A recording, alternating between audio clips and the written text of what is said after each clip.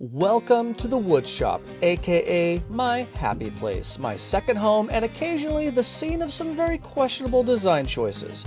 Over the past 5 years, I've built 16 different projects to make this shop run smoother, stay more organized, and honestly, just look cooler. French cleat walls? Check. Dream miter saw station? Of course. A pocket hole station so efficient it might file your taxes? I'm working on it. This is a mega compilation packed with practical ideas, original builds, and more shop storage than one person probably needs, but if you're anything like me, you'll watch this and think, yeah, I could totally build that this weekend, probably. So settle in, because whether you're here for the tips, the inspiration, or just see what a mobile laser engraving cart looks like, there's something here for every kind of woodworker. So let's dive in to make your shop a place you love with a project that saved my sanity, the GOAT of scrapwood carts. If your floor looks like a lumberyard exploded, you're gonna love this. Little dollops. This has gotta stop. And it stops starting now. I'm gonna build a rolling wood scrap cart that goes to 11. I've seen all those other rolling wood carts on YouTube, and they're all boring. All they do is roll and store wood. Mine's gonna do the same thing, but I have an idea. And this idea is the greatest of all time. The greatest of all time. The greatest of all time. Too often we store wood and the smaller pieces get lost and forgotten. You can't see them. They're buried. So stick around, because things might get a little weird around here. Or at least a little more organized, more tidy, and a lot less embarrassing. What would a scrapwood lumber cart be if I didn't make at least some of it out of scrapwood? I can't wait to show you what innovative idea I came up with that elevates this rolling wood cart to the next level. But before we get to that, I need to build the base. I looked at a ton of rolling scrap wood carts on YouTube and found that most of them are very similar with variations of the same features. So when it comes to designing something that is ultimately different than everyone else's, well, that's hard to do without compromising the essential features that anyone would need. So I looked at the rolling wood carts from Fix This, Build That, and Shop Nation and blended those two designs together. And then I added my own twist at the end. I didn't use any of their available plans, so I came up with my own measurements. I used a fair amount of plywood on this project, as well as 2x4s, but anytime I drilled into the plywood veneer, I used my Ryobi countersink bits. This helps the screw head sit flush or even shy of the veneer without damaging it. Building the base is just the beginning, and making sure everything is square will make this build much easier. Anything out of square will affect everything else down the line. I'm trying to do this project as economical as possible. So to cut a few corners, I bought plywood with only one side finished, 2 pieces, and another piece with both sides finished. So I saved about 20 bucks, 15 bucks by doing that. The other thing is I'm putting casters on this. These are 4-inch casters, and none of them have brakes. The best deal on the market that I can find for caster wheels is at Harbor Freight. These are rated for about 225 pounds a piece. I'm doing 6 wheels because these carts can carry a lot of weight, and you don't want cheap wheels that are too small that are going to be flat and hard to push. Now here's where I cut a few corners. I didn't buy any of them with brakes. I would recommend buying at least 2 wheels with brakes. You don't need all of them with brakes, but Harbor Freight didn't have one with the 4 screws and a brake at 4 inches. So for 6 bucks a wheel, that's a pretty good deal, when they're $15 at Home Depot and about $10 to $15 anywhere on Amazon for 4-inch wheels. So take that into consideration.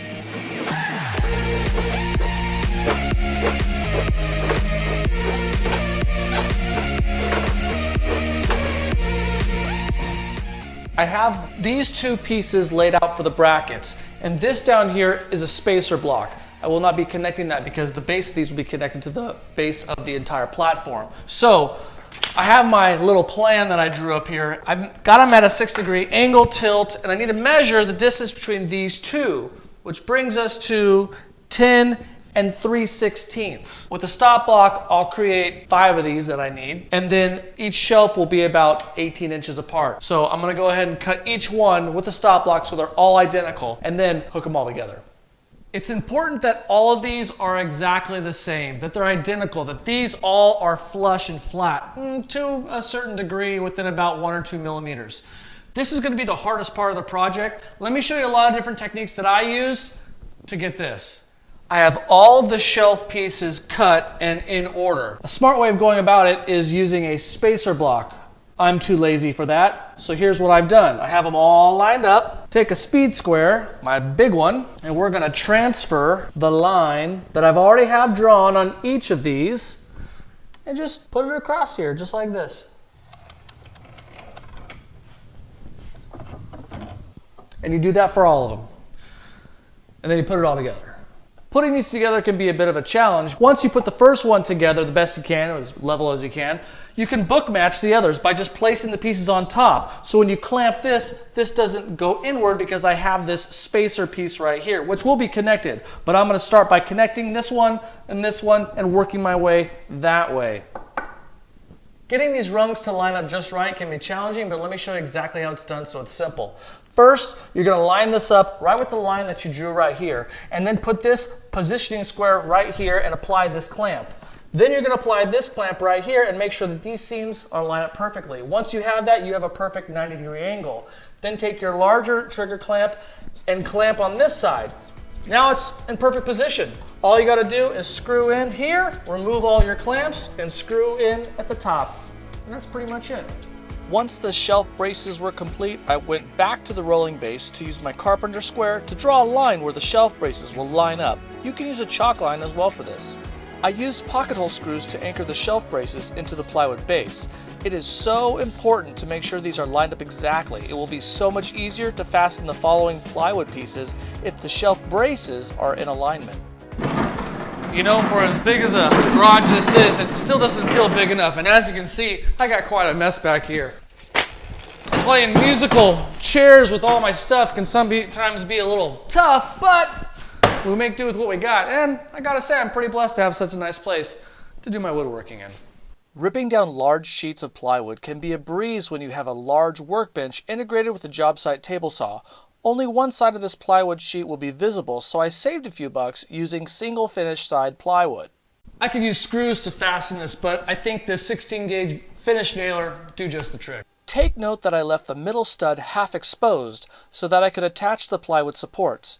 It's easy to overlook this detail. Also, if you like my Ryobi 16 gauge finish nailer that I used to attach all these plywood pieces, or any of the tools and products I used in this video, then click on the description for Amazon affiliate links to purchase what you need. This supports Dude Sawdust because we receive a small commission at no extra charge to you. While I'm doing strips, I'm gonna go ahead and turn this around and finish the other side. That way this will be all complete over here, and then I can focus over there. So let's get these on. This side is for storing plywood only. I have a ton of cutoffs that I will store here, but it will also work great for storing full sheets of plywood for future projects. The shelf braces have a 6-degree tilt, so the plywood can lean against it, and I added a toe kick so the plywood then doesn't slide off the edge.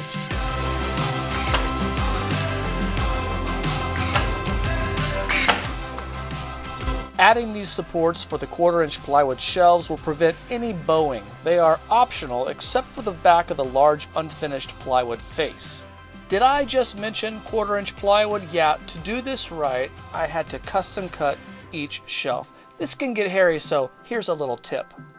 When you're doing the custom cuts on the bandsaw or the jigsaw or the scroll saw, whatever you're using, make sure you mark these so you know exactly where they go, because these sizes are custom fit for each of these squares. So what I do is mark the back, F for front, row 1, column 2. That would be row 1, column 2. So that goes right here. So when I place it and I'm doing these cuts, I know this is the front. Otherwise, these custom cuts will start getting mixed up and you might confuse yourself. So just keep that in mind.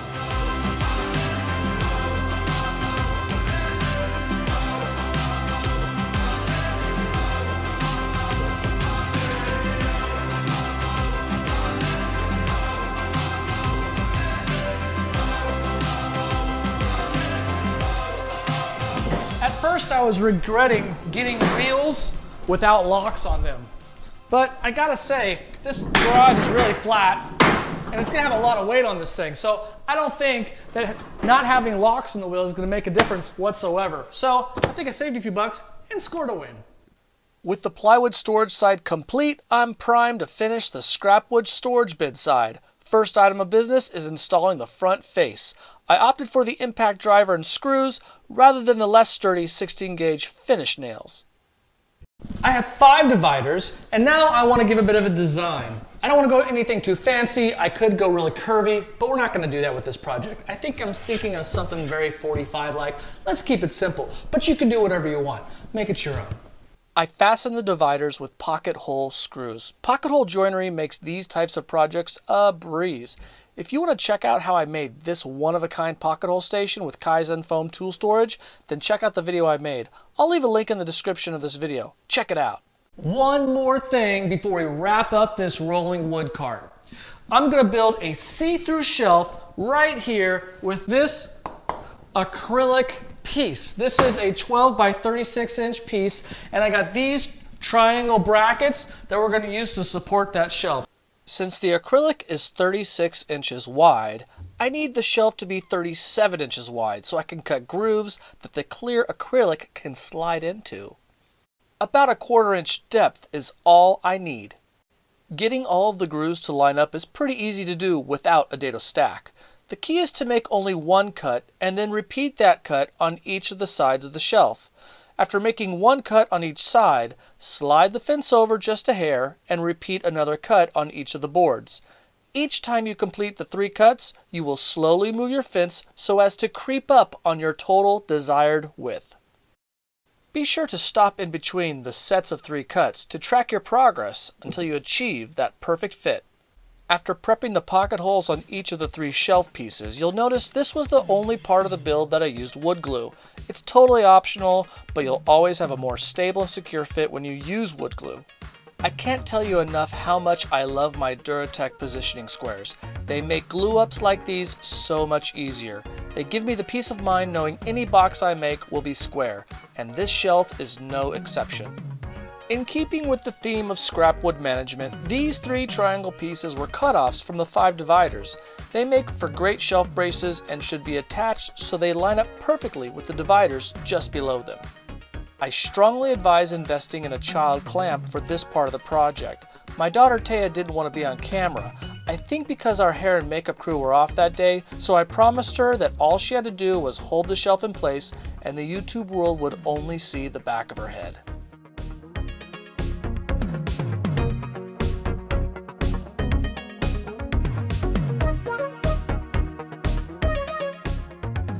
Well, I've been waiting for this moment for quite some time. I have this acrylic here. We're gonna pop this in. I gotta say, so far, I like how it looks. And it's gonna work out really nice for those small pieces of scrap.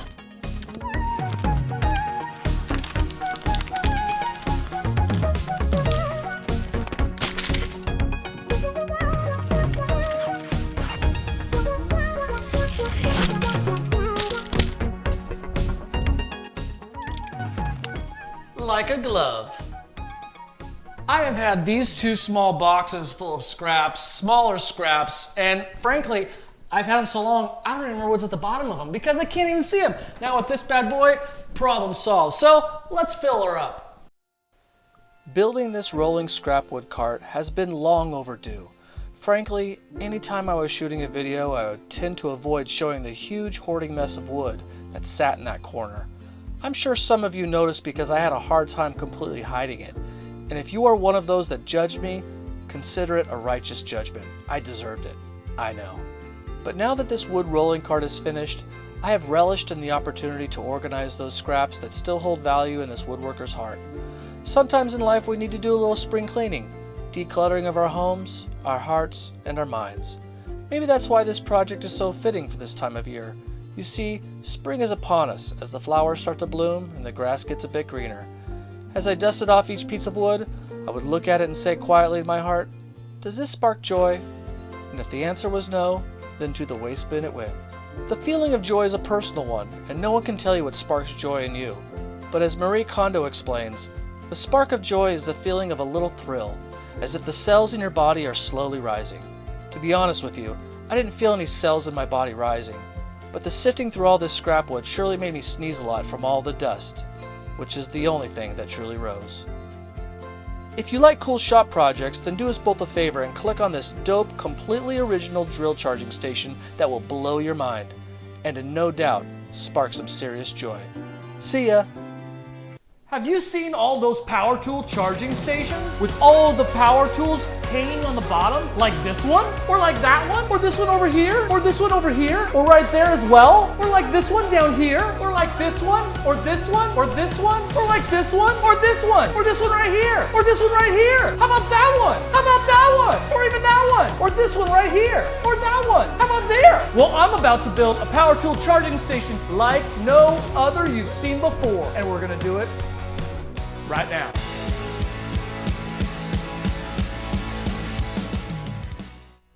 For this project, I decided to use SketchUp. This is my first time using SketchUp, and I decided to go with the paper version. This is called SketchUp Paper Version 1.0.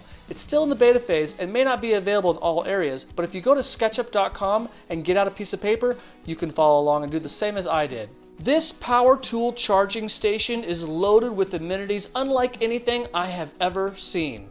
It has side-mounted tool storage, hidden wire storage, grommets for wire ease of use, a magnetic latch for a forward-down opening storage shelf, recessed hidden magnets for storing my favorite bits, and handles for hassle-free transport. Let's get this building started. No shop project starts without cutting a bunch of plywood, and for this project I used pine 3/4 inch plywood. Take note that I'm wearing my brand new Mr. Build It Courage and Sweat t-shirt. Mr. Build It is a respected member of the YouTube maker community. I highly recommend you go over to his channel and check out all the great renovations that he does. I was pretty pumped about this build. This is the first time that I get to use my DeWalt 20 volt max barrel grip jigsaw. This jigsaw cuts wood like butter. I can't even feel when the blade touches the wood. This is just a small power tool charging station, just to fit my needs for the meantime. I'll have an impact driver and a drill hanging on one side, and on the opposite side, I'm going to hang my multi-oscillating tool. In order to custom fit each of the slots for each of the tools, I had to measure just right to make sure that each of them would fit. Here I'm working with the top and bottom piece of the charging station. I used the super glue tape trick to make sure both of these pieces would be identical by applying the medium thickness Starbond glue and Starbond accelerator. I needed both of these pieces to be essentially identical, not exactly identical, and you'll find out that I made a little bit of mistake that I'm gonna have to fix later. I used my jigsaw to cut out the spaces where the drills would be hung. Getting those tight curves was a little tough, but in the end it worked out pretty good. Getting the two boards to separate with the super glue can be tough at times. Get a joint knife or some spackle knife you can slide in between the two boards and pry them apart. I used my rigid oscillating edge belt sander to bring the curve exactly to where I had sketched it. Then I followed with my Bosch trim router to give it a nice round over. That way the tool would sit just right. These rectangle holes are where the handles are going to stick through. I couldn't have been more pleased with how these plunge cuts went with this jigsaw. So smooth, so easy.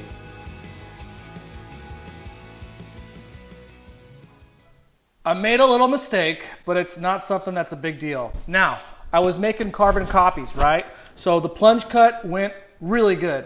The problem is, I didn't need to do it on both of them. The second one, it's supposed to go over here. In fact, it's not even really going to be a plunge cut, it's going to be a notch because the handles are going to stick through at these points. the good news is, This is going to be the bottom shelf. So here I was going to do a dado, so I'll just do a little dado here, little dado here, and this will be at the bottom and you'll never even see this. Don't tell anybody. I wanted to create a hiding place where the power strip could be available but not seen. I bought grommets that are 2 inches wide and have a Forstner bit that's 2 inches wide, so I used that as a help guide to measure the lid that I'm cutting out. I once again used my jigsaw, but this time I used it for 45-degree cuts. That way the lid would just sit right on top of that space and easily plucked out if I needed to access the power strip. Ultimately, I had to trim down those edges to make room for the grommets. For the lid, I set my table saw for 45-degree cuts. I trimmed off the edges and cut it to size. Then I used a 2-inch Forstner bit to make 2 different holes. That way, I could have 2 charging cords go into each grommet. For the handles, I used my trusty Kirkland tuna and speed squares to trace out the design that I was looking for. I used the same super glue tape trick to make sure that both of these pieces matched each other identically. I cut the remaining pieces off with my jigsaw, and of course the rigid oscillating belt spindle center was here for the rescue to make me look like a really good woodworker. I simply cannot give a high recommendation for this sander. I love it. It is not a bad price. Whatever they're selling it for in your area, buy it, because trust me, it's going to be an investment you won't regret. And of course, anytime I'm taking off this super glue matched pieces, trying to prime apart, it can be a little tough. Grab something, a straight edge, get in there, give a little elbow grease, you'll get it off. I gotta say, that looks pretty nice. It's gonna work out good. Here's the rectangle hole that shouldn't be here. I'm cutting the mini dados, and this is the bottom piece where the handle will then rest in. On the other side, I put a rabbet joint in where that handle will rest. This whole project is a mixture of rabbets and dados and here's and there's and little things that I did. I mean, I could have done just butt joints the whole time, but doing these shop projects allows me to practice on some of my skills. I love doing the dados, the rabbets, different joinery. This whole thing's gonna fit together almost like a jigsaw, I think. I used a 1/4-inch router bit to create a channel where I'm gonna put a piece of MDF. That MDF board is gonna hide the power strip, so you'll never really be able to see the power strip. It's my little secret compartment. The Milwaukee multi-tool sits at 115 degrees. For that just to hang, we have this calibrated at 115 degrees. And we're gonna draw a line. Now that we got that set, we can draw a pattern that we like.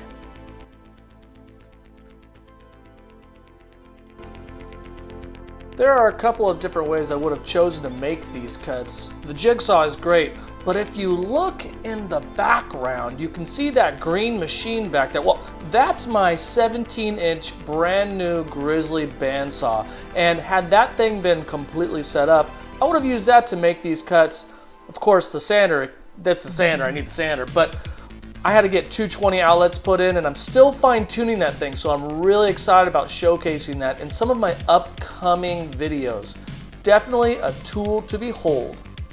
This is the face of the cupboard that's going to Open just like this. Now, I put a dado channel in the back so that I can put magnets on this side and then take my favorite bits and set them right there. Pretty cool, huh? Problem is, the magnetization strength isn't up to my satisfaction. If you take a heavier bit, it falls right off. My plan is to redo this whole thing. I made a mistake, 2 mistakes. Number 1, I should have made this probably a little thinner, so a deeper groove. Number 2, I should have tested the strength before I epoxied the first 2 magnets. That would have been helpful. So I came up with a plan, and that is, of course, redo the whole thing, and I bought new magnets. They're in the mail, gonna be coming here real soon. I bought thicker magnets and a stronger magnetization strength. It's called N52. The rare earth magnets have a strength rating, and I did my research a little more Thoroughly this time. and got the ones that I think are gonna work really well. So they're coming. This is gonna get a little thinner. The magnetization strength is going to Increase. I got this really cool idea from Gunflint Designs on YouTube. I'm gonna leave a link in the description. Click on that. Go check out that guy's drill charging station because it's pretty cool. While I was waiting for those magnets to come in the mail, I had a few details still to wrap up. I used a 2-inch Forstner bit to put a grommet hole in the mid shelf as well as the bottom shelf. Notice the 2 little dado cuts on the left-hand side of this bottom piece. I decided to cut a support piece since there wouldn't be a lot of surface area contact for that left-hand support wall. So, needed to do a little fixing up. I had some scrap poplar laying around, so this is what I used for that piece. Thought it would work out great. Paint grade, that's all I needed. With the new cupboard face, I routed a channel with my 3/4 inch bit. This time I took 3 passes and I took it all the way down to the last ply. Now, to be honest with you, I didn't really intend to go this deep, but after playing with it a little bit, I realized that this is actually a really good depth and it's very sturdy. Just that one ply was very sturdy. I used my Ryobi drill press to put 2 holes in for the hardware with laser beam accuracy. I used my Kreg pocket hole workstation to put pocket holes in the 2 back panels. Click on the video in the top right hand corner. I did a whole video on how I built this pocket hole workstation. I even included Kaizen foam to put all the pieces that go along with the pocket hole jig. The N52 rare earth magnets have now arrived and it's time for the fun to begin. I must warn you though, you gotta be careful with these magnets. They're actually fragile and I didn't really realize this when I got the first batch. If you disconnect them, because they are stuck to each other pretty good, they will collide with each other if they get too close, and as they collide they will snap in half, so just beware. I mixed a Gorilla Glue 2-part epoxy to adhere those magnets inside this routed channel. One thing I learned from Gunflint Designs is that he put his magnets with opposite polars. So if you flip the magnet around, they will pull apart from each other, and if you flip it the other way, they will draw to each other. So basically all of the magnets, as I lay them inside this channel, are pushing away from each other. If you put them in where they're attracted to each other, as you put your drill bits on the face of the cupboard panel, they will actually turn the bit sideways and it's not really what you're going for. If you click on the video to Gunflint Designs, he goes over how that all works, so I definitely recommend that. Before I glue it up, I wanted to put it all together just to see how it all fit. In case there were any mistakes, I could work on those, but overall I think it came together pretty nicely. Positioning squares or the right accessories make glue ups easier than they have to be. I knew that order of operations for this particular glue up was critical. I needed to put the right piece in at the right time and let the glue do the work. Sometimes patience is the key. I used Titebond 2, which is an exterior-interior glue. I could have gone with Titebond 1, that would have been fine too since it's only an interior project. And for longer glue ups where you really need to take your time and you don't want it to set too fast, go for Titebond 3, even if it's not an exterior project. At this point in the project, I realized I may have bit off more than I could chew. But after a little bit of thought, I realized band clamps were the answer. I must say this is one of my prouder moments of the build, solving this little bit of a riddle, but I was able to get these pieces just right in the perfect position so that the multi-tool would hang just right. Most woodworkers wouldn't even bother with painting their shop projects. I guess that's where I differ from the rest. I think it looks really cool when you can match your shop project painting design to the tools that are actually on the shop project. So here's how I went about it. Go down to Home Depot or Lowe's, it doesn't really matter. Go to the counter and tell them you want a color match, and this is how you do it. I went to the tool aisle and got a Milwaukee tape measure and a DeWalt tape measure. I went to the counter at the paint center and said, I want this red and this yellow exactly matched. For $4, they gave me 7 1/4 ounces of paint, a sample size in satin. To mix things up a little bit, I used titanium silver spray paint by Rust-Oleum. I think it adds a certain je ne sais quoi to the project. If you're gonna add a little something, I think titanium silver is the way to go. For $4 to get the paint to match exactly to the tools that I have, you can't beat that. And as far as black is concerned, I just picked whatever black they had. I wasn't really concerned with color matching that. Without a protective coat, this paint is sure not to last when putting tools on and off. So I used a water-based polyurethane by Behr. Trust me, you're gonna need to put 3 coats on at least. I did 3 coats, I felt like that was enough, but don't go less than 3. For the cupboard hardware, I got some nuts and bolts and got a little creative. Thanks to my Dremel, I was able to cut off the ends of those eye bolts.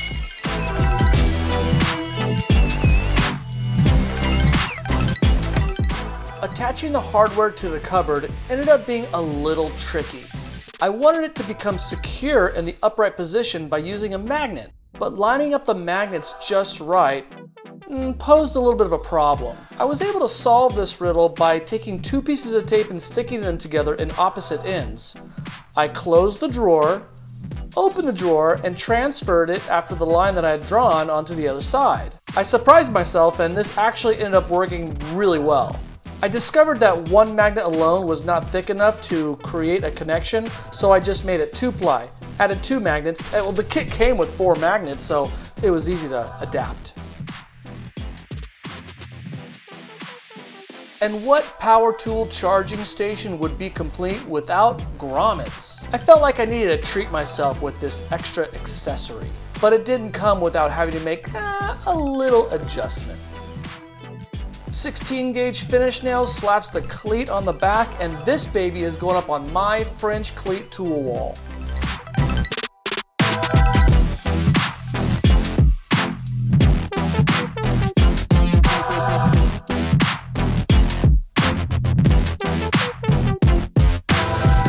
If you like this video, then click on the Kreg pocket hole jig workstation that I built. I painted that one too. Check it out.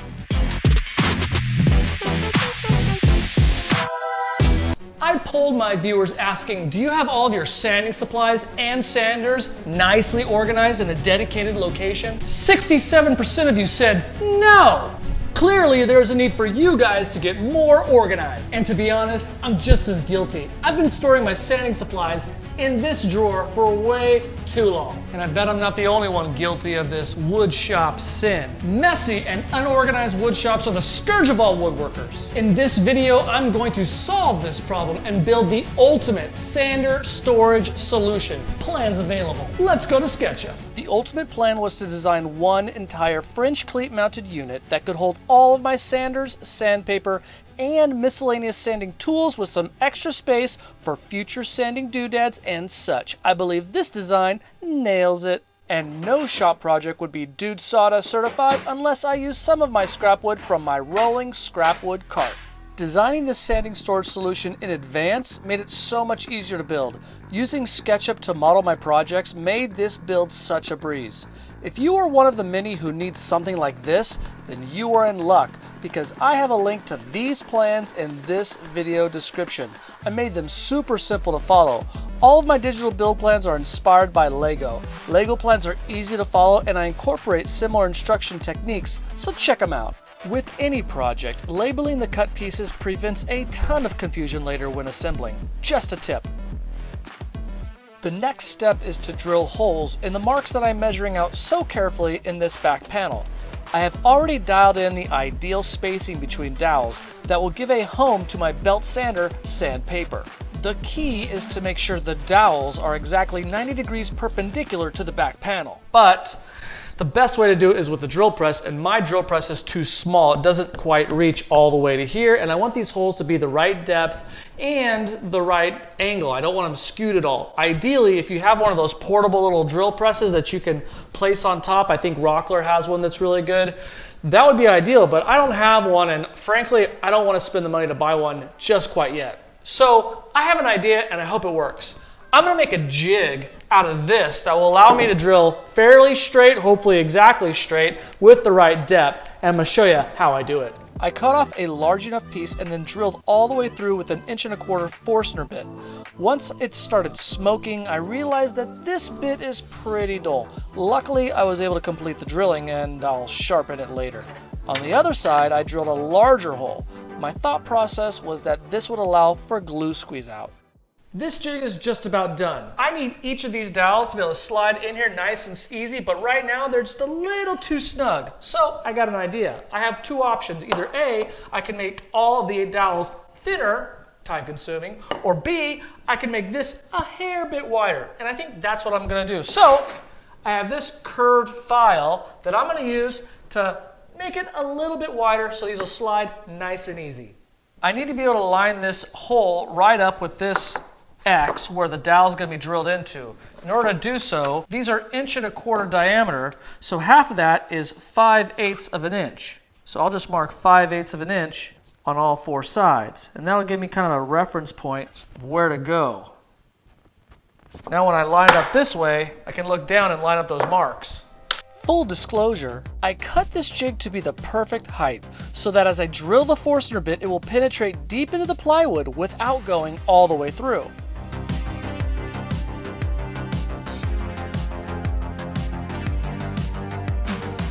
The jig is working pretty good at allowing me to drill straight down at a 90-degree angle. I feel like it's pretty good. On the other hand, my original idea was to glue it in with the jig in place and then it would be straight. But I'm starting to lose a little confidence in that, and I think what I'm gonna do is just use my speed square to level it up.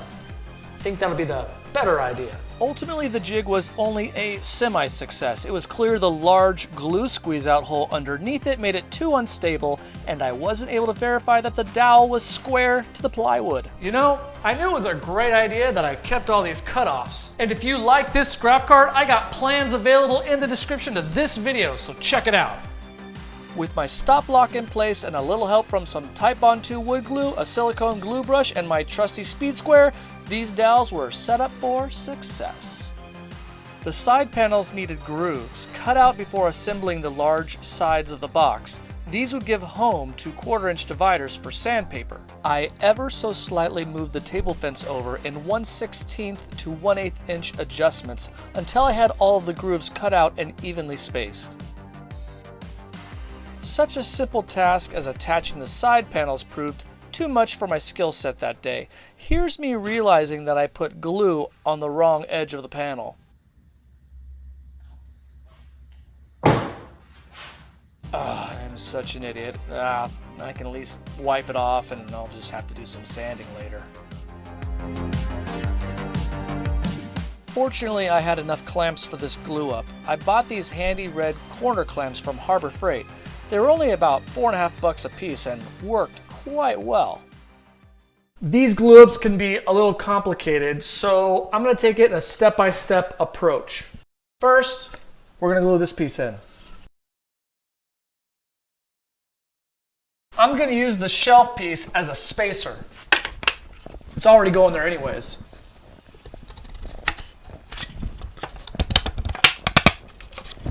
That is in there perfectly. Now I'm going to use my speed square to mark where I can nail.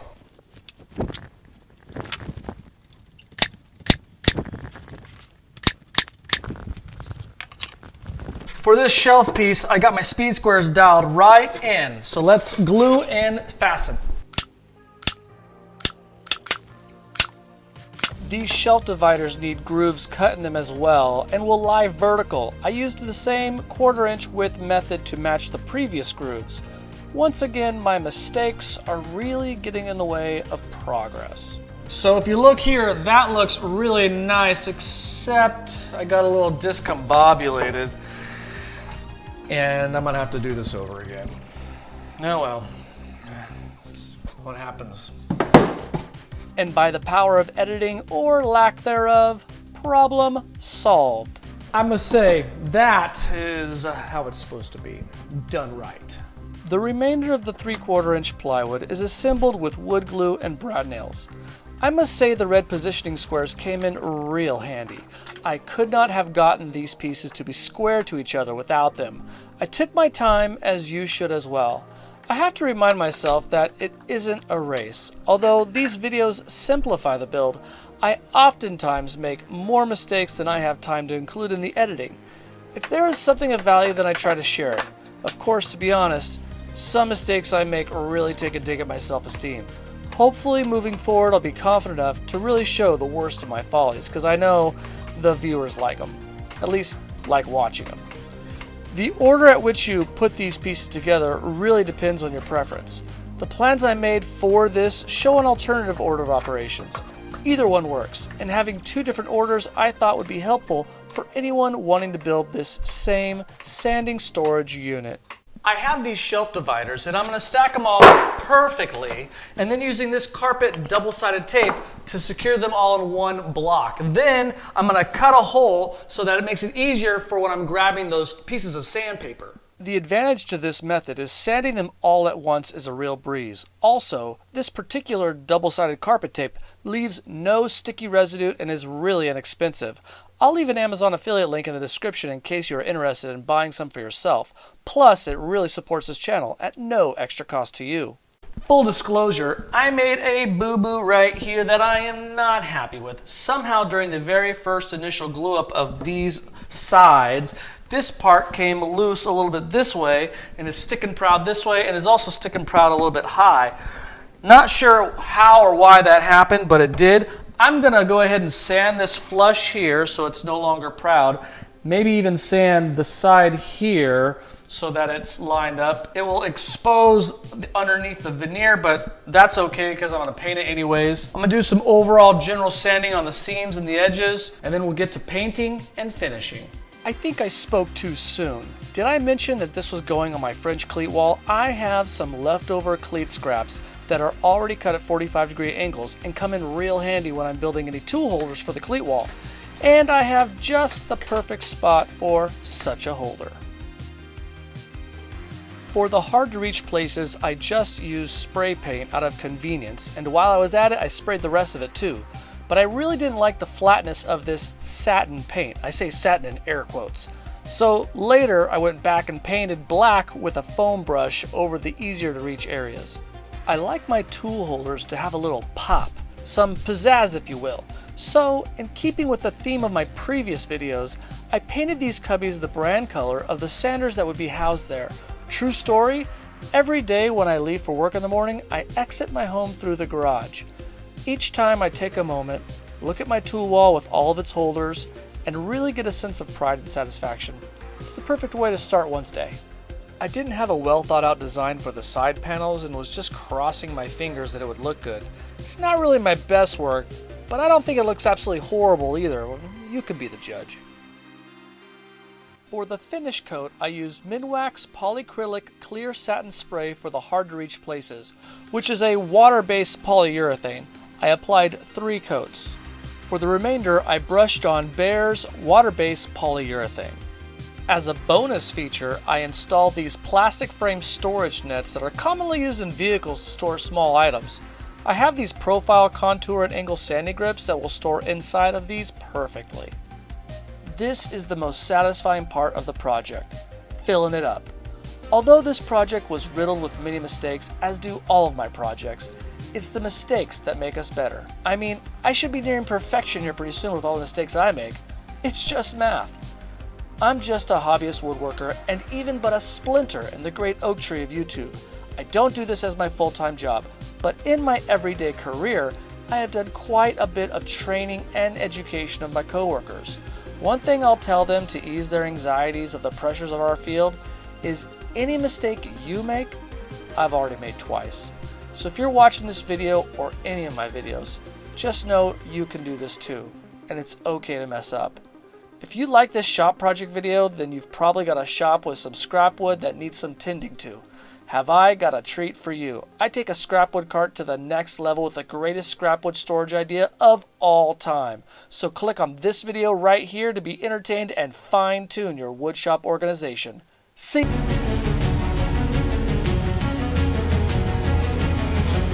Today we are building a planer cart.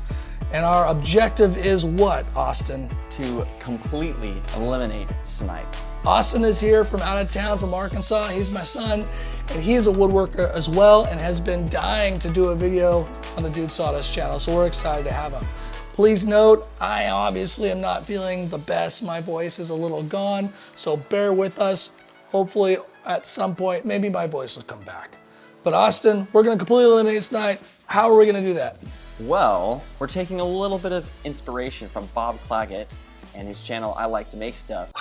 Hey, I'm Bob and I like to make stuff. This is my planer. But our cart is going to be a little different. We're going to have it perfectly made up to this table. We'll use it as an outfeed table. And ideally, that's going to prevent any sort of undulation and have a perfect surface to eliminate snipe. Now, our design is the exact same design as Bob's, but we didn't use his plans, but you're gonna notice that they're very similar. So we'll leave a link in the description so you can buy his plans and check out his video, which we encourage you to do.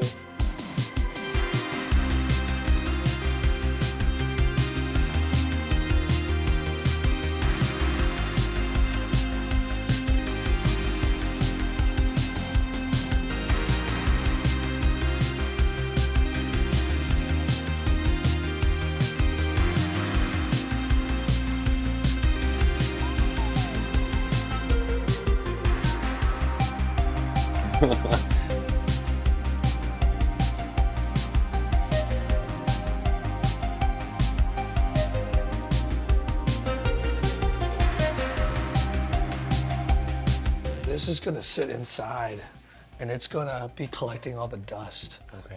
Where's the tubing here? Grab the tubing out of here. Let's just mark this to give us an idea. If you could grab this. This is what's actually gonna be going in the hole. We're gonna get our circle cutting jig and router and cut this hole.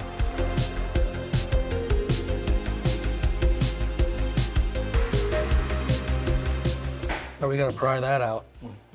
Yeah, well, that should be a lot easier than driving it in. That crowbar actually might be. Oh, yeah, you got it. Sweet. Yeah. It didn't even touch. Fitting test. Oh man. Hold on, let's go to the other side. Oh wow. Wow. That's right. That is so perfect. Wow. Some things just work out in your favor. Yeah. Cool. This is our back panel. This is the top, that's the bottom. We want this to sit low enough so that when we slide it in, it can pop in so we're not butting up against this top here. Yep. Why don't we grab our carpenter square and draw a line across.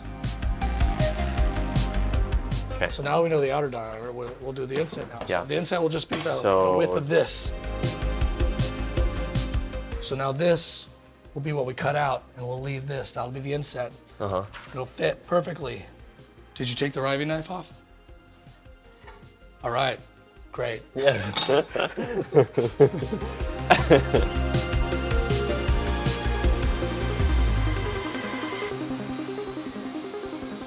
How do we make that mistake? Because remember, that's why we made those lines on the other side. See? I have an idea. We're putting trim on this anyways. Oh, that doesn't We're matter. putting trim on this anyways, Trim. doesn't even matter.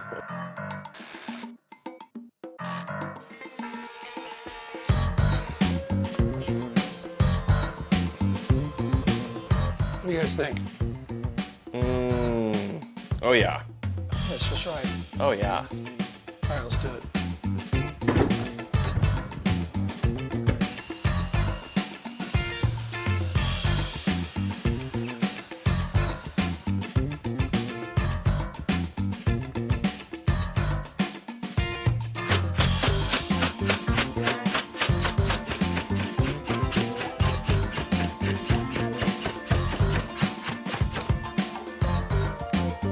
We got 2 of these hinges we got to put in, and this guy over here swears by this Kreg jig, so I bought one for 35 bucks. I loved using this. I had some cabinets I did at home.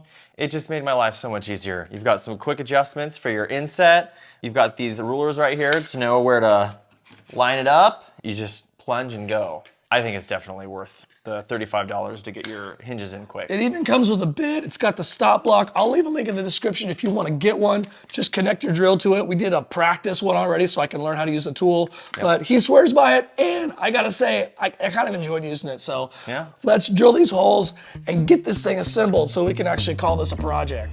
Okay.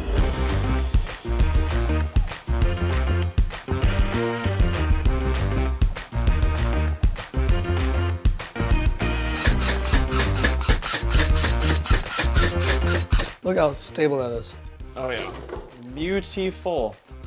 No, I think it doesn't flow as nice as I would like for some reason. Yeah, it's... I've had that glue bottle for 3 years. Really? 3, 4, probably 4 years. I have to like take the cap off and clean it out. Uh-huh. You ever swatted a fly out of the air with your hand? Yeah, I have. But it doesn't kill it. Oh, I've done it. Just Slapped it right to the ground. Okay, I will say though, I've had one of the coolest moments is I saw a fly above me and I swung my hand, brought my hand back down, fly in my hand. Little dollops.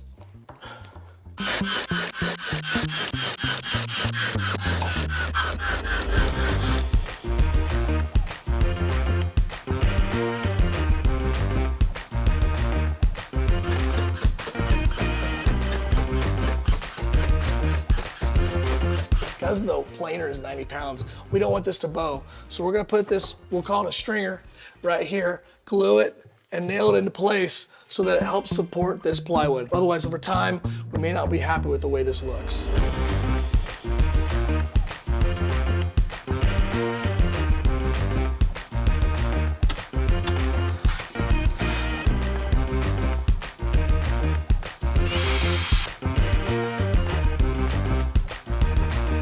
Good sound too. Yeah. Yep. What are all these? If you can't go through the material, you use these. If you're going through the material, you use this. You're right.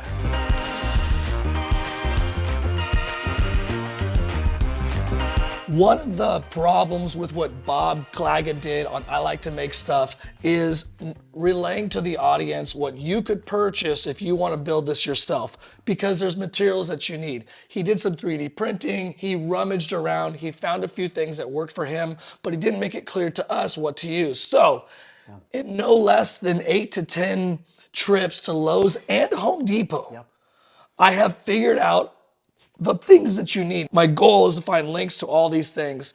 They're probably won't even be affiliate links, but I'll put links in for all you guys. And this is what I have to say.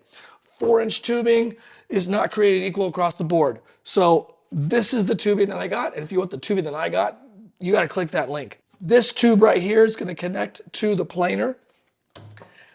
But this is too wide for this tubing. So I got this coupler, but this coupler is kind of too big for this. So I did about 3 layers of painter's tape and it creates a perfect friction fit. You don't need to glue any of this together. You don't need to cement it together. Only air is passing through, it's blowing through, there's no water. So a friction fit on all this is gonna be perfect. So don't overcomplicate it. The 4-inch tube goes to here. All tubes will be secured by these metal rings. This will go in the side of the planer cart, and on the inside, it fits right there.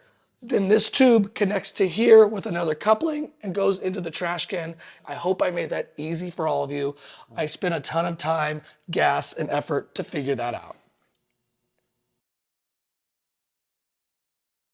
We have a situation. We were hoping that once we had this all assembled, after all of our measurements, we knew there'd be a little variance. We were hoping that this outfeed would be perfectly level, coplanar to this bench, or a little under so we could shim it up. Lo and behold, it is 3/32 too high. But we know how we're gonna fix it. We're gonna take our router, set it at 3/32 depth, and route out the corners right here. The planer only touches right at the corners, and so there's not a whole lot that we have to route out. But we're hoping that as soon as we're done with that, this will be perfectly level and we will completely eliminate snipe. I think we did it. It's time for the moment of truth.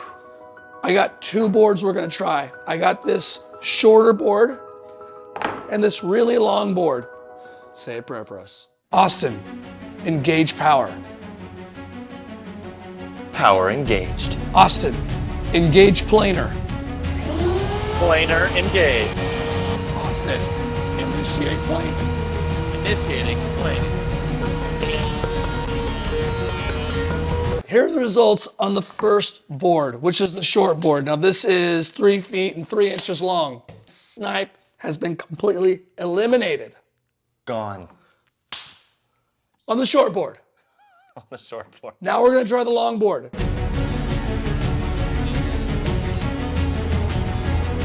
All right, well the results aren't as good as we would like. We got about 2.5 inches of snipe. Now,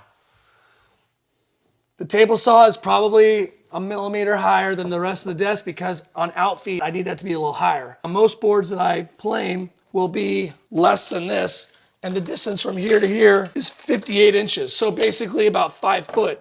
Any 5 foot board, I should be just fine. I'm willing to accept that. But let me show you one other problem we encountered. Come take a look at the amazing dust collection. So, it's spewing out the side of the door. It's all over inside here. And that's how much dust we've collected. I love Bob's design, but clearly there's a problem. Before I get started on fixing the dust collection problem, we have to say goodbye. We have to say goodbye to this guy. He's been one of the biggest supporters of this channel since the very beginning. He leaves a comment on pretty much all the videos, so if you go look through them, you'll see his little comments in there to support for myself. Austin's been awesome, and working in the garage shop here together has been a pleasure. Something that we've long wanted to do, but he lives in Arkansas and he has a flight to catch. So he's leaving very soon, and I'll be here to fix this on my own. Austin, any words of parting for our audience? Well, I will say, to be in the Dude Sawdust shop is truly a delight, and I'm going to miss it greatly. I'm going to take a lot home, though. I have learned a lot. I've been woodworking myself, but there's a lot of things I haven't gotten to interact with yet, so I learned a lot of great things from Dude Sawdust here. Well, thank you. We did have a good time. It was a good time. Yeah, we did. Thanks, buddy. I wish I knew how to quit you. Thank you. All righty. Well, get out of here and Yeah. I'll fix this problem. Okay, good luck. Stick around. The video's not over.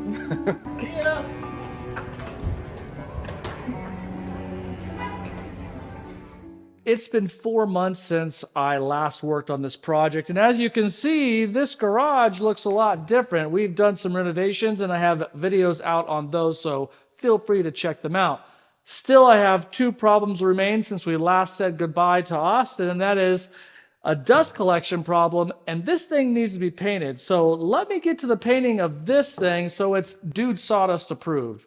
I went ahead and painted it myself all black, and I really didn't know what design I wanted to go with, so I came here to Google Images and searched black and yellow designs. And then I thought of the idea of maybe I should do some yellow flames. So I did another search and found this design right here, which is way beyond what I'm capable of doing.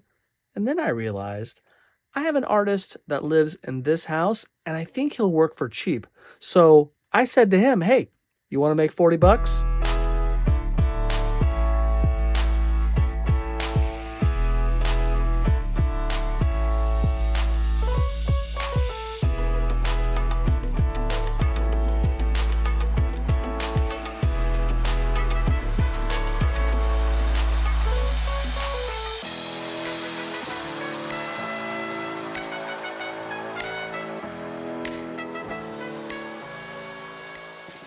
If someone was to say this is the best looking planer cart on YouTube, I couldn't disagree. I gotta say it came out super awesome. I got a big thank you to my son Jonas, who did the painting. It turned out phenomenal. It's gonna be a sight for sore eyes every time I wanna do any planing. Also, I'll be covering this with a coat of polyurethane water-based to protect it, probably 3 coats of that. And also, if you're wondering about the dust collection solution, well, you're gonna have to stay tuned for that. I decided to put that in its own video because it really deserved that, and I'm gonna put that video right here, which is due out in 1 week from today. You're not gonna wanna miss that. Make sure you watch it because the results and what I did just might surprise you, and it was very, very inexpensive. Thank you for watching. We'll see you on the next one. Take a look at the amazing dust collection. So, and that's how much dust we've collected. It was 4 months and 10 pounds ago that I completely left this project to get these cabinets built and this garage renovated. Watch the garage renovation for reasons why, but I had personal deadlines. Now that's all over. Those videos are out and edited. So we're revisiting this. I left off with using this lid with a hole in it and this hose. Well, this is the leftover hose just to show you an example. This hose was inside here, and when I opened the door and did some planing, there was dust everywhere except for inside this trash can. I haven't even touched this since then, but I'm gonna recreate that scenario and just to see where the dust is actually coming from by leaving this door open. I theorize that most of it was coming from underneath here as the pressure was pushing this lid up, as well as probably some out here. We're gonna capture it on camera just to see where the dust is coming from. And after that, I have a new dust collection solution that, fingers crossed, will work. So let's get planing some wood.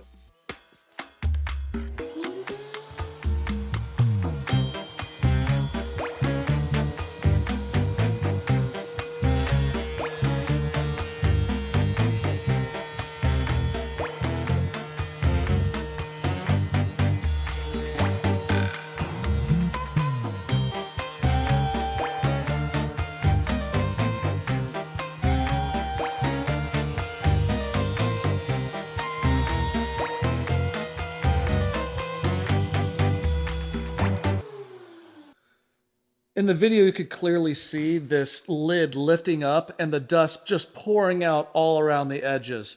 This is all the dust here. You can tell, look inside how much this collected. Not very much at all. So clearly a fail. We've proven that.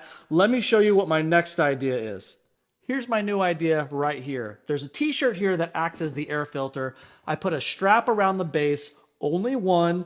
I put the tube here and secured it with 2 zip ties, and the sleeves have been secured with 2 zip ties. So in theory, if this is strong enough and these are strong enough, no air will get out of anywhere except through the t-shirt. I'm interested to see what happens. This might leak, possibly. And if it does, I can put another strap up here maybe and double it up. But let's run this through. I'm gonna connect this in here and see what happens.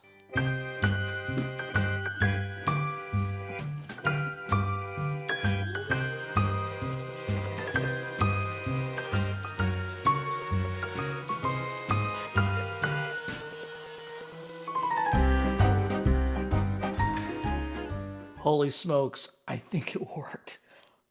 We're gonna see what's inside. I didn't see anything really flying out around here. The hose is still connected to the coupling here. Let's check it out.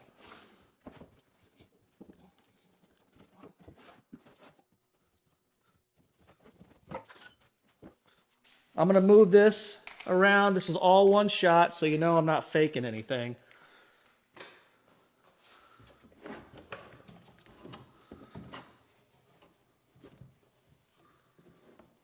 Can you see that?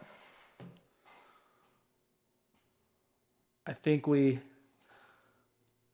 have success here. Oh my goodness, this is awesome. It worked. It actually worked. The only dust that just came out of here, but that's typically normal. So this is amazing. I'm going to tell you where I got this idea because this is not mine. Here's what I did. I scoured through the, I don't know, hundreds of comments in Bob Clygett's video from I Like to Make Stuff. And there was one person who had mentioned this idea. So I'm going to put somewhere up here and give credit to that person. And thank you so much. This was brilliant. This saves me from having to even purchase a dust collector. I love this idea. So if you want to do it, do it. I appreciate you watching this video. We're not done yet. Another concern is this door would blow wide open with the pressure of the air, but I have the air filter back there. I have a magnet right here, and I tested it. This door remains completely shut with that t-shirt filter during the planing process. I'm going to make this pretty, so stick around for that.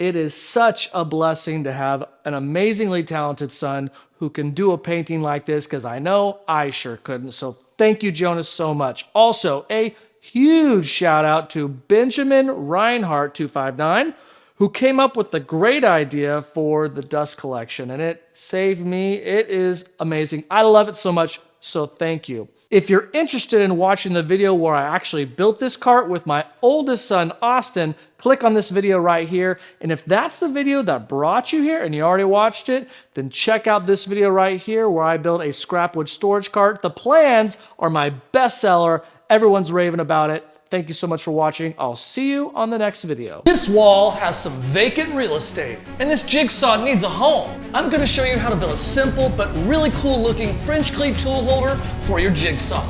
It'll be compact, have storage for blades, and also a quick grab and go spot for your frequently used blades so you can have hassle-free blade changes. And the best part of all, I'll show you how to make your tool holder look just like your tool. It's a one-of-a-kind design that has never been done before. So let's get to it. I'm going to start off by picking out the right piece of scrap for our base. Let's try out this one. I need it to be at least 12 by 5. And that it is. This one's perfect. And with that perfect piece of scrap, I set out to make it even more perfecter. I trimmed it to size and used my mostly to scale plans to help find to where to drill the top curve of the jigsaw blade cove. X marks where the edge of the Forstner bit will drill. I sized up 5/8 to be the perfectest size, nothing my Ryobi benchtop drill press couldn't handle. I wanted the design to have a dusting of flare. Turns out that flare looked too phallic, so I went with a safer look, a little less, well, you know. The next steps perfected this French cleat tool holder by cutting it out with a bandsaw, sanding the curved edge, and rounding over the blade cove with my Bosch trim router. Diablo sells this 20-piece jigsaw blade set for wood and metal. It has nearly every blade you'll ever need. Click on the video description where I'll leave you an Amazon affiliate link for these blades and every tool and product I use in this video. Dude Sawdust receives a small commission at no extra charge to you. We'd love the support. I could just glue this onto the underside, but what would be the fun in that? I've decided I'm going to create an outline and recess it so that it can sit flush. Rare earth magnets are extremely powerful, and I love integrating them into my tool holders for easy accessory storage. This undermounted and recessed magnet will hold these extra blades with ease, and to do so, I scored the outline that I drew with my chisels first. Finding the depth of the router bit was simple since the magnet stuck to my router by its natural force. I just made sure the depth was the same as the magnet's thickness.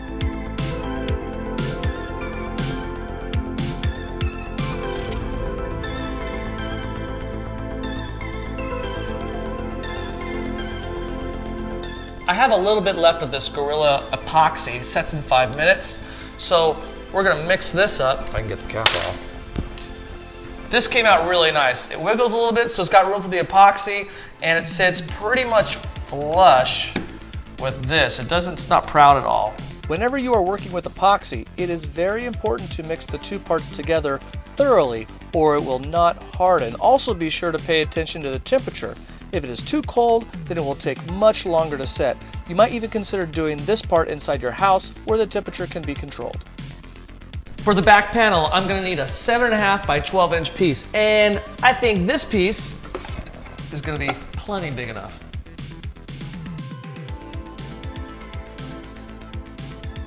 I could put these two boards together with a butt joint, but this is going to bear the weight of the tool. So a rabbet joint is gonna be the better solution. I lowered my table saw blade just enough to allow for plenty of surface area, creating a strong enough joint. Then I read my piece through one cut at a time, and through the magic of editing, I have fooled you into thinking I got it perfect on the first try. I'm gonna recess magnets in a dado groove on the back side of this. So they'll line up all along here, and that way I can have blade storage on the other side. The dado only has to be as wide as this, so it won't take long. You can do this with the router, or you can do it with the table saw or a small dado stack, but I'm just gonna use my single blade because that's all I got. I don't have a dado stack. Because the rare earth magnets will need to pull the jigsaw blades onto the wood, I made this a very deep channel.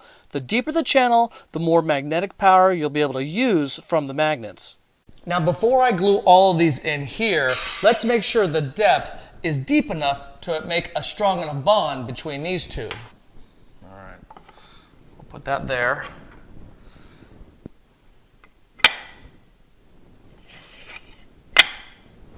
That's pretty strong. That's gonna hold any blade I want. Rare earth magnets are very fragile. They break easily, and as you can see, I have them separated all over the workbench because if they get too close together, they will slam into each other and break. I have learned this the hard way, over and over again. I think that's pretty clear. Once again, I used epoxy to secure the magnets in the channel. Then I used a spacer block with a 20-pound kettlebell to weigh it down. The epoxy sets in 5 minutes, but I didn't want to take any chances, so I waited 20 minutes for each of these to cure. Depending on which way you have these magnets facing each other, they will draw to each other or push away from each other. I have them all placed so they are pushing away from each other. I have found that when you place the bit or blades on the wooden face, they are more likely to twist and turn when the magnets are drawn to each other. With all these magnets now secure, I want to fill this channel with a piece of wood. This is just a hair too thick, so I'm going to run it through my planer, cut it to size, should fit just nice. To give this jigsaw a place to feel safe, I wanted to create a tunnel where the back of the jigsaw shoe could nestle underneath. I planed to thickness a piece of scrap, cut to fit just right, and with my table saw, I cut a dado one cut at a time. I'm only going to attach this tunnel to the base with glue, but I have to paint it first because I won't be able to reach the underneath after it is attached. So I will paint all the surrounding areas first except where the glue will make contact with the wood, because if I paint it first, then the glue won't be able to penetrate the wood fibers, thus making it a weak connection. After that, it was just a matter of putting everything together with some 18-gauge brad nails, wood glue, and some trusty clamps. I enjoy painting my shop projects in unique and totally unnecessary designs that match the color of the tools. It turns this otherwise simple project into something cool to look at, and it really gives my wood shop a dusting of personality. I color matched the exact DeWalt color of yellow. You can do this by taking any DeWalt tool off the shelf at any big box home improvement store, take it to the paint department counter, and have them match it. They use some computer thing and it magically comes out so perfect. I ended up putting multiple coats of Total Boat's Halcyon Clear Satin Finish to protect the paint. Otherwise, this jigsaw will scrape that paint off every time I rest it on the holder. Every tool needs a home, and I was glad to finally give this special jigsaw a place to rest its blades at the end of a hard day's work. This is going to be a nice addition, and every time I look over at this tool holder, I will be reminded that I have a bunch more tool holders to build.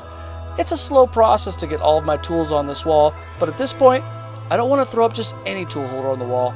I'd like to make it my own. The final product came out so nice.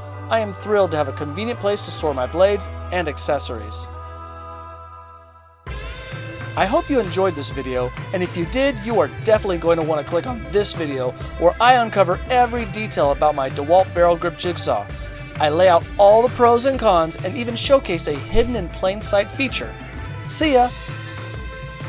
Find me a better Kreg pocket hole workstation than this. I bet you can't find it. Doesn't exist. No way, no how. I dare you. I double dog dare you. Google it. Look it up. Look it up. I dare you. Look for it. I bet you can't find it. Doesn't exist. Not better than this one.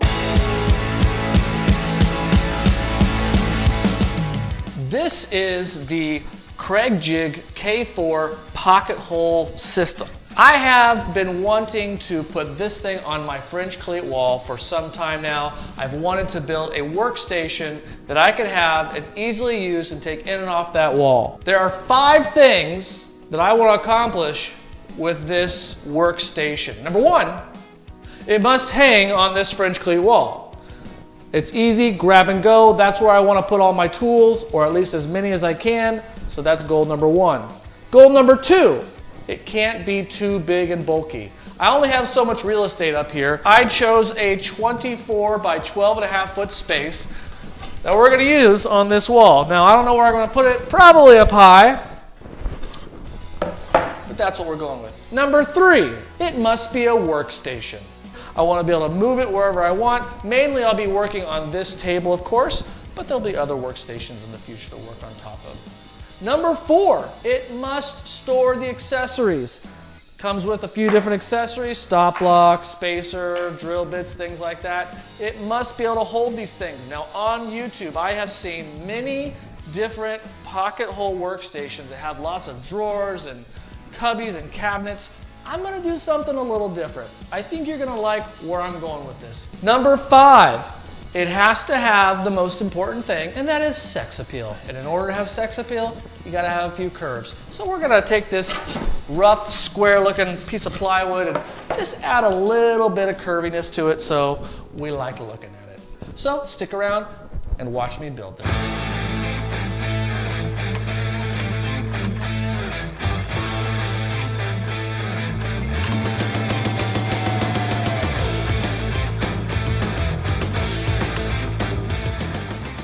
I have my template all drawn out now on the plywood. I'm going to be using maple scrap plywood to create the wings of the workstation. You got to have a flush workstation for when you do the pocket holes. So, maple for that. But this is a full inch thick and this is 3/4 inch, so it's not going to be flush. That's why I have this MDF, 1/4 inch MDF. We're just gonna stack it on top of each other. Now you could route into it and recess it. That's just more work. It's fun, but it's more work. I think we're just gonna do it this way. Keep it real simple.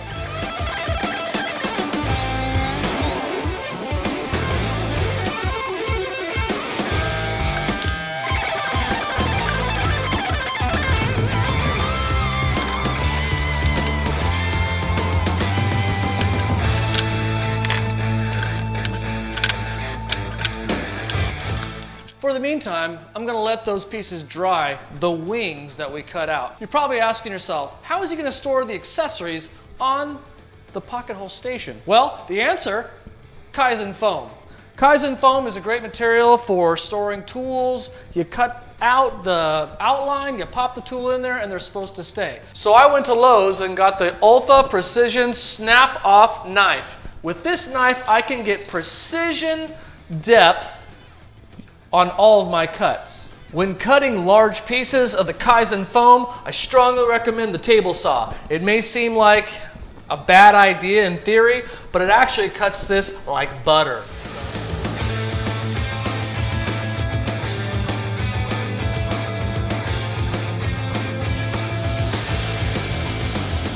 The Kreg jig has a slope to it. Slopes like this on all the sides. So what I'm gonna do is line it up just how I want it and then score a line just inside so that I can capture the slope. Score the line and then cut at probably a 10-degree angle.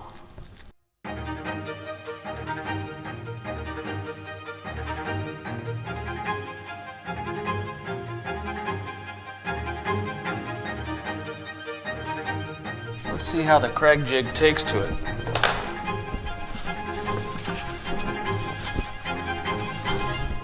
I think that's a pretty good fit. It's not perfect, but you wouldn't know it by looking at it. Our plywood / MDF wings are all glued up. It's time to soften these edges just a little bit and decorate.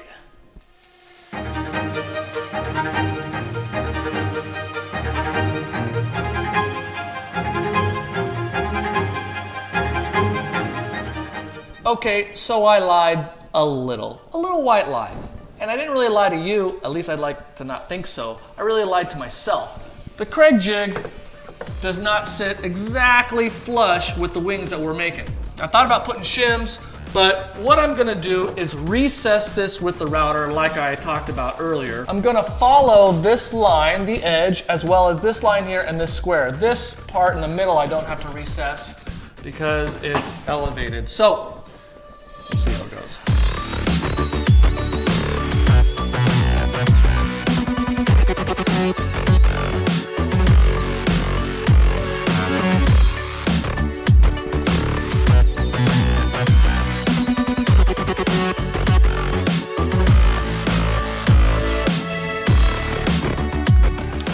that is perfect.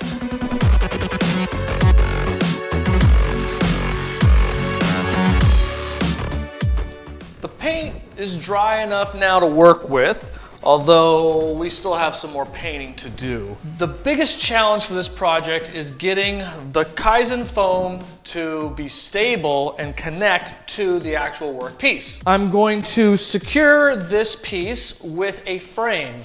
Whenever you see Kaizen foam on someone's wall with tools inside of it, it's always encased in a frame, and Kaizen Products sells a framing piece for that.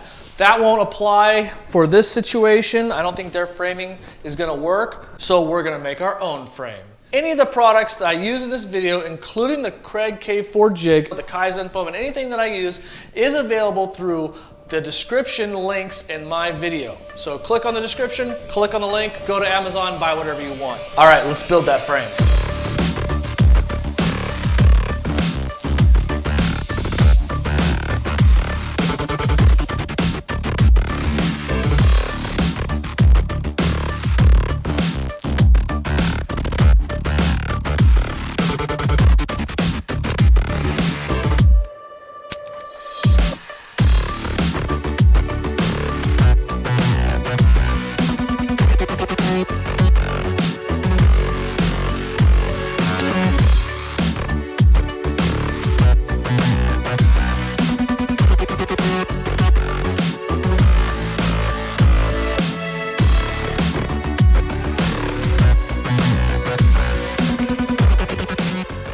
I used 1/2-inch brad nails to secure the 1/4-inch ply to each other. I glued them on. Now I'm going to use 1-inch brad nails to secure this along with the glue that's already there.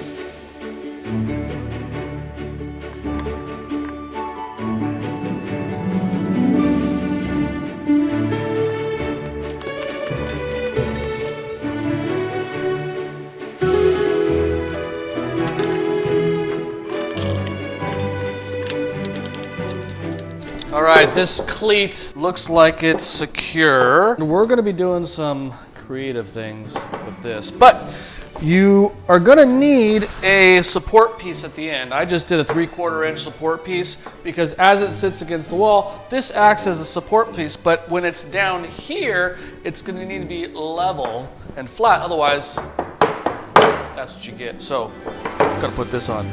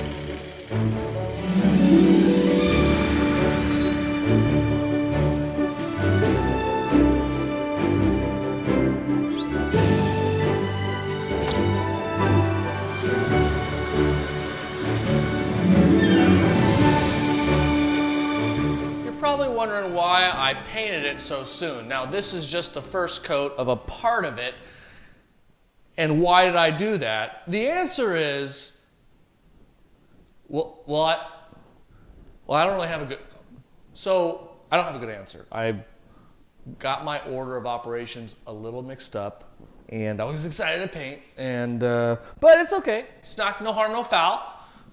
But now it's time to get it painted.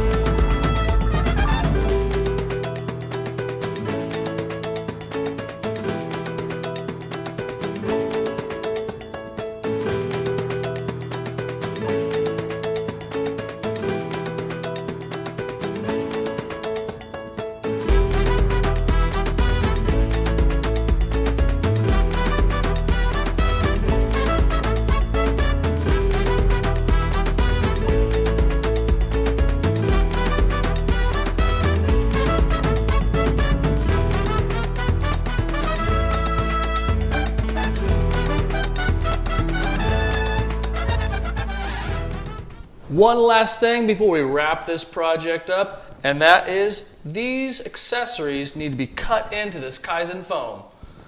Hopefully it goes well. This is the configuration setup of the accessories. I used a sample piece right here to test the depth of my blade so I don't go too deep. This is in layers, so I want to keep these last 2 layers. I don't want to touch those, so I'm going to go as deep as about right there. So this is the first piece I'm going to work on. It's at an angle, so it makes it more difficult. So let's see if I can accomplish this. Now, if you have a pin, you can outline this, but you have to have the right kind of pin to do it.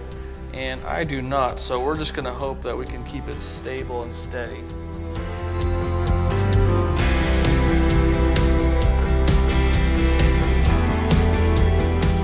Now the secret to getting this out is to do the snowplow method, they call it, in which you don't just rip it out like this, you kind of get underneath the layers, but getting it started is probably the hardest part. I might go only part of the layer first, since I'm cutting this one pretty deep. Gotta go a little deeper. Let's see how it fits though here.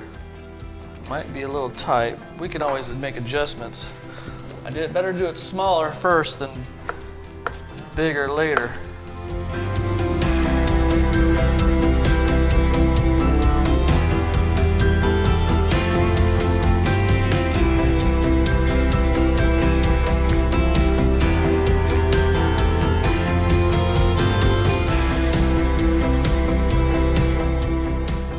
I think that looks pretty snug and good.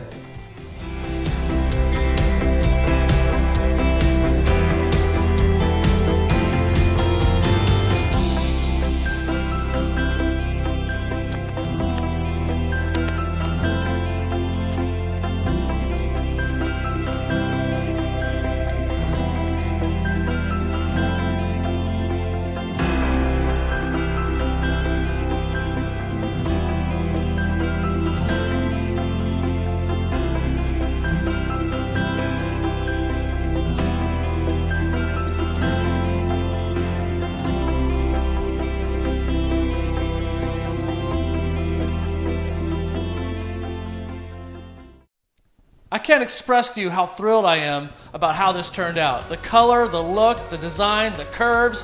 One little tip I want to give you, I brought this spacer block down to the paint store. They were able to color match it with the blue paint. All the products and tools used in this build will have an Amazon link in the video description. Click on that description, buy whatever you want. That helps support this channel and keeps it going. I'll even try to find some links to some extra Kaizen cutting materials or cutting knives and they have these cutting sets that I'm going to put in that description as well. So if you want to go above and beyond what I did and get the right tools, go for it. Thanks for joining me on this video. Click on some of the links to watch some of the other videos that I've put out. They're really great as well. And don't forget to like, subscribe, and ring the notification bell so you always know when my videos are coming out. Thanks for joining me, and hey, the jig is up.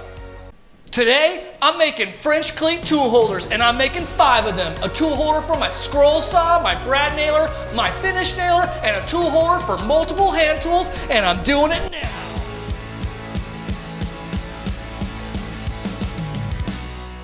This is Dude Sawdust, and I'm Carpenter Logan. You're in for a treat. You've chosen to watch this video and learn how I built 5 French Cleat tool holders. As you can see, I already started building a few, and to be honest with you, I was so excited about this wall that weeks and months ago I actually built these, just knowing I was going to do this. And now the time has finally come, and I'm going to fill this wall up with all my tools. I got so much stuff laying around and so many things that need to be organized. I am so excited about this, I can't even express myself. But stick around, watch how I go through these 5 tool holders. You're going to enjoy them, you're going to be impressed, you're going to want to build them yourself. So hopefully this gives you some inspiration for your home and your garage and your workshop. And if you don't have that, maybe it's just entertaining. So stick around and let's get to work.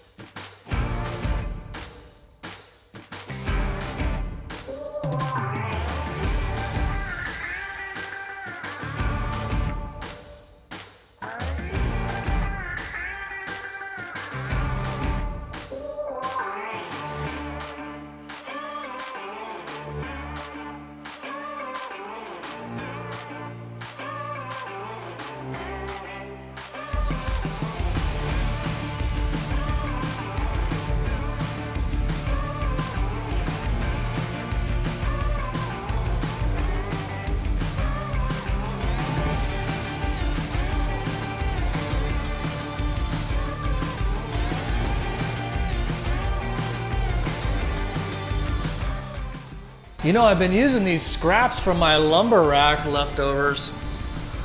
Working out pretty nice. I highly recommend keeping scraps. They do work out pretty cool.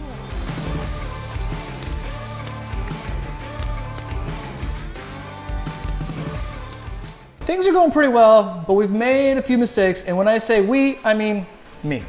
I'm trying to make some shims to fill these gaps. Making shims that small is a little difficult, but I think I might be able to do it to salvage this project so that it at least looks nice. This is gonna work just fine as a tool holder. You're allowed to make mistakes for tool holders, they're just on the wall. But for you guys in Dude Sawdustian land, I want this to look real nice. So let's see if I can salvage my mistakes or salvage my work by fixing my mistakes and make some little shims that'll fit in these spots.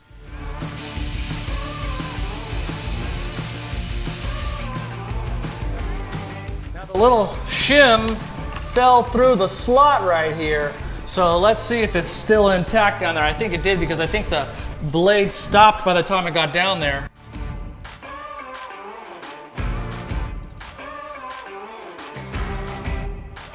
And there it is! So it looks like this shim is just a hair too wide to fit there. But I got a little trick up my sleeve and I think it's gonna work.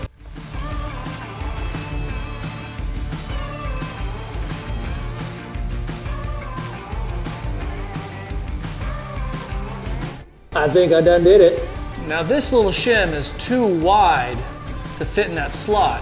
So I'm gonna cut down that line. Now using a table saw is gonna be very difficult, but I have another trick. Razor blade and hammer.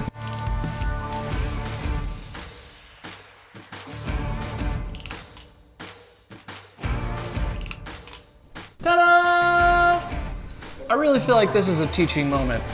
When doing carpentry, you're gonna make mistakes. And as you can see here, these dados just didn't work out very well for me. But instead of trashing the project and starting all over, I wanted to show you guys I was capable of fixing my mistakes. We are gonna make mistakes, but can you fix those mistakes? I put these little shims here. 3 shims is all it took. A little bit of wood glue, sanding down this to make it nice and flush. I have to say, I'm kind of impressed with myself.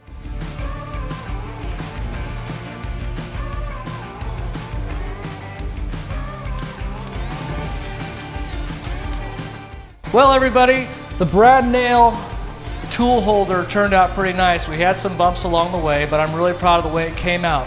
One thing you'll notice about my tool holders is I like to incorporate the accessories that are going to go with that tool project. So I went ahead and made a spot for the brad nails. I'm trying to keep everything together.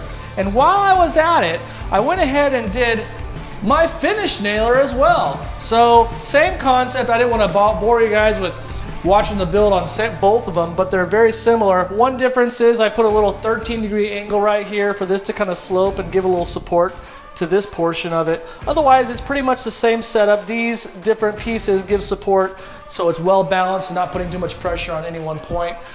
When making these types of holders, always think about the stuff that goes with it. That's what takes it to the next level. That's what makes it a Cleat System 2.0 in one way or another. One thing that I want to point out to you, now the finish nailer tool holder, I was able to focus more and really get those dados just perfect. The other one I used glue. This one I didn't use any glue at all. These fit in so perfectly and so nice that I was quite pleased with the way it came out. These are the lessons we learn as we do the woodworking, as we do our projects. It's okay to make mistakes, but the fun part is trying to fix them and trying to learn how to fix them.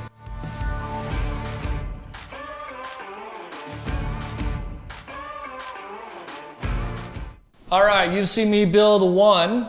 I gave you 2, but I built 1, and I got another one I'm gonna build for this. This is my Harbor Freight scroll saw, a 16-inch variable speed scroll saw. A very inexpensive purchase. I used it for a project that it went phenomenal for. I really like this thing. I've never used a high-end one, so I don't know the difference in the feel of a high-end one versus just a Harbor Freight one, but I'll say, if you're interested, it did the trick. It did a great job. I love it. I'm gonna build a tool holder for this 23-pound machine. It's gonna go on this French Cleat wall. I have no doubts that this wall can hold a 23-pound piece of machinery.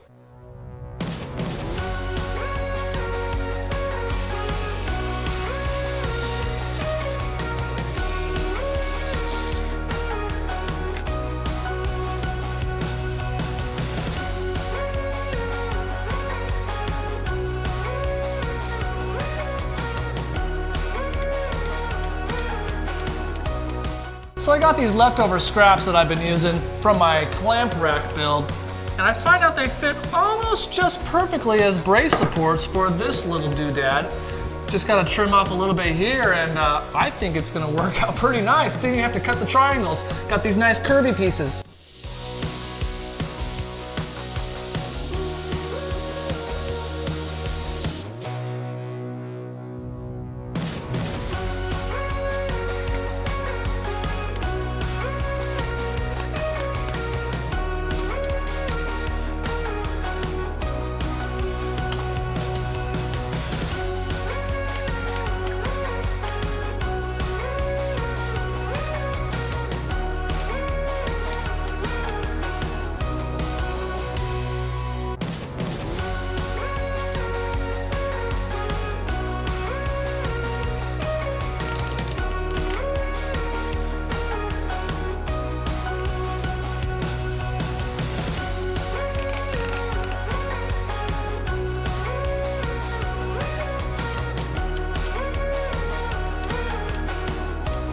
Scroll saw tool holder build's going along pretty nicely.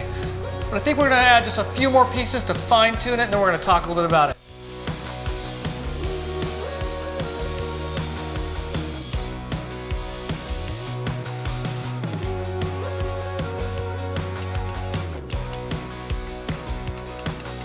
Done with the second tool holder build for our French cleat wall. I made an audible on this one.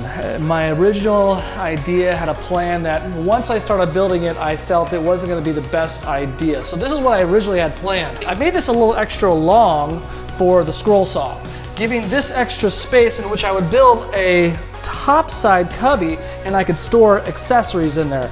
I have over here a little baggie full of extra blades and Allen wrenches, little tools for adjustments for the saw. So I thought that'd be a great place to kind of store it. But then when I realized it was gonna end up being too small for my hand to even fit all the way in, and it would be this awkward looking box. When I realized down here, I had a great opportunity to put storage down here, a lot extra space. I can put those adjustment pieces and the extra blades, as well as anything else I want to put in there. Another thing that I did was I put these little border pieces here. This is going to be stored up high, probably at the highest point. The items that I'm not going to be using on a routine basis, I'm going to be storing up high, like the scroll saw. In California or wherever you are, you never know what's going to happen with movement of the earth, and for heaven forbid we get some earthquake. Because this is going to be carrying a 23-pound piece of tool, I want it to be super strong, so I support it with glue, but instead of going with brad nails, I decided to go with finish nails, 18 gauge versus 16 gauge. This thing is pretty darn solid.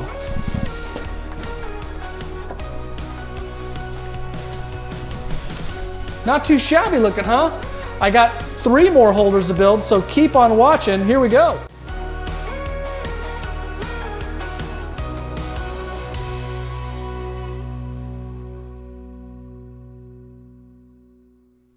Look at this mess.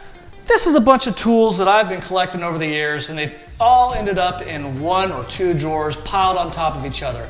But now, this is the day I've been looking forward to for a long time. I'm gonna build something. Cubbies, I'm thinking, some smaller, some bigger, some deeper, some wide. I don't know yet. I haven't figured it all out, but we're gonna piece it together and you're gonna come along for the ride.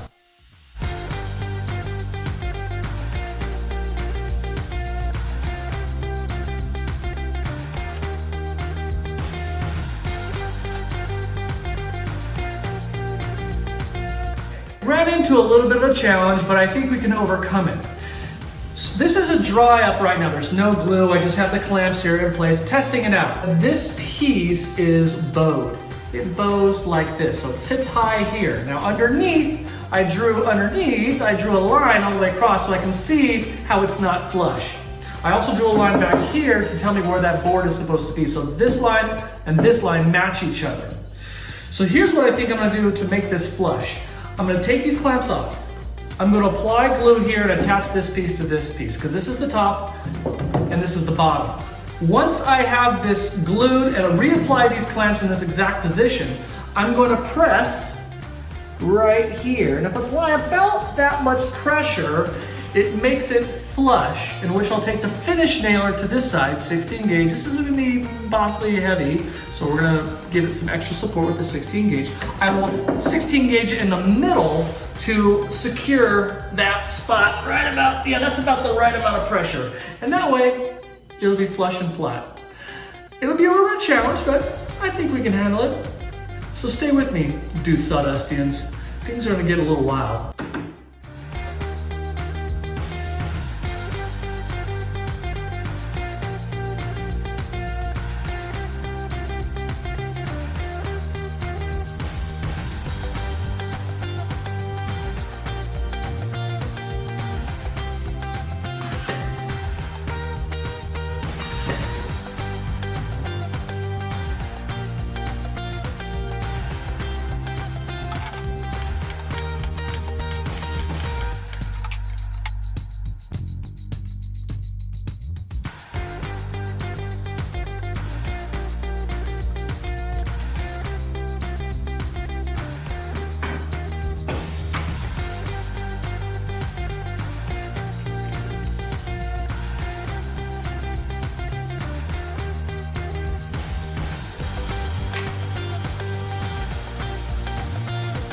I'm working on the sides of the tool holder. I drew this curved line. I'm gonna take my jigsaw and I'm gonna cut that out, and I'm gonna trace this onto another piece. That's way we'll have two matching sides. I drew these lines here, which represents the dividers. It's 5mm birch thin plywood that we're gonna make up the grid squares with for the little cubbies that are gonna stand upright. Kept looking at it and looking at it and looking at it and redid it and redid it. I finally got a nice curve flow that I think's gonna be okay. I think it's gonna work. We'll just have to see how it goes. We're gonna cut this one out.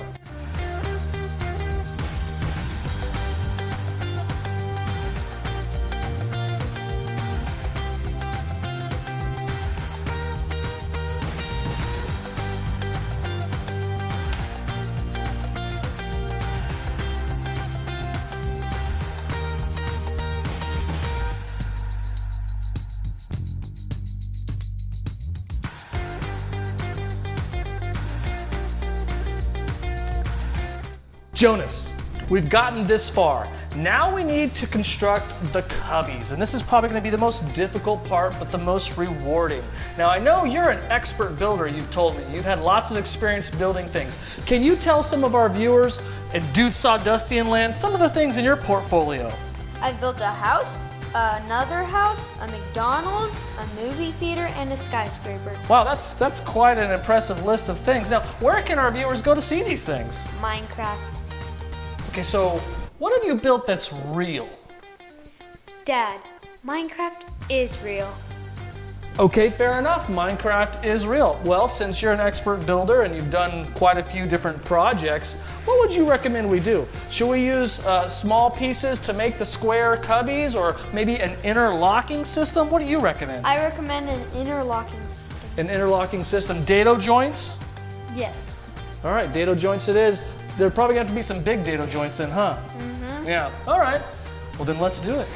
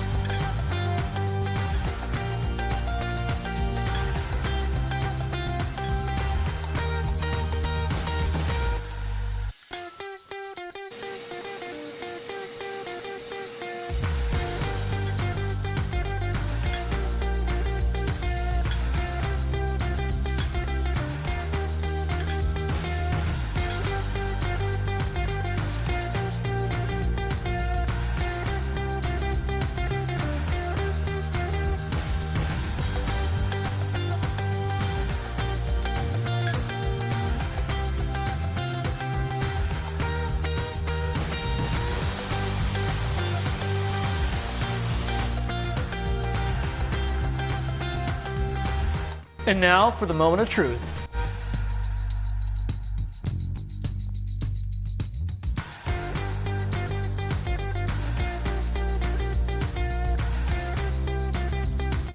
I'm quite impressed if I do say so myself. I was a little nervous there, but it worked. Okay, Jonas, we're pretty much done here. I took your advice with the interlocking system here with the panels. Pretty proud of the way it went. What do you think? I really like how spaced out the squares are and how this is curved on the side panels. Well, thank you. I'm glad you pointed that out. That was one of my favorite features, the custom design on the side. I think it gives a little flavor that everyone's looking for. I also went ahead and put shelves in at the bottom just like I did with the scroll saw tool holder, and I threw a cleat on the back, so it's pretty much ready to go up on the wall. All we got to do is throw the tools in. What do you think? So good.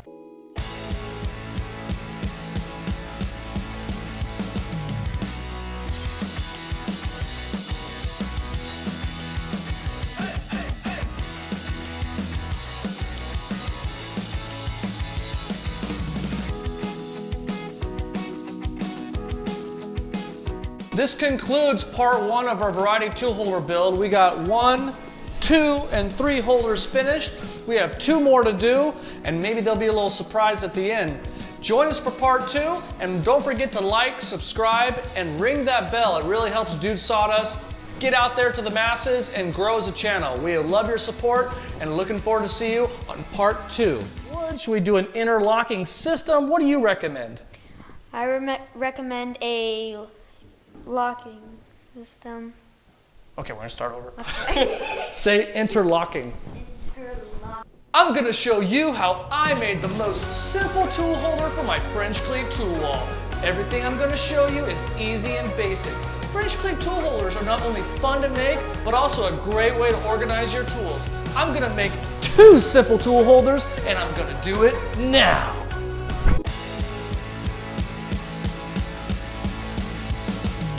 This is Dude Sawdust, and I'm Carpenter Logan. Welcome back. This is part 2 of our French cleat tool holder build. I promised you 5. I gave you 1. We're counting this as 2, as in 1, and 3 tool holders. We're gonna fill this French cleat wall up. We're building the shop essentially, and you're gonna see more videos about what we're gonna do to build this shop to make it look and function just right. So let's get going. Let's get the ball rolling. Let's build at least 2 more holders, maybe a surprise at the end. So keep on watching for part 2. We finished the first 3 tool holders, and we're moving on to our 4th tool holder for the wall. I have these Forstner bits I want to put on this wall, and I'm trying to figure out a way where I can do it. Now, I brought my daughter Taya here because she's an arts and crafts specialist, not a woodworker, but she has great ideas, and I'm going to depend on her for some advice on this one. I have some working ideas I want to run by you, and I want you to tell me what you think. So, my best idea that I'm excited about is building a box around the frame of the bits that I can just put on the wall. What do you think of that? You're trying too hard, Dad. Yeah, it's a little too much work, maybe. Okay. Well, how about this? How about we take a cleat, we'll put it on the back here, we'll glue it on the back, and then put it on the wall. Well, how would you take it off? How would I take the cleat off? Okay, well, yeah, I guess if I change my mind, then I might not like. Okay, how about this? Let's build a shelf and simply place it on the shelf anywhere on the wall I want. Your intentions are good, but it's a bad idea. Okay, bad idea. What do you have any ideas of yourself? Maybe we can do Velcro. Whoa, Velcro! Wow, how did you do that? I didn't know you did magic. We'll talk about this later, Dad. Okay, magic it is later, but now for the Forstner bits, right? So, how do we go about applying this, arts and crafts girl? Well, we would take off this and we would set it there. Set it there? Well, what about the, okay, we're gonna set it there, all right. Let's see here. Sometimes these are hard to take. Oh, here we go, this is a good spot. Right there. Yep. Okay. And then, what about the cleat? Well. Oh my goodness! She does it again. So does this go on the cleat? Yes. Oh, I see where you're going with this. I see where you're going. Let me see here. Good spot. I just peel and stick, right?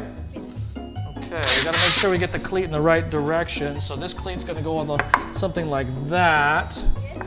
So we would then put this like this.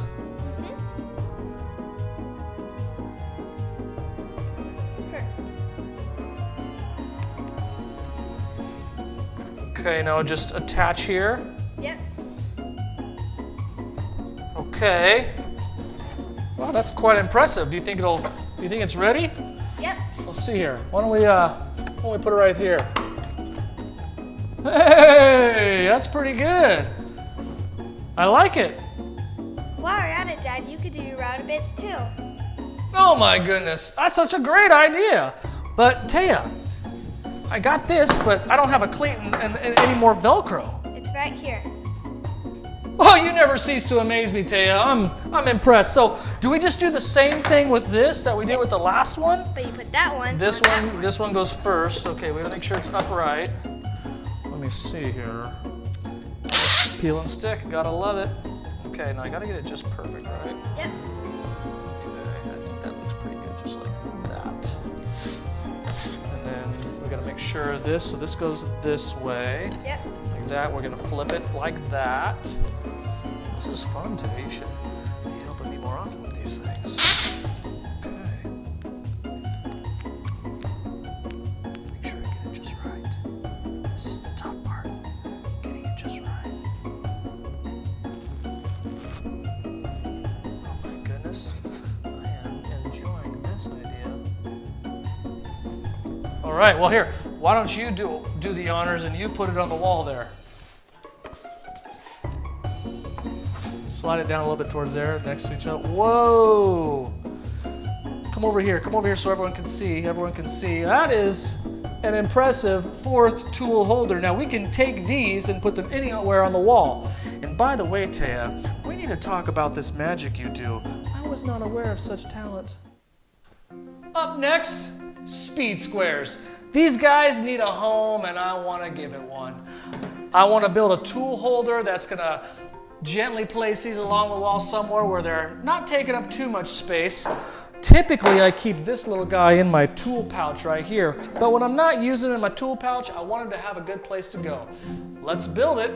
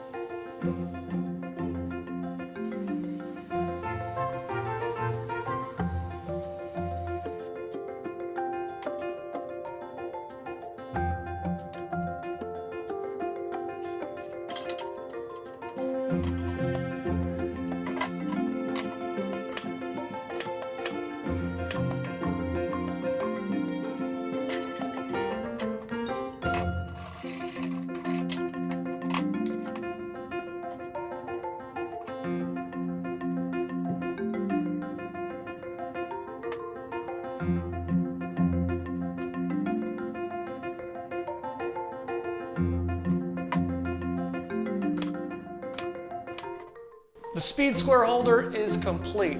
Had a little trouble with this one, but in the end I think it turned out okay. So first off, putting these kerfs in was a little bit challenging because as I made the first cut, and then when I was pressing this up against the fence of the table saw, this would bend.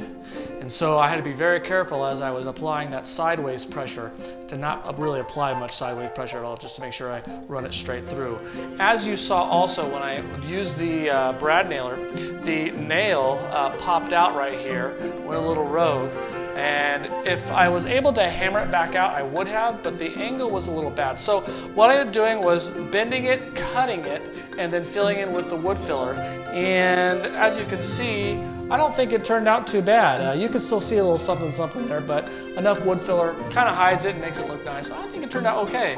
I used a scrap piece of ply for the cleat here in the back. And if you also look at the plywood, there's a few gaps right here and here, and maybe here and here and here. I'm gonna take wood filler, natural color, putty that in with my trusty little ruler that I like to use, and that's gonna look really nice and sand it down and look really good in the end. Yeah, I made one thicker than the other because this is thicker than this one, but in the end, look at that, pretty nice, huh? I'm not sure where I'm gonna put it just yet on the wall, but for you guys, I'm gonna let you see how it hangs pretty nicely using this cleat as a back support, and there you have it. You got a speed square tool holder.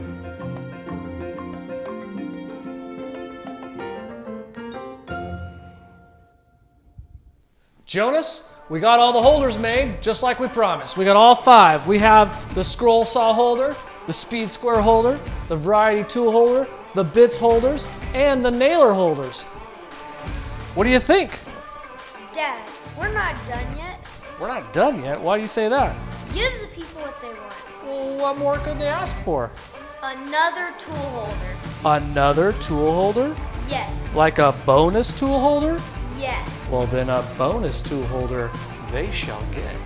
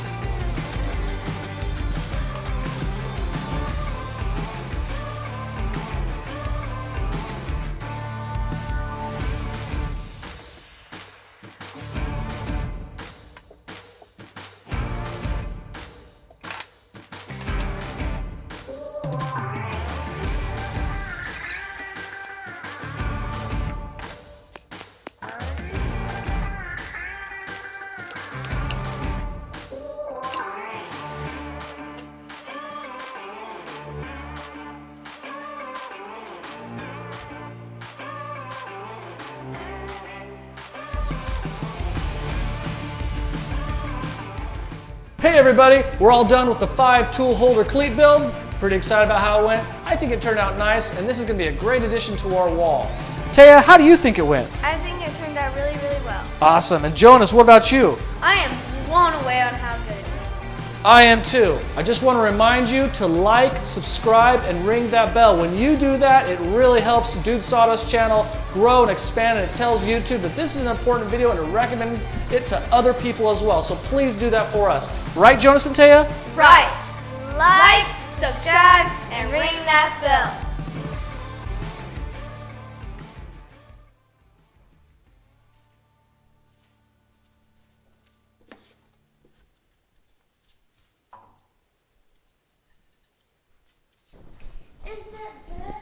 Everyone has been storing their spring clamps the wrong way, and I'm going to put a stop to it. Too often I see spring clamps clamped onto a plywood piece like this, which is fine until you need them, and then you're spending all day doing this.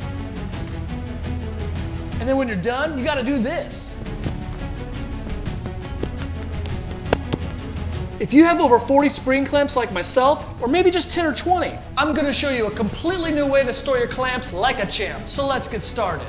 I have 40 of these spring clamps, and I'm looking for a way to store them. What I didn't want to do is this, because when you got 40, taking them on and off takes forever. So, thinking outside the box. Got myself an anvil adjustable extension pole that's used for painting. Goes from 3 feet to 6 feet with a simple twist and lock, which I happen to like a lot. This piece, I'm going to be cutting 2 pieces and molding them into a way that I can use them as holders on the ends. And if I buy more clamps, then I can make it longer. This is going to be a great scrap wood project. So I'm going to search within my small pieces to see if I can find something that's going to work out just right. Ooh, this one looks very scrap-like. Got a little CA glue on it. And this piece right here, we're gonna have to make these the same exact size. Trim a little off here, trim a little down here. Should work out real nice. The width between the blade and the fence is the same as this. So when I cut this, they'll be matched. Now that's perfect. And we'll do the same for this. And that is something we can work with.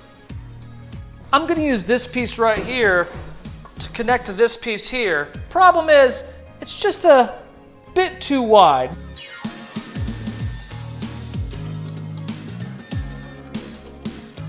The hanging point is going to be about right there, and so we're going to make it as long as this.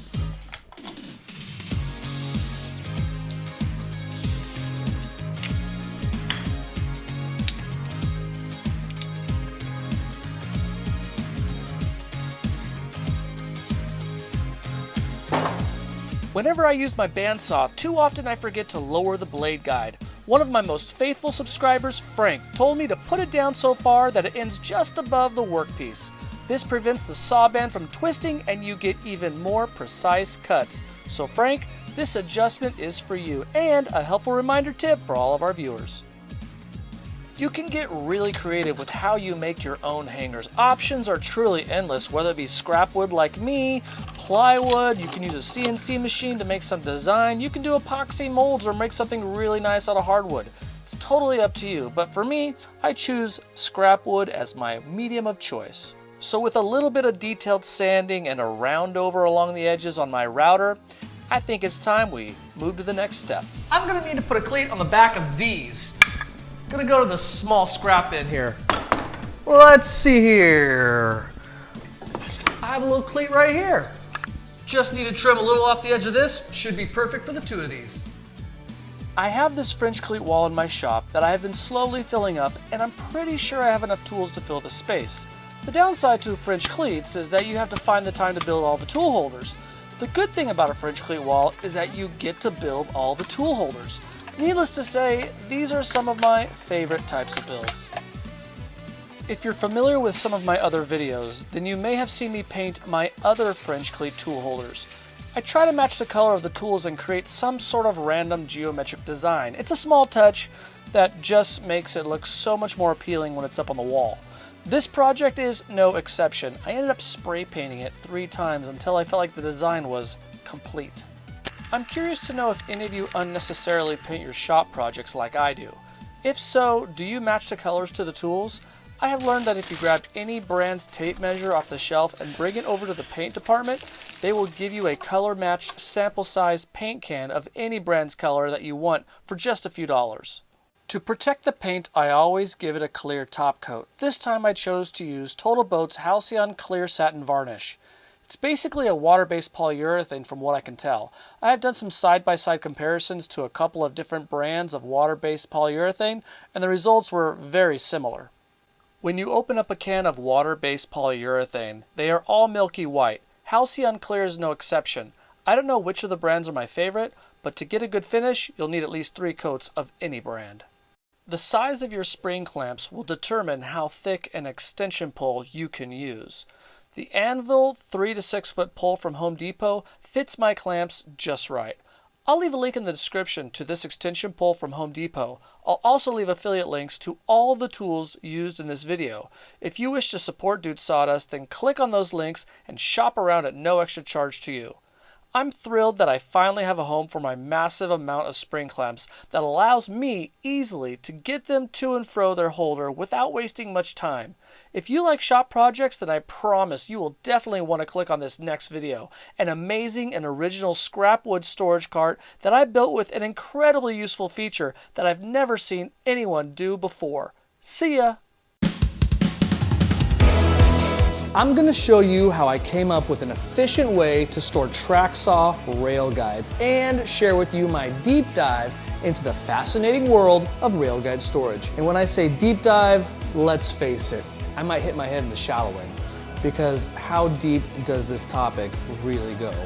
But nonetheless, this is my lame story and I'm sticking to it. I've been consistently woodworking for over 3 years now, and I've made project after project using a circular saw with a straight edge guide to break down countless pieces and panels of plywood. Not to mention trying to manhandle a 4x8 sheet of plywood on my table saw. We've all been there, right? I'm no different from the rest of you out there. You see, I've been slowly building my wood shop, buying one tool at a time. I would have bought them all at once, but who has the money for that? Plus, if I did that, I'm sure at least half of them would have been purchased in regret. Because we all know there's always that other tool that, well, you know. Several months ago, this track sawless woodworker somehow stumbled upon True Wit, woodworker and creator of the YouTube channel Witworks. In my opinion, he is one of the up-and-comers in the woodworking content creator community on YouTube. He's made some excellent videos, tells a compelling story, and really adds value to the maker community. He has several videos on track saws, rail guide reviews, track saw tips, and accessories, and he even makes 3D printed add-ons for many of your track saw needs. I'll leave a link in the video description to check his channel out, so go click on the link and check it out. It was Drew who convinced me that I needed to take the plunge and get me a track saw, and when he made a community post on YouTube for a huge discount on the exact saw that I was wanting to get, I jumped on it and I bought me a Makita with 2 rail guides, a rail guide square, 2 clamps, and rail connectors, not to mention some sweet hose connectors for dust collection. As many of you may know, I love me some French cleats, and building tool holders is kind of my thing. Most of us don't have large shops, and real estate on the wall and floor is prime in every small shop setup. If you think about how much space a track saw rail guide takes up, it can add up fast, and I wanted something that reduces the footprint and blends in with the hodgepodge look of my shop. I mean, I really don't have a look, but it is colorful and I like it that way. One of the popular ways of storing rail guides is, maybe you've seen them, these fast cap track rack is what they're called. You can store your rail guides by turning this knob, and it's supposed to lock the rails and then to be stored flat against the wall. I have never used them, but I didn't go with this option because storing them against the wall just takes up too much space. I'd rather save that large amount of real estate for multiple tools rather than just 1 or 2. I've seen a lot of people use these clips to store them on the inside of their garage doors. Let me tell you why I don't like this idea. Number 1, I don't want to be that guy. I don't know who that guy exactly is, but he's not me. And second, what could go wrong? I have full confidence these types of clips work great for at least a period of time, but my garage door opens and shuts 4 to 10 times a day. How well will these clips work after my garage door goes up and down 1,000 times? I don't know. It only takes 1 rail guide to fall off and just 1 time before an aluminum track gets bent and becomes useless. Garage doors have a lot of moving parts and vibration. I could totally see these clips failing. Sometimes they fall in your car. You don't want that.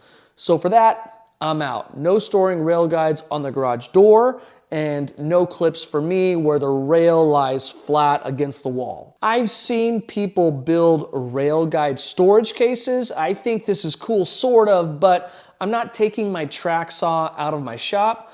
I pretty much do all of my building and making in my garage or home. If I ever go to anyone else's home, it is to just install something that I made. Plus, a carrying case doesn't answer the question, where do I store them in the shop? One solution that I really like is what Chris made from A Glimpse Inside, another woodworker YouTube channel whose videos I never miss. Great content over there, by the way. Chris, thanks for all the great content you share with us. He actually manufactures these track saw rail guide tool holders that you can purchase from him. They are actually pretty cool. He makes them out of 3/4 inch and 1/4 inch plywood cut out of his laser and CNC machines, ships them to you for easy assembly. He stores his 55-inch rail guides using 2 of these racks, 1 on each end. I considered just buying some from him, but I didn't because I wanted to come up with my own design, and I really just enjoy making my own tool holders. He got his idea from Sandra Powell, aka Sawdust Girl. She gave him permission to take what she designed, and he put his own spin on it. He calls them multi-track storage. To be completely honest, it was Sandra and Chris's design that really was the inspirational backbone to my design.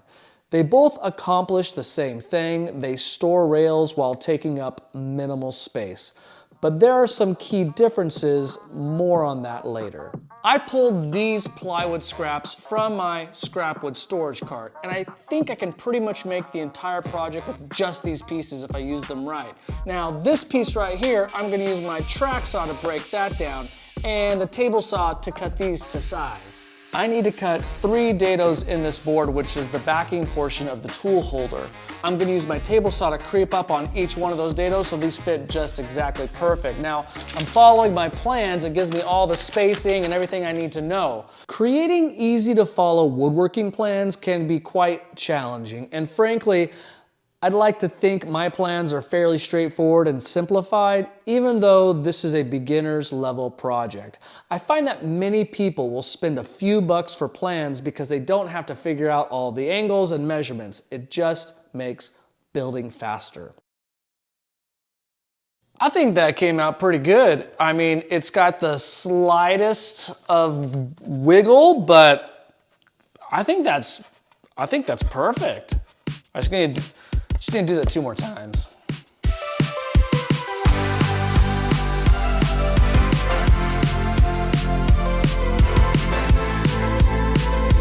All right, let's see how this ultimately turned out.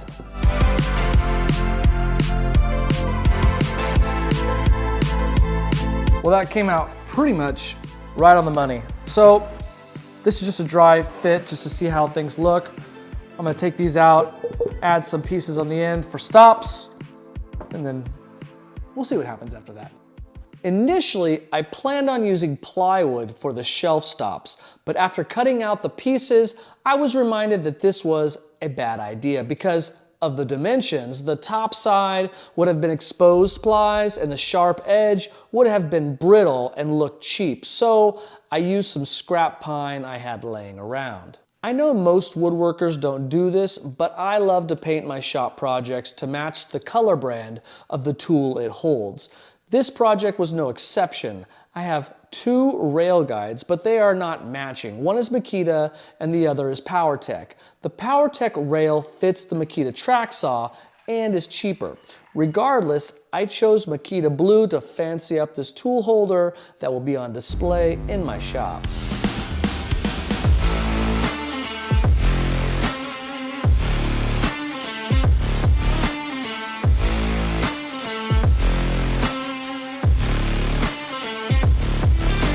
I made a little mistake when applying the finish to this project. You see, I applied a water-based polyurethane after I painted it, but before I glued the pieces together. You see, when I removed the clamps after gluing, the pressure from the clamps made the finish separate from the paint.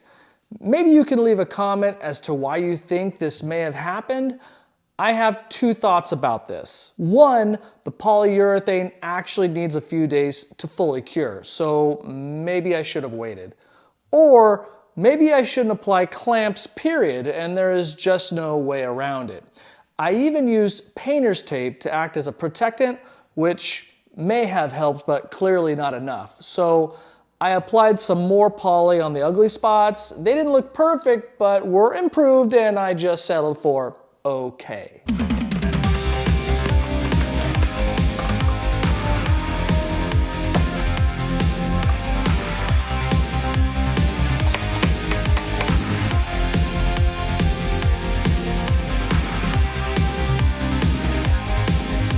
I don't have an 8-foot rail guide for my track saw, but I know many of you probably do.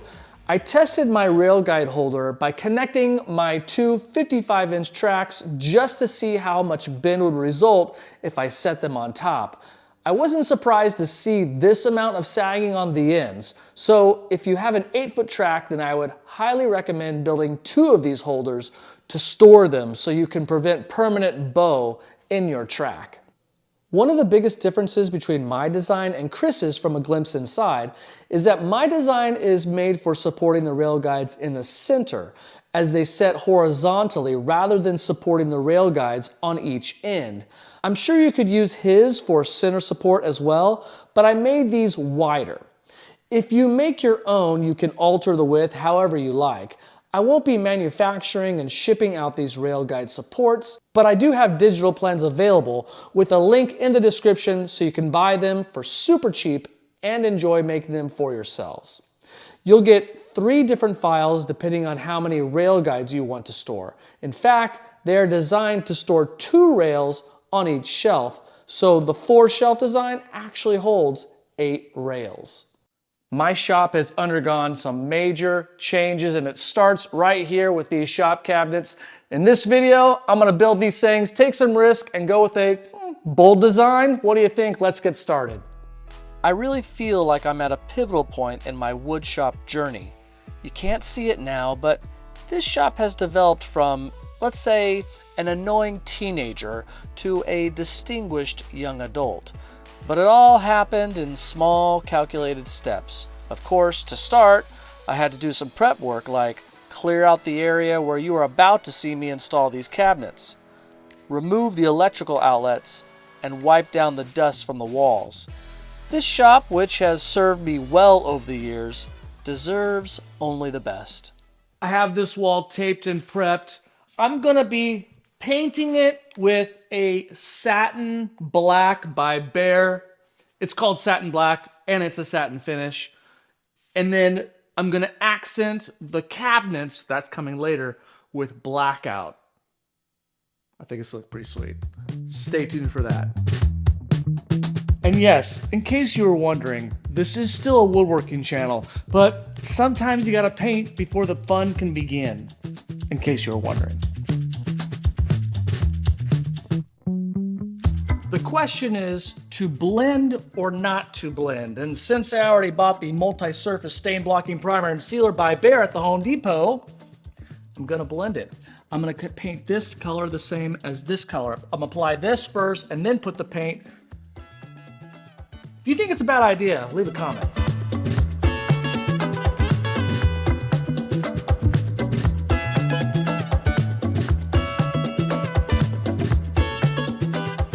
Can I just brag for a moment about how amazing this color is? I can't get over how cool the white looks as it pops off that satin black color. Anyways, I love it. Now that I have this wall prepped and ready to go, I can start building my cabinets. I want to show you a very cool tool that I got from Ink Irma. They sent this to me, and there's going to be an affiliate link in the description if you want one for yourself. This is a tape measure of the 21st century. So let me show you how it works and how I'm going to utilize it for this project. This is not a complete tutorial by any means, but let me show you how I'm going to use this. Right here, you just put it up against the wall and it shoots a laser over there and over there. It has a little level here, so I can just manipulate it a little bit until it reads 0. Once it reads 0 degrees, you just press the button and there you have it. It measures from that to that wall. And right here, we got 133 inches. So now I know from point A to B how much space I'm working with and how wide I can make my cabinets. Because that wall is 11 feet wide, I know exactly how much space I'm working with. So I went into SketchUp and designed the entire cabinet setup. Maple plywood right now in my area is running about 90 bucks a sheet. And in order to build that entire cabinet, I'm gonna probably have to use 5 to 6 sheets of plywood. But I have scrap wood left over from other projects. So I took all the measurements of each one of these pieces and plugged it into cutlistoptimizer.com, and it told me exactly what pieces I could use for what parts of the cabinet, which is amazing. It's going to save me a ton of money.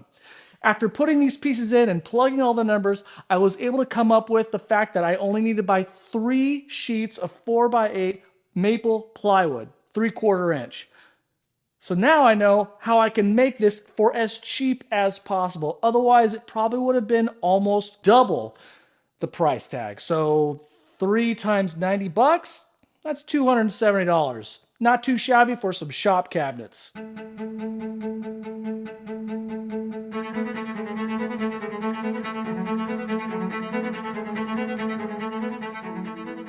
I finished these cabinets about a month ago, and am now looking back, as I edit this video, at an ever so slightly younger me.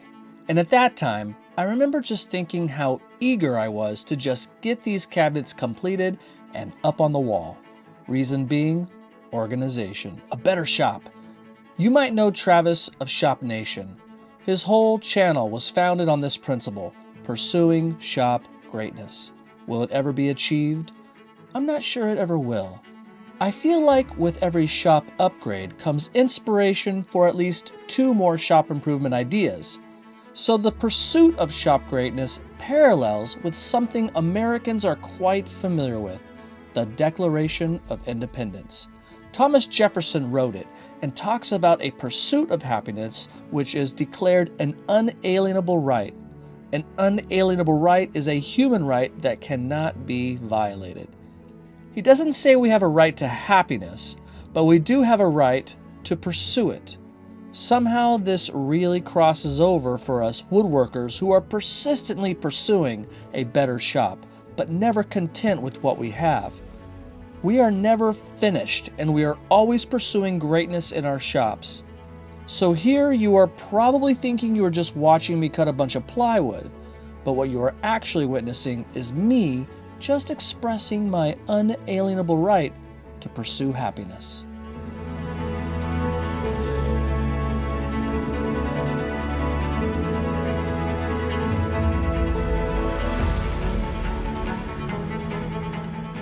The cross cuts with the track saw are all done with these pieces right here. All I need to do is rip them through the table saw. And in order to keep everything organized because of the scrap wood situation that I have here, I'm gonna do all the cuts on my scrap wood first, get that all done, and then I'm gonna move over to my 4x8 sheet 3/4 inch plywood and get all those cross cuts and rip cuts done. Then I'll have everything all laid out and I can start assembling.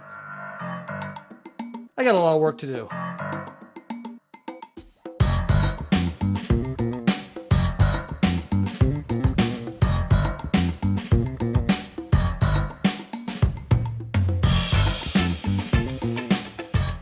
If you are not familiar with how this typically goes, it was one cut after another. I won't make you watch every cut, but just know when breaking down a bunch of plywood, I typically start with the track saw for the long and large cuts, and then mostly use my table saw, sometimes with my cross cut sled, and occasionally using my miter saw. I must say, it's nice to have options. Oh, and in case you get a self-esteem boost from other people's failures, let me introduce to you me. I have made not a fatal error, but an incredibly annoying one. This piece right here is my doors. I cut 35.5 inches on this side and 35 inches on that side.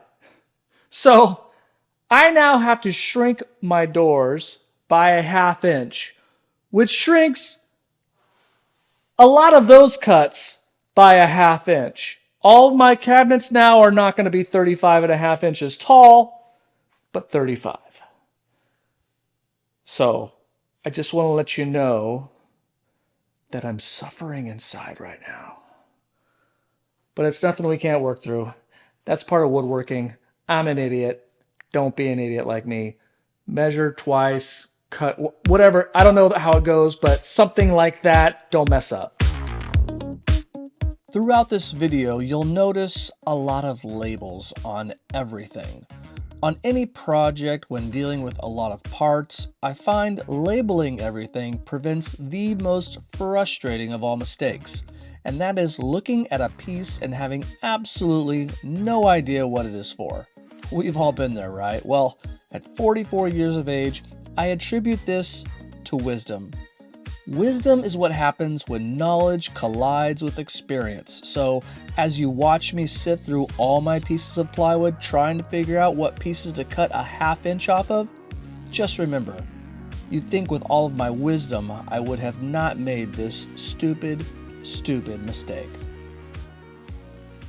I gotta say, progress is feeling really good right about now with all the pieces cut, all the corrections made. Now I'm just laying out each of the shelves so that when I take it to the table saw to cut those dado grooves, I'm just picking kind of like the best sides that'll be most visible. So these edges will be more visible than these. So this is where I'm gonna cut the dado here and edge band this side. Just got to do this with all of them and then run them through the table saw to cut all the dados so I can fit the back panel in and put it all together.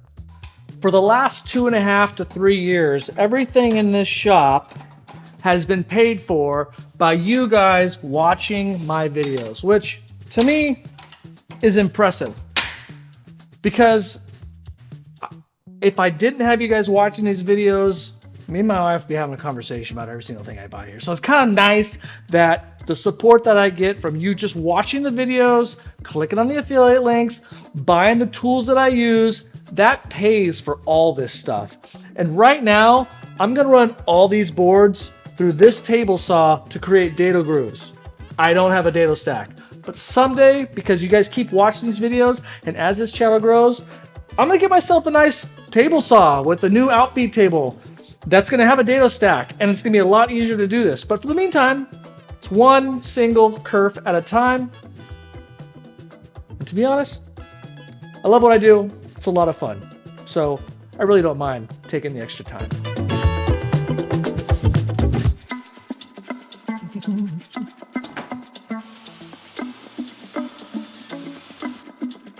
What I like to do is draw a line right here using the thickness of a piece of plywood, and then I'm gonna make cuts slowly along that line until I creep up on it and do test fits until I get it the perfect fit. Once I get to this distance, at the perfect distance where this is gonna fit in that groove, then I make that repeatable cut with all of the other pieces on the end and work my way in the middle after that. And they all should fit after that. Oh yeah, that's the sweet spot right there. Look at that. Look at that. So now that I have this right here, I just do that for the rest of these cuts. It'll have the middle open, but like I said, just gonna take out that middle portion. And those dados are right smack dab, right where I want them to be. One of the plies just obliterated, so I went looking for the pieces, and while I was on the ground looking for the pieces, I found this, and it's like the perfect little piece of MDF that I can put in here, glue, clamp it, and trim this off, and it will be good enough. Not too shabby. I recently released a video titled "The Real Reason You Need to Keep Scrap Wood," which explains why I have a strip of maple in these dado grooves. Like I said earlier, I used a lot of scrap wood to make these cabinets, and the middle of the 5 cabinets is the only one where I used a 1/4 inch back panel. Of course, I messed that up too and needed to use even more scrap wood to fix it. Don't bother watching that video, but you can if you want. Before assembling frameless cabinets, which is what these are, I recommend drilling the holes for your door hinges. I used a Kreg concealed hinge jig, which made this process about as easy as possible.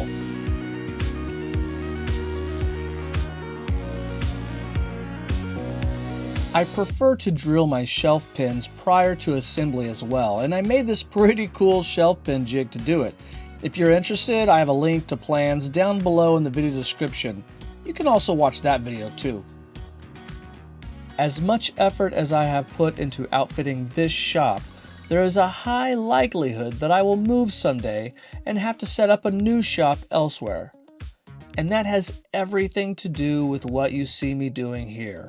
You see, there are multiple ways to assemble cabinets. Many people think you have to use glue, which just isn't true. You can assemble them with everything from just 16 or 18 gauge nails to even screws. But I plan on taking these cabinets with me and am going to install them in my next wood shop. That means removing them from the wall, putting them in a moving van, transporting them likely to another state on a multi-day drive, and then reinstalling them. I may not be the only person involved in the moving process, and whoever touches these cabinets will likely not handle them with the care that I would. So that is why I'm using glue. I want these to last as long as possible. I guess you could say by taking the extra time and effort during the assembly process by applying glue, it's kind of like an insurance policy on the durability of my cabinets. I could always change my mind and just build more cabinets, but for the meantime, this is the plan. I'm only showing you one cabinet assembly here, so I'll leave it to you to imagine me doing all the rest. I've been in the middle of some edge banding and the cabinets. I just finished the shelves. So I have the doors I'm gonna do right now, and then I'm gonna do the actual cabinets. I just wanna say, I did a video on this tool right here. This is a fabric cutter that I use for edge banding, trimming off the edges when the pieces are a single panel. When they're in a cabinet shape like that as a box, this isn't as effective. But I just wanna say, this thing right here is a game changer. It cuts so smoothly. Look at how these lines come out so crisp and so close, and they sand down so awesome. So check this tool out. This is not a edge banding tool, but I use it for one, and I gotta say, I love it. Also, I purchased 250 feet right over here of maple edge banding. I don't know how much I'm gonna need, but I think this was like 40 or 50 bucks, and I know I'm gonna eventually use it, if not for this project, for other projects as well. I have released way more than my fair share of edge banding videos, so I won't go into depth in this video, but I will leave a link to a playlist of videos where I uncover more about edge banding than any single person ever even knew existed on the topic. The edge banding came out pretty darn good. I must say I was quite pleased. So I'm excited to move on to the next phase, and you can see all the cabinets here looking quite spiffy. I need to put the trim around the edges on the bottom, and I got my SketchUp plan right here, which I just orientated the place where I could see it. Gives me a better idea of where they can go because I can't remember these things. So I'm gonna create some miters so that those corners look really nice. That's what we're gonna shoot for. These trim pieces make all the difference. The visual it creates adds so much more to look at without even really knowing it. They also create a recessed space under the cabinets where I can install lighting if I ever want to, which I can definitely see me doing when I build the miter saw station underneath. Also, take note how I install the trim.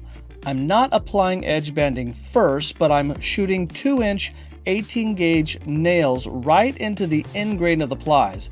That way I can edge band later and you won't even be able to see any of the holes. We're getting so close to getting these on the wall. I just need to edge band any of the exposed plywood that I don't want to see on the project. I got to do a little bit of sanding so for some of that wood filler that we filled in those holes, and those things are going up there. So, man, I'm too excited. I got to get this all done. I tend to romanticize the idea of hanging anything and everything on a French cleat, and these cabinets are no exception. If your wall is completely flat, then this can work out, and I say can in air quotes. But my wall had a bend in it, so I had to abandon the French cleat idea on the 4th and 5th cabinets, and I just used regular square cleats with shims. If you are hanging cabinets, you should probably consider connecting the sides of the cabinets to each other with a screw so there are no gaps in between the cabinet sides and everything looks flush and plumb. Sadly, for the 5th and far right cabinet, I had to remove some of my hard work with a jigsaw to make room for my electrical conduit.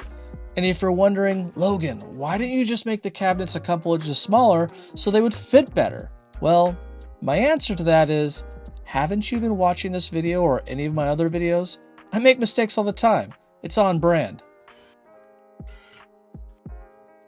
I installed the cabinet hinges with a Kreg concealed hinge jig, which made this process super easy. And I found these frameless cabinet hinges on Amazon that have every feature that you can imagine for super cheap. They open 110 degrees, they have 3-direction adjustability, and they are soft close. I picked up a pack of 40 for $1.82 a piece. They come in a variety of amounts, so check out the Amazon affiliate link in the description.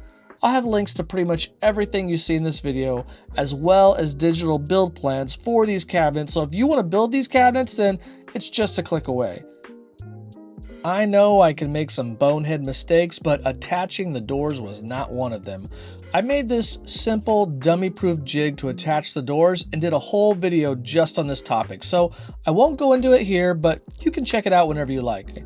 And if you were disappointed that the grain direction isn't all going in the same direction, don't worry. I don't think it'll matter once you see the final outcome, so stay with me and leave a comment and tell me what you think about the final design. Okay, so I adjusted them in advance, but I wanted to look nice when I put them up. I just got to put the shelves in. Forgot about that, so let me do that real quick. All right, there's the shelves. Got them all in. Got them all in. Looking sharp, but we are not done yet because I got to put the handles on. But before I put the handles on, I'm going to do something that a lot of you are probably not going to like. I know these cabinets look beautiful, but we're going to paint them. But not all of them, just part of them. In Dude Sawdust style, I like to add a little flair, like some of my other shop projects. So bear with me. It's the garage. I can do what I want. And if it looks horrible, then whatever. We'll be fine.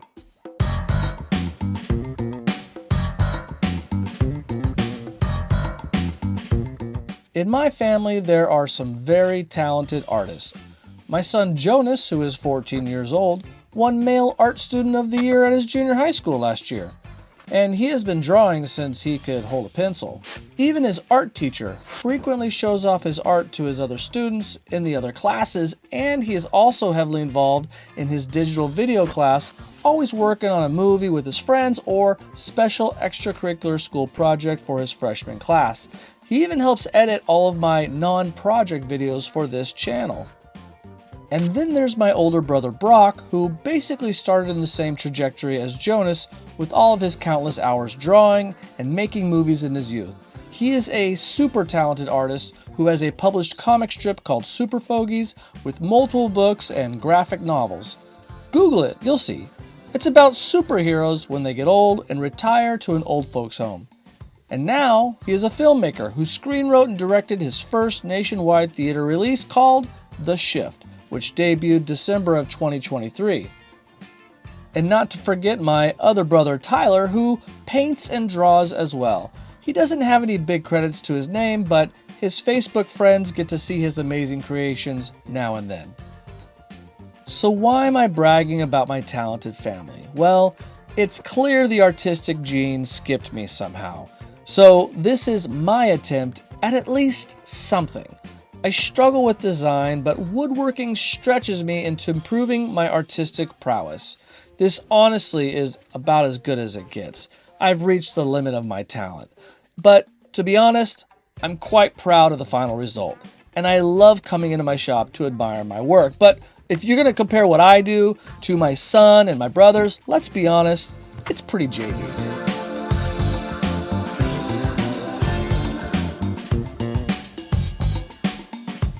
I may never be the artist that my son is, or even my brothers, but for someone with no artistic ability, I think it came out pretty cool. I created a space that I enjoy spending time in because I do spend some serious time here. This next video right here is a complete doubling of my wood shop, which you're gonna wanna check out. And also I got coming up a shop tour. Can't miss that. I know you guys love shop tours, and this is my first one ever. So check it out. Thanks for watching. We'll see you on the next video.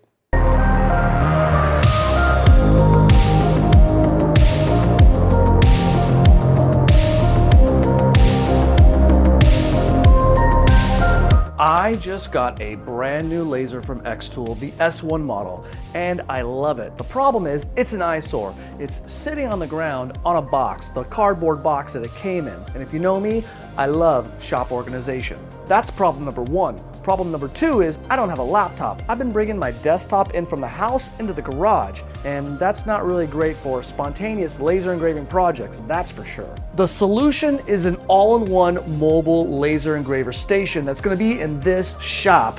There are plans that are going to be available to you guys, so check those out. But let's get this started, and let me show you a few of the key features that I really like. I'm going to be using for this project 3/4 inch imported birch, which is the cheapest good plywood that you can buy. 1/2 inch imported birch finished. They didn't have the unfinished, but they gave it to me the price for the unfinished. So I saved a few bucks, $7 to be exact. Also 1/4 inch, I think it's birch. Either way, it's 1/4 inch plywood. This is for the bottom of the drawers. Now, I will need slightly more than one whole sheet of the 3/4 inch, but that's no big deal. I got plenty on reserve on standby in the scrap wood cart.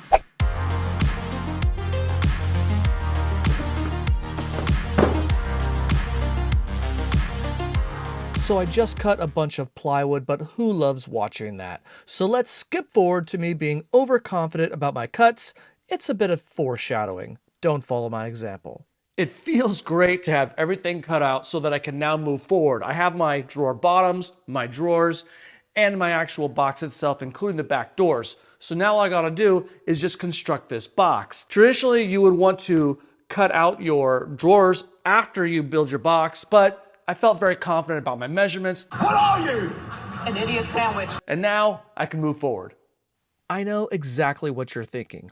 What about the edge banding? Don't worry, I got you covered. But basically, I'm just making a box, and this all-in-one laser engraving station will be packed with features. And honestly, I think I created a new winner in the Shop Project Eye Candy category.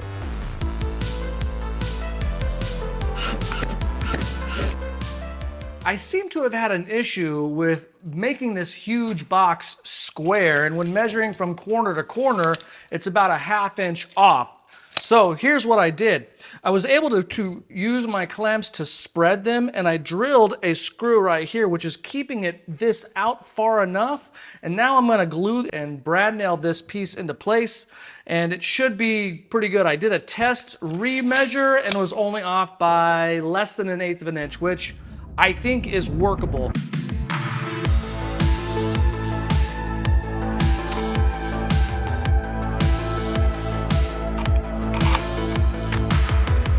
Double check where I'm at. So that's 45 and 1/8. That's 44 and 7/8. It'll have to do. This box is starting to take shape, and I need to put stringers up, but they're not going to be your traditional stringers. Typically, you're going to have them flush right here, and they're probably about 3 inches thick. I went 2 inches thick, and they're going to be inset a whole inch. And the reason why is because I'm gonna have doors here and door hardware. So if I make these too thick, it will run into the door hardware. There's a lot going on the inside here, on the front and the back. So these stringers are crucially important to stabilize. Strategery. Stabilize? That's a new word. Stabilize this cabinet. Top and also one at the bottom.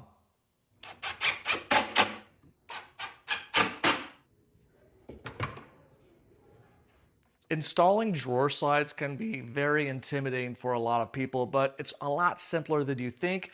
You just need to make sure that this slide is the same height as that slide.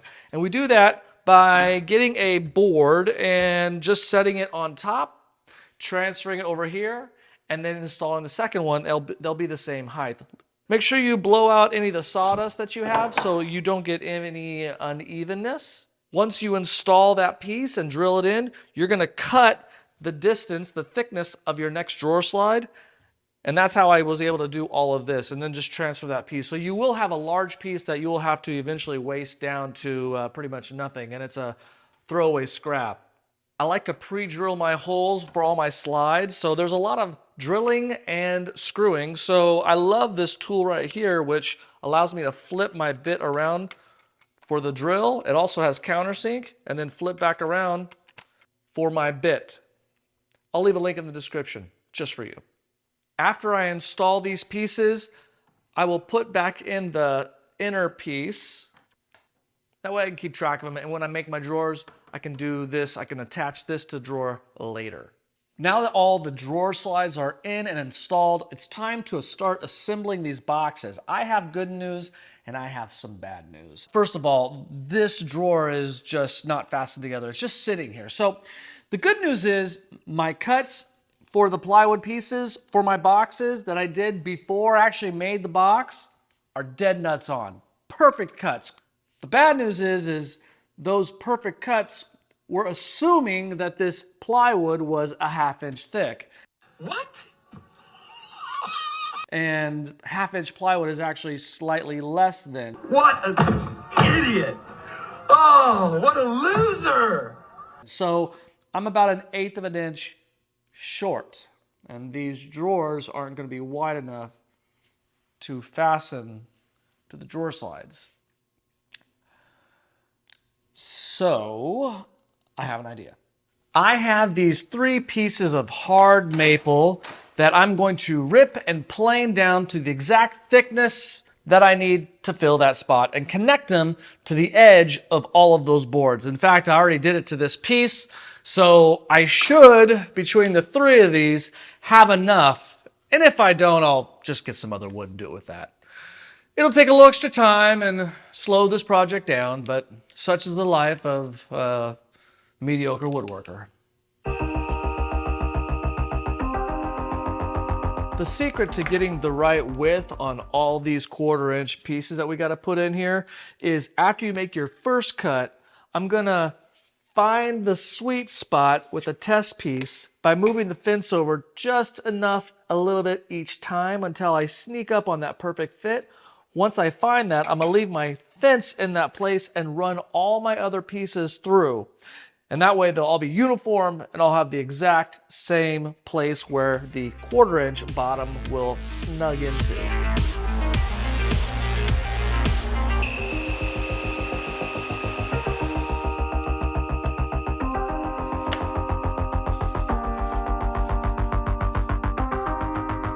That is just right. Now I'm gonna run all these other pieces with that same width and then go back and hog out the middle on all of them.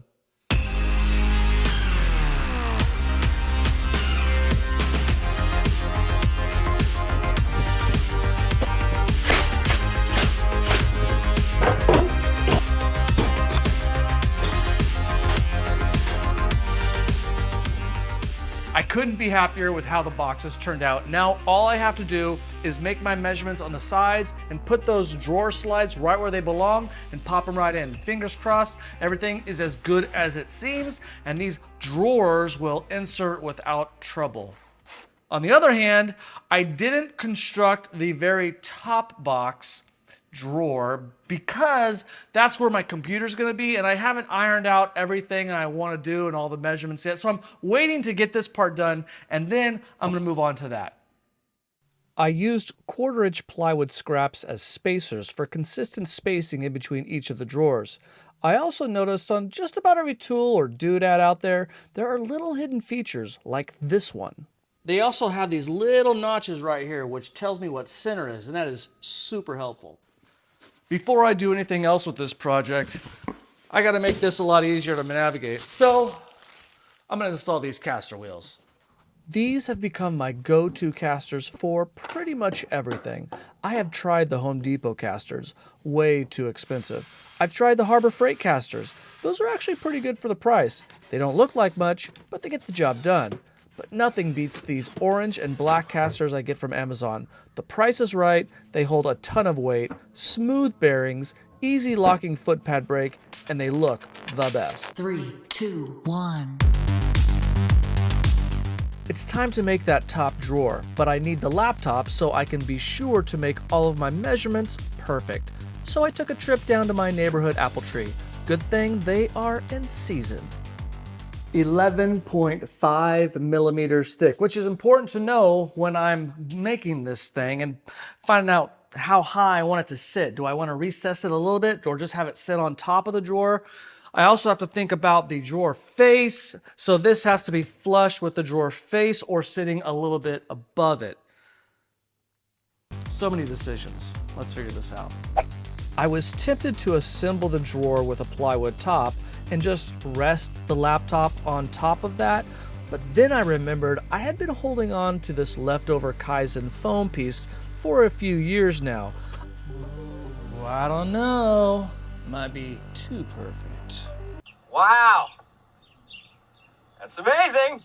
I knew the perfect project would find use for it, and this is that project. Fortunately, Kaizen foam cuts like butter on the table saw, and customizing spaces for any shape is easy as long as you have a utility knife, some nimble fingers, and a bit of patience.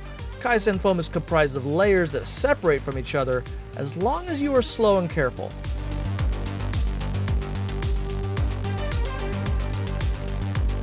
It seems like the older I get, the heavier this plywood gets. The longer I do this, seems like the less help's available around the house. The kids get older and they grow up and move out, have kids of their own, and I'm here just by myself.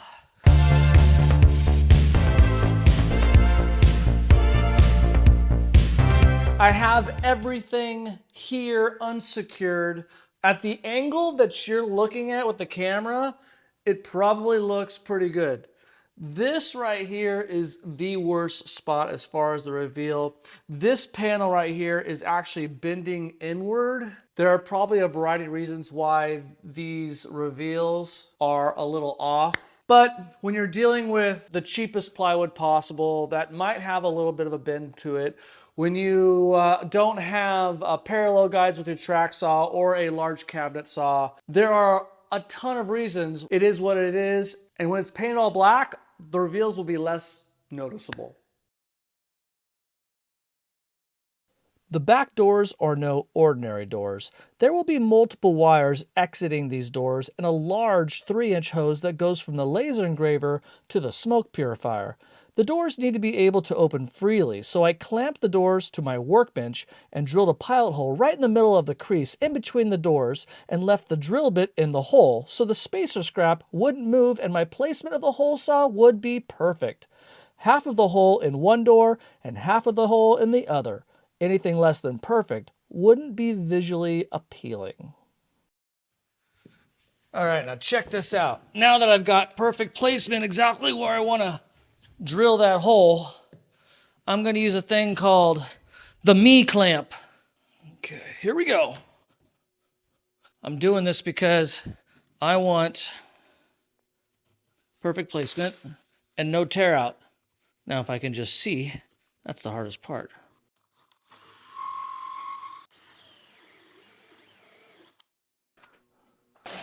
Got it. Moment of truth to see if we got on the other side as well. Wow, not too shabby. Look at that. Making inset doors isn't hard, but you know what is? Finding inset door hinges. I suppose they aren't that popular, but eventually I found them, and if you want some for yourself, I found some affordable ones, so click below if you want some too. Really nicely. Now, the next step is dealing with this air assist, which has the tubes that come up here and connect to the laser. I could just set it right there and that'd probably be fine, but What's the fun in that? I am going to build its own little platform home right here. It also has these little wobbly feet that make it vibrate as it's being used. It kind of creates a silence of vibration, which is pretty cool. xTool is pretty smart by doing that. I need to keep it away from this wall just a few millimeters so it doesn't bump up against that, and it can sit there and silently vibrate as it works. Well, I seem to have not accounted for this brace right here, for these tubes to come through, and well, there's really no area. Well, here's what I'm gonna do. I'm gonna drill a hole with my Forstner bit all the way through with a backing piece right here so it doesn't blow out the back. Even though no one will ever see it, I'll know it's there. We're gonna make a nice clean hole so that those two tubes can come right through. That looks sharp. We'll call this a win. If you have been following my channel, then you know I love to paint my shop projects. It really adds to the ambiance of where I love to spend my time. If I'm going to be here a lot making content for all of you, then I might as well make it a place not only I enjoy being in, but you can enjoy looking at while I film these videos. xTool doesn't know I plan on doing this, but I think they have the coolest laser company logo that I just had to recreate for my laser card.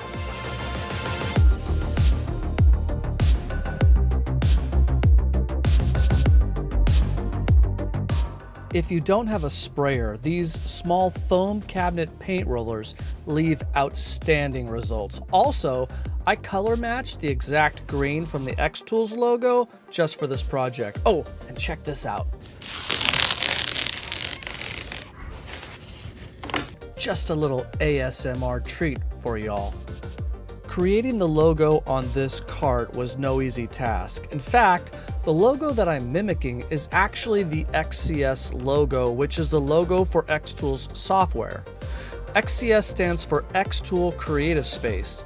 I used this software to cut out the letters for the template, and I found this software to be very user-friendly. Since I'm new to the world of lasers, this made it very easy for me to take what was in my head and then actually pull it off, which doesn't always happen so easily. Getting the logo perfect to scale was a challenge, and what I did was I pulled up the logo on my phone from Google Images, and then I used a ruler to break its size down to 1/8 inch increments. Then I scaled that up to the size of the space that I had to work with on the drawer faces of the mobile cart. Worked like a charm. Footage that didn't make the final cut was of my 2 failed practice attempts at getting crisp lines on the XTOOL.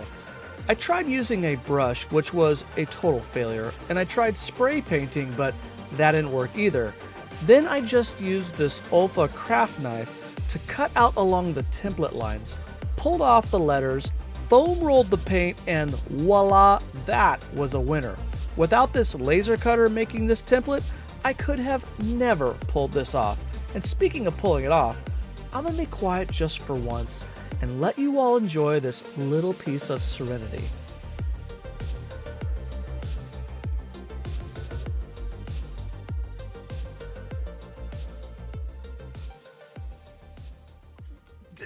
Okay, okay, now we're gonna put polyurethane on this. It's come out better than I can imagine, perfectly to scale. I'm gonna show you a side by side. Look, I don't mean to brag, but I got a hand to myself on this one. I think I nailed it. This is the part of the build that has caused me the most stress because I really haven't done anything quite like this ever before. I mean, I've connected some wires together. That's about it. This button right here is going to be on the side of my mobile cart. So I'll be sitting at the computer like this, laser in front of me, and I can tap the side of my mobile cart and activate the smoke filter, which is really cool, so I don't have to walk around to the back and push the button. It's a little convenience that, to me, really levels up this whole entire project. I've studied this, and I believe I know what I'm doing. Here's what we're going to do. I got wire extensions, so I can reroute it. These 4 wires, which will connect to this, will connect to these 4 wires right here. This is the power source down here where the plug goes in, and this is the actual switch. So this piece is basically replacing what these wires are doing.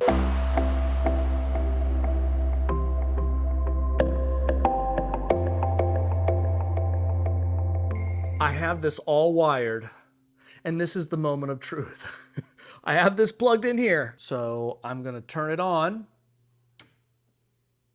And now I'm gonna press this button. And if it works, hallelujah.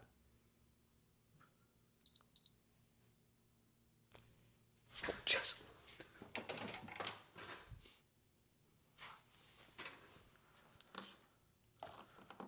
It didn't work. The light turned green and smoke started coming out of this thing. I have no idea what I did wrong. It's 5 days later and I've had to do some soul searching. I believe, after my research, that the button that I purchased, this one right here, is a 5 amp button, and I got this new one from the same company that is a 10 amp button. This is powered on and waiting for me to push this button. If this doesn't work, I'm really gonna have to call for some outside help. So here goes nothing. And it didn't work. And a little bit of smoke came out. It's been about 2 weeks since I last burnt out this 5 amp button, and as you know, of course, I burnt out the 10 amp button, and I quickly realized that I was way over my head with my ambitions and goals regarding this machine. But here's what happened as the story unfolds. I didn't film any of this, and that's because I didn't feel comfortable asking to film other people, and I hope you understand, but let me explain what I consider a pretty cool story.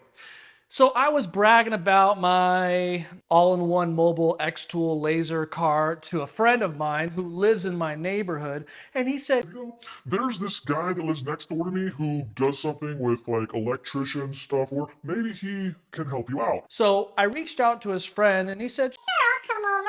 I'll see what I can do to help you out. well, turns out this guy has 40 years of working in electronics and has a degree in electronics, went to trade school and has been doing all kinds of control panels. He was the perfect guy to help me out with this very simple problem. He came over and did a lot of wiring, and I'm not gonna be able to even begin to explain what he did. There's a lot of wires going different places, and I wish I could just give you a simple formula. Hey, if you wanna do this, do it too.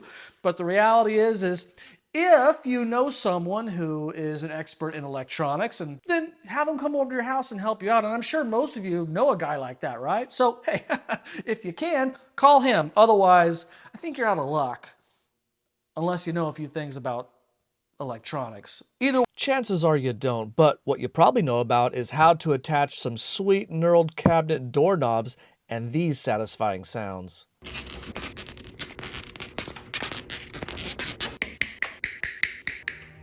Installing this 15 amp button was a breeze after the rewiring of the smoke purifier that was done for me, but don't let that deter you from building your own mobile laser station. You can still do everything that I did minus the new button. It sure is nice to have the laser, air assist, smoke purifier, and laptop all in one mobile cabinet. I added some cutouts on the doors and in the braces for optimal cord management. Just can't deny that I love this build.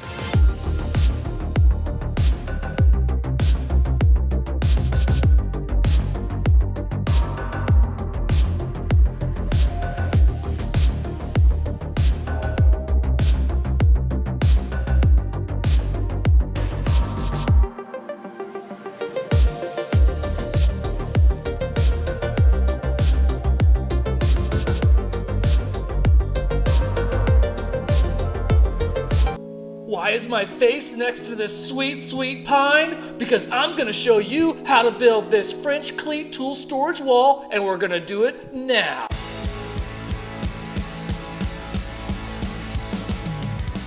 Hey everybody, I'm Carpenter Logan, and you're watching Dude Sawdust. I'm so glad you made it today to watch my video. I'm building a French Cleat tool wall on this blank canvas right here. I painted it Pacific Coast blue. I thought it was something a little different than what other people were doing on the internet. So I need to start building my workshop. I gotta start from scratch, and you get to be a part of it. I wanted to create a grab and go wall. I thought about lots of cabinets and stuff with shelves and things like that. Well, I'll do some of that. But Ultimately, what I want is something that is Logan-proof. Carpenter Logan-proof. Carpenter Logan tends to lose his tools, tends to leave things around. The nice thing about a grab and go French cleat tool wall, it's hard to say, is that I can see all my tools on the wall. Hopefully this will help me not lose them or forget them. I've had times and moments where I went down to Home Depot and Lowe's and I bought a tool or something that I needed, came all the way back, realized that I already have the tool. If you don't know about the French cleat system, it's a little cleat like this, goes on the wall, and then the tool holder has a cleat that meets at a 45-degree angle, and they lock in, creating a force with gravity that keeps the tool holder right there. If your imagination can take you there, if you can make things that will hold your tools, the opportunities are endless for what you can do. Everything from a paper towel holder to a charging station for all your drills. I've seen this all over the internet and other people doing it, but I'm gonna tell you right now, right here, stick around because I'm gonna do a little something different. French Cleat 2.0. In this video, I'm gonna show you something that's gonna take the French cleat system to the next level. I'm glad you came. Let's get to cutting. We're gonna start off by cutting these with a skill saw and using this as a guide for our track. We're gonna cut 6-inch wide. That way we can cut those in half to be 3-inch cleats. Let's get it going.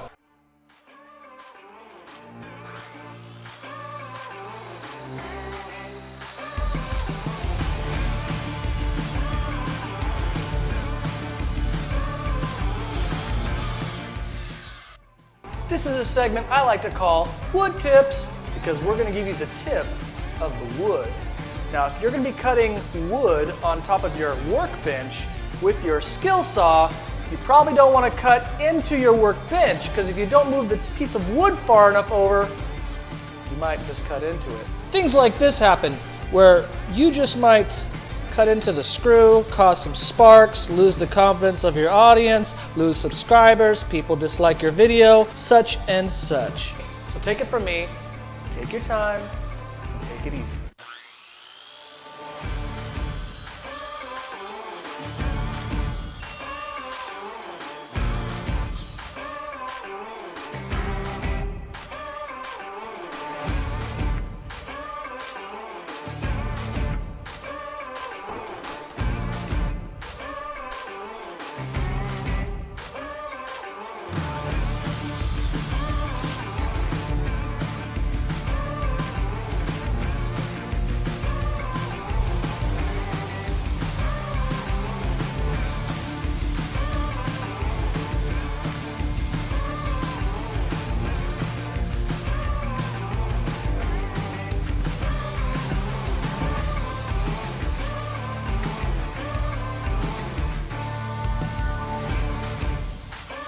One thing we're doing here is we're using 3/4-inch plywood, pinewood plywood. I found it to be a little bit less expensive. Got it at the Home Depot. You could go upgraded with the maple or the Russian, what's it called, Baltic birch or sand. They have a lot of different plies. This one's just a French cleat, so I went with a cheaper plywood, but a good quality. It's the pine veneer, so it's not as nice as the oak or the maple, but it's gonna do in this application.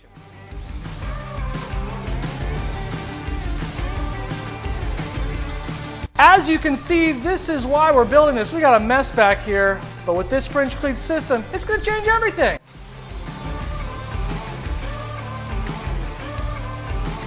So if you're wondering where we know to make our cut on the table saw, first you find the halfway point. This is a 6-inch board, so we go right at 3 inches. Go down to the center of the board, and we can do that by following the different grains here, the different layers. And then that's the middle layer, so you put your dot right in the middle layer. After that, guess what you got there? What's this, Jonas? You called your speed square, right?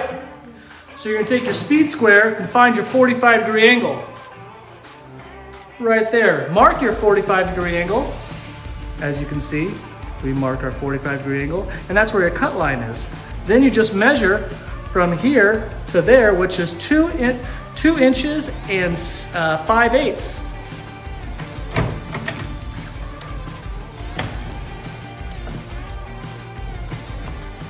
Great job, Jonas. You found where it says, what, 2 inches and 5/8. If you have a table saw that has a ruler on it, it makes it easy to make those cuts. If not, then maybe you need to take your ruler and measure from there to there. But that makes it easy. If you're doing 6 inches, it's going to be 2 inches and 2 inches and 5/8 cut mark.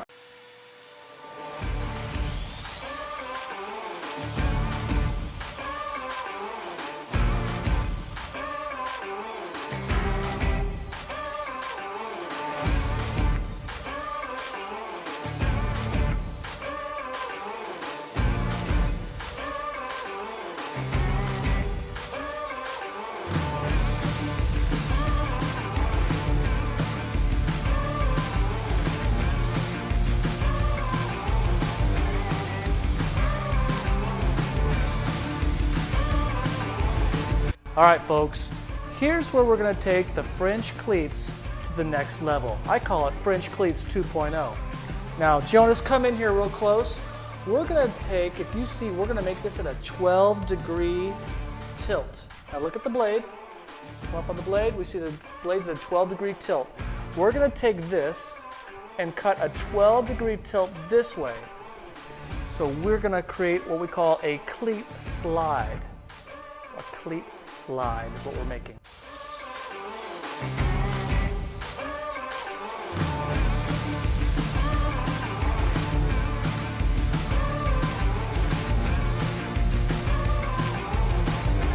Now that we've got our first phase of our French cleats cut, we're going to sand off one of the sharp corners.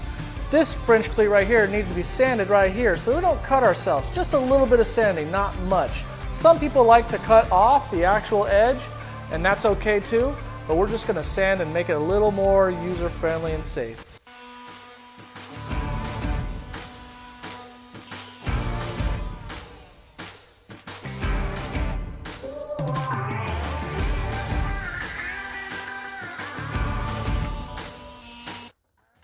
Hey, we briefly interrupt this video to remind you to like, subscribe, and ring that bell. Right, babe? What are you doing?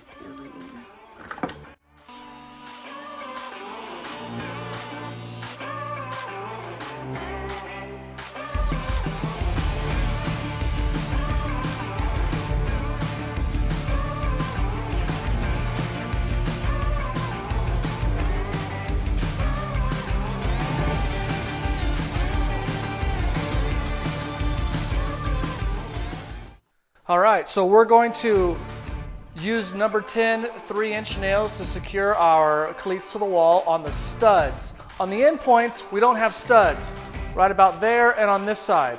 So we're going to use the ribbed anchors to secure them there. They hold up to 23 pounds on sheetrock, and since it's on the end pieces, just gotta be careful not to hang anything too heavy. But the weight that the cleats can carry in the middle is much, much greater. So we're going to use a countersink drill bit so the screws fit flush with the cleats along the wall, not impeding any of the tool holders that'll be up against it. And these screws have a star-like drill bit.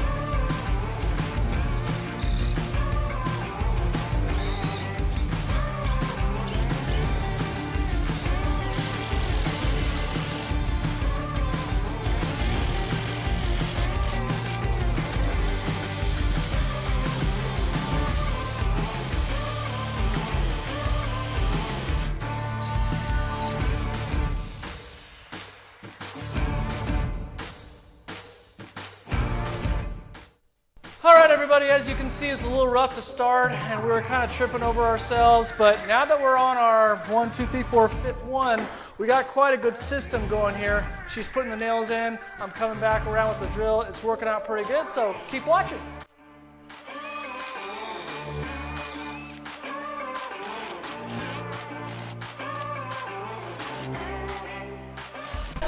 Helps if I have a screw.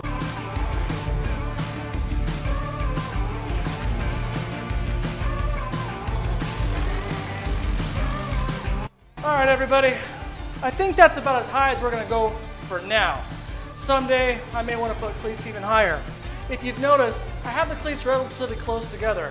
I use 3-inch gaps for in between. What that does is as I maybe hang a tool holder right here, this plate down here, this cleat right here will act as a backing plate. So it allows you to kind of mix and match and be very creative with where you put your stuff. Did you think I was just gonna do this side? Because I got a whole nother side. You guys should stick around and see what happens. I got my wife here, Amy, to help us out. All right, so we have the French cleats up and we're ready to go. I'm ready to start building all the different tool holders for this French cleat system to get this garage in tip-top shape. But before we do that, I promised you French cleats 2.0, and I'm gonna show you how. So come with me. Here, I made a paper towel holder. Things get on my hands and I'm always wiping them off, and in the shop, you know that's always something that can happen. But this little holder, sometimes it can come a little off. Maybe if it was made more shallow, maybe if this piece was down to here, it would become even more loose. I made this deep for a reason, for stability. But it's not 100% stable, as you can see. And that's why I built the cleat slide. We discussed earlier in the video that I cut a 12-degree angle here. But with the cleats that I added to the back of this, I also cut a 12-degree angle. And the slide slides right in. This paper towel holder is now 100% secure. This is earthquake proof. In California, we get a lot of earthquakes, and I love it. So, all you do is put the slide in, the paper towels on, or any tool holder that you're using, and it's a win-win.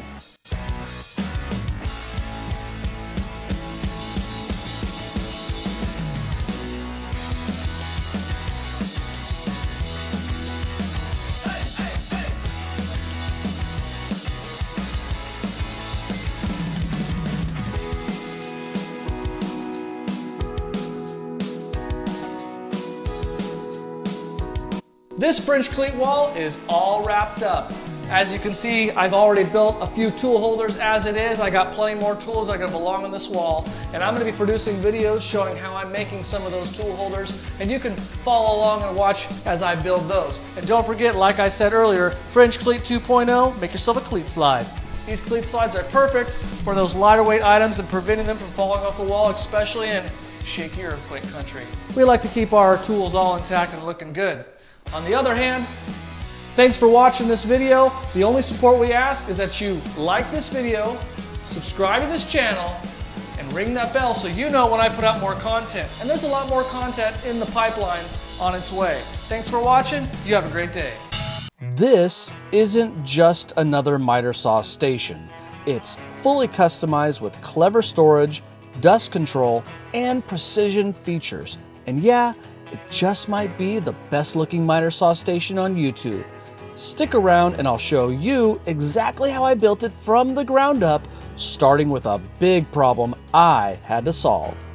I'm facing two challenges when putting the miter saw station cabinets right here. Challenge number one, this curb is about 5 inches high, mostly on this side, a little bit higher on that side, but it is level. The ground slopes this way. If I lay like this, I can feel the blood slowly rushing to my head. So I'm gonna have to accommodate for that. The cabinets have to have a 5-inch toe kick with shims on that side. If I didn't, let's say I did a 3-inch or 4-inch toe kick, I would have to cut a notch out of the back of my cabinet so they'll fit up against this wall. That's not gonna happen. These cabinets are gonna sit right on top of this curb. And speaking of right on top, this is the last project where I anticipate having to do this move right here. I really won't miss that at all. Cutting out the plywood pieces for the toe kicks is pretty straightforward, but the height of these toe kicks are not the standard height. I have step-by-step plans to build this miter saw station, but I have made adjustments so anyone can build them at standard size. Because these toe kicks are 2 inches higher than normal, that means those 2 inches will be taken away from the height of the cabinets. The plans that will be available in the video description below will have those 2 inches added back into the cabinet with standard 3-inch high toe kicks.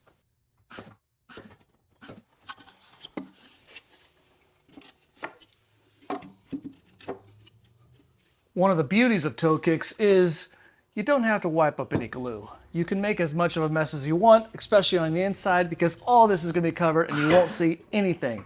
It's just here for structural support and so that my shoe doesn't run into my cabinets.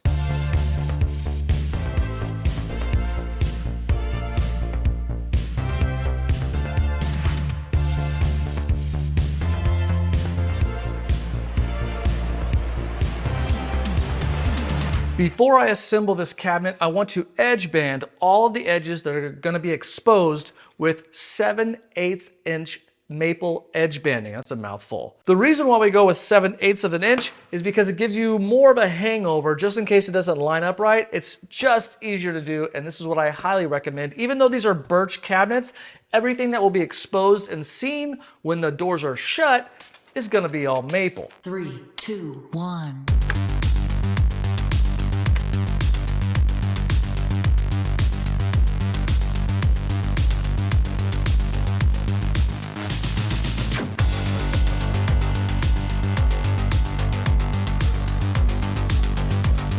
Cutting dados for the mid-panel divider in such a large cabinet makes assembly much easier because it simply self-aligns. I had to creep up on that perfect fit, one rip cut at a time, until the fit was what they call in the industry pure Goldilocks. My plan is to only build these cabinets once, and if I ever move, which is definitely in the plan down the road, then I will take them with me. Cabinets typically don't need to be assembled with glue, but to prevent any racking in a moving van on a long drive with unpredictable turns and road conditions, I want these cabinets to be as strong as reasonable. I say reasonable because glue and 16-gauge brad nails will likely be plenty strong enough. I could follow with screws as well, but I'm not crazy. Initially, when I designed these cabinets, I made a mistake by not accounting for the dados, so my mid-panel divider was a bit too small. So with a little glue and painter's tape for clamps, I was able to extend it and no one will ever be the wiser.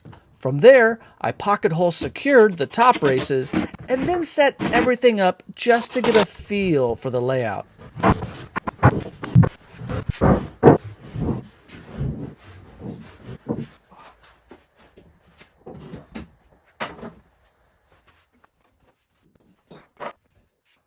This miter saw station will have T-track, and I want the T-track screws to have something more to bite into other than just the 3/8 inch thickness of the countertop that remains. So that's why I'm pocket hole securing this third brace. With a little more forethought, I would have made just one large front brace. I made the drawer boxes out of pre-finished 1/2 inch imported birch plywood. The keyword import actually means a cheaper price and frankly cheaper quality, but they do great for shop projects like this. I cut 1/4 inch deep and 1/4 inch wide dados in all of the drawer pieces for the 1/4 inch bottoms to slide into. Each dado only needed 3 crosscuts on the table saw without a dado stack. If you're interested in knowing how I make drawer boxes, then may I introduce to you me. Constructing the box, real simple. You got your platform and your 3 sides. I've developed kind of a pattern where I just kind of set them all up this way, where this is the bottom and the top, left and right. Or I guess you say front and back, really, left and right. I'm using Type Bond 3. You don't have to. This is basically the only thing that I have. I just apply glue into these dado joints. I don't start at the edge. I start about 2 inches in just because it really doesn't need it the whole entire way. And it eliminates any squeeze out on the bottom if you just leave that gap. You really don't have to use glue. I am only in these areas. And then it's a matter of just placing them right in the groove, or actual dado is what it is.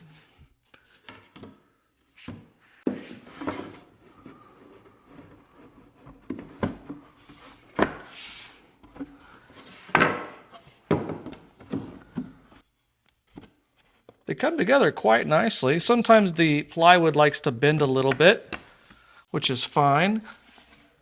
I do the first 3 sides, and I want to make sure that the seams all come together nicely, that there's no gaps, that this piece is not creating gaps right here. When I'm cutting the width of this piece, I like to go a 1/2 inch longer than your front piece, and then I subtract 1/8 of an inch. That way it's not perfect. It gives you a little wiggle room. If you're not using a flat tooth blade, then your 1/4 inch that you cut into the dados is actually a little less than a 1/4 inch. So that's why I do that. Once I have these 3 pieces here, I'm using 18 gauge brad nails that are 1 inch long. And then just make sure you have your seams just lined up perfectly. You could use a clamp if you want, but I don't think there's really a need for that. I go top, and then I go bottom. Once I feel that they're flush, or plumb, or whatever you call it, make sure you move your fingers out of the way, and know that you have a 1 inch clearance. And then I go to the other corner. Once I'm done with these 2 corners, I'm gonna flip around facing me, and we'll just slide in this last piece into the dado. Goes in pretty easy. And then nail in your corners.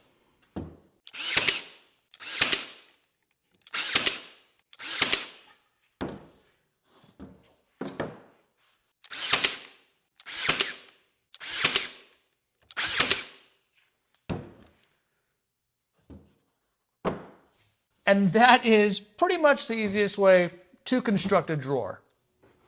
I use these cheap drawer slides from Amazon. They are full extension, soft close, 22-inch slides. Anything I use in this build will have a link in the description if you're interested in purchasing them. It helps support the channel. To install the slides, I marked the center point to the slides onto the drawer box sides. You can technically attach the slides anywhere high or low on the sides of the drawer boxes. It won't affect the function of the drawers. The only consideration is how it looks when you pull the drawers out. Having all of them in the same place or height is what matters most for best appearance. After marking the front and back endpoints of the drawer slides, I used a straight edge between those points to mark a line where I can screw the fasteners to attach the slides. I place the slides where I want them to be and then press with an awl where each screw will be fastened. This makes drilling a little easier so the drill bit doesn't wander on me. I can skip using the pencil to mark since the awl does basically both jobs. To install the part of the drawer slide that attaches to the cabinet, I started from the bottom and worked my way up. I put a 1/2 inch piece of plywood on the very bottom to act as a spacer. This is so the drawer isn't dragging on the bottom of the cabinet. For the next drawer up, I would put spacers on top of the sides of the drawers, and then that same 1/2 inch piece of plywood. Then I would place the drawer slides on top of the 1/2 inch plywood and secure the slide to the side of the cabinet. Next thing you know, the second drawer is installed. Pretty easy. It was just a matter of rinse and repeat from this point on for the remaining drawers, and I had a lot of them, 24 to be exact. The spacing in between the drawers wasn't exactly the same for each drawer, so I had to custom cut some of the spacers. I fixed this in the PDF build plans. It is much simpler where you just need one size spacer because all the spacing is uniform. With all of the drawer slides installed, this was the perfect time to take all 24 of the drawers out of the cabinets so I could properly install the toe kicks and cabinets to the grounded wall. You probably didn't even realize that I had not done this yet. I didn't want to scratch up the cabinets even though no one would see the underside, but with the help from some moving blankets, I was able to get all of them set aside on the other side of the shop. With my trusty shop-made shim jig, I was able to make my own shims.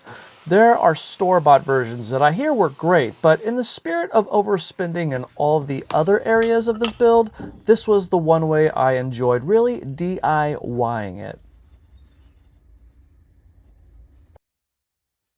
It's fairly standard for garage floors to slope down towards the garage door exit.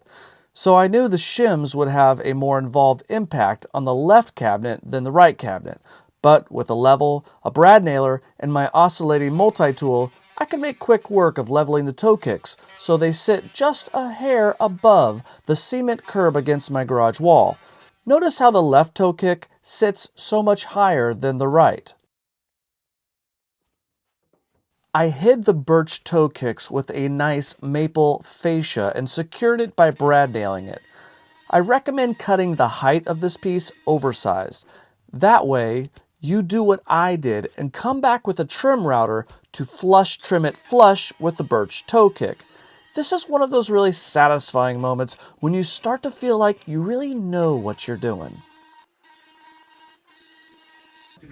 With the toe kicks shimmed and level, and with the help of my always faithful helper Jonas, we got the cabinets up on the toe kicks and prepared them for securing to the wall by using a chalk line to make sure they are in line with each other. I didn't really need the chalk, but the string is what is really important. So all you really need is a string and a way to make it tight. Walls are never perfect, and this garage wall is probably an extreme example. The farther it moves to the right, the deeper the wall is from the cabinets. So I really had to be aggressive with the shims, but that's where my oscillating multi-tool really saves the day. I played around with different size scrap pieces I had laying around, and off camera, I even thinned some of them in my planer to get the perfect thickness. Things are starting to come together around here, and I'm pretty pumped because this is a place that I want to be in, that I want to spend time in. It's these little details that make it worth it. I need to put a tabletop here, and I want to scribe it to the wall. I don't want gaps, and neither should you. So I'm going to take this 1/4-inch piece of plywood and put it up against the wall and use this scribing tool called the Perfect Butt and create a profile that matches the curve of the wall because it's not straight. There's a gap here, it touches over here, and it touches over here. I'm going to do the same thing with this piece over here, join them together, and create a template that I can now cut out the tabletop. Once I created the scribe line, I took it to the bandsaw and carefully cut along that line. This could be done with a jigsaw, and some even do it with a belt sander. Whatever you use, it just takes a little patience and a bit of finesse to get it perfect. I ain't gonna lie, that looks pretty good to me. And then with a little double-sided tape, I had myself a template. I stuck the template to an oversized piece of plywood and then template routed with a flush trim bit. I cut out the rest of that countertop with my track saw, taking note to leave enough overhang for the front and right side. Taking account for the full overlay drawer fronts, I traced the correct size overhang so that I could cut with my jigsaw almost to that line, and then finish it off with a flush trim router, both on the front and on the right side of the countertop. And now I have a perfectly cut countertop in an imperfect space. And of course, what I did with the left cabinet countertop, I did the same with the right countertop. The only difference was scribing just the back wall and having to flush trim the other 3 edges. You'll notice I didn't secure the countertops, but more on that later. The next step was to construct the mid cabinet. The way I built this cabinet was a little different than the side cabinets, which was with glue and brad nails. Cabinets don't have to be made with glue. Screws are plenty strong enough, but the side cabinets are made so that I can transport them in the future if I ever decide to move, which I kind of plan on doing, because these cabinets are coming with me wherever I go. The cabinet, the mid cabinet that is only made with screws and no glue. The reason for this is because if I ever get a different miter saw, I want to be able to replace or adjust some of the pieces so it can fit. I can make the sides shorter, I can replace them to be bigger. Sure, it takes work, but it's a whole lot better than contending with a glued plywood butt joint and even having to build a completely new cabinet. I really didn't need to secure the mid cabinet to the wall. It was much easier to just fasten it to each of the side cabinets. If your mid cabinet is perfect, then it will fit perfectly.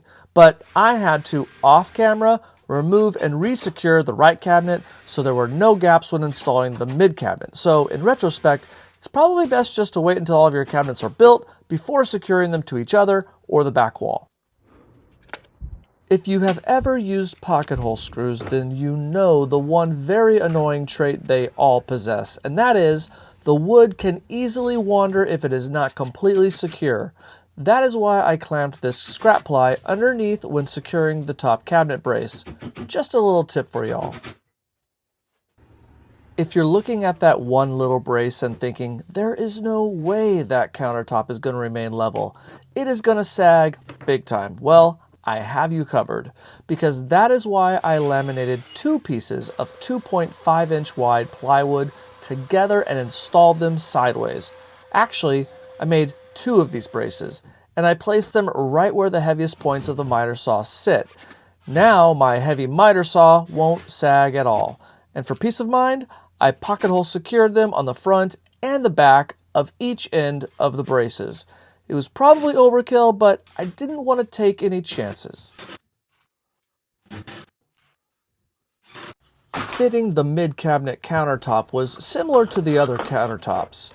I cut some 1/4-inch plywood to make templates, scribed the 3 sides with the perfect butt to make a 3-sided template, cut along the scribe pencil line on the bandsaw, double-side taped the 3 plywood pieces together, take that template over to a much larger piece of plywood, trace it out, cut it out, and then route it out. And there you have it, a perfectly scribed countertop for an imperfect sized space.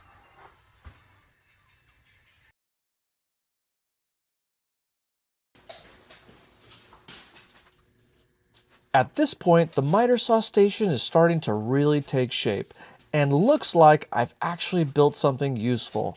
And as you have probably guessed, it needs some drawer faces. Whether you are using a cabinet grade table saw or just a track saw like me, it doesn't really matter. The track saw takes a little longer to set everything up, but the end result is the same. I suggest edge bending all of your faces after you cut them out, and don't forget to keep them organized as well. And be sure to take your time measuring them just right. And then it'll be time to attach those drawer faces, which can be the challenging part.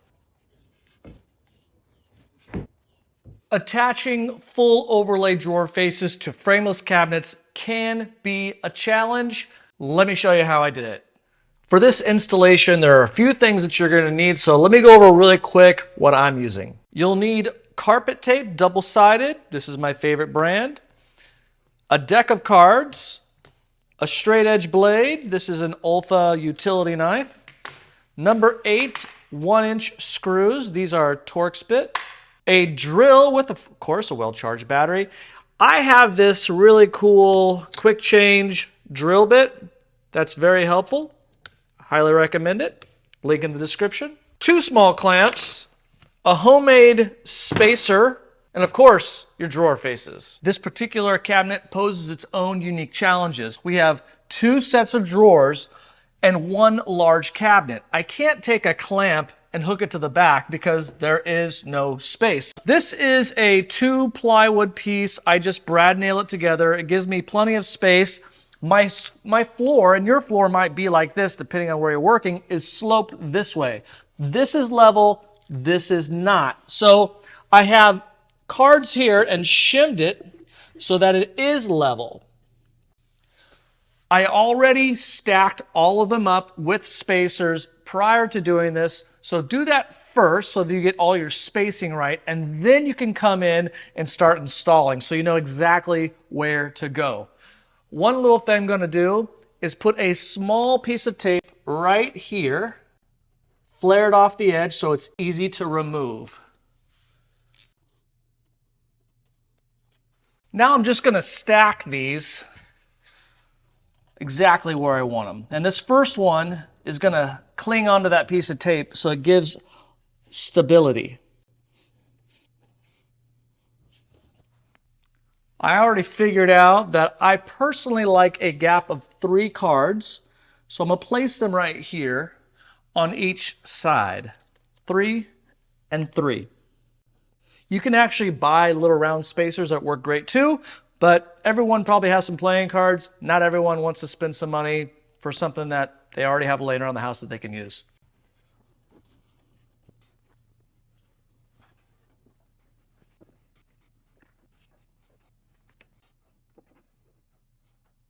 I find the perfect position working my way from the bottom to the top. Once I establish this, I will install and screw them in from the top, working my way down. This poses its own unique challenges because where do you put the clamps? How do you keep them stabilized? It can become very tricky. So this is what I'm doing in this particular situation. I'm a big fan of this full overlay look. I think it's so classy. I think if you get your gaps right, it looks smooth and sexy. Honestly, I know the shaker style doors are very popular. I think this has a more modern look and I love it. Let's get this top drawer installed. So what we're gonna do is we're gonna gently remove these spacers and remove this drawer. I'm gonna apply some double-sided tape. You could do one whole strip. I personally like to do 1, 2, and 3.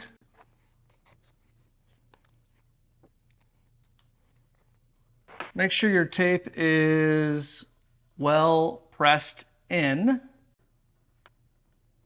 Then remove the top film layer. Now, put your spacers back where they belong. This one's a little tricky just because this drawer sets a little bit lower. And I only use 2 spacers for this drawer here. The rest are all 3. The drawer face might sit a little recessed from your frame. So this is where this becomes real important to have this middle tape here. Place your drawer face exactly where you want it. Now where it's at right now, you can see it moves, so it's not adhering to that tape. So what I'm gonna do is press in the middle really tight. That top is not secure yet, so I wanna really press it in. So it's gotta adhere to that tape. So now it should be creating contact while maintaining these gaps. So we're gonna remove this spacer. Be careful so these don't fall. And then I'm actually gonna remove this spacer as well for the drawer below it. So we need to remove this to get it out of the way. Pull this out. And now keeping this secure, I'm gonna grab underneath and I'm gonna pull out and press. So now it's got full contact and it should be secure, but I still wanna clamp it. Once clamped, I'm just gonna drill in where I want those screws to be. Make sure these screws are not anywhere close to where your hardware is gonna be. Got my number 8 1-inch screws.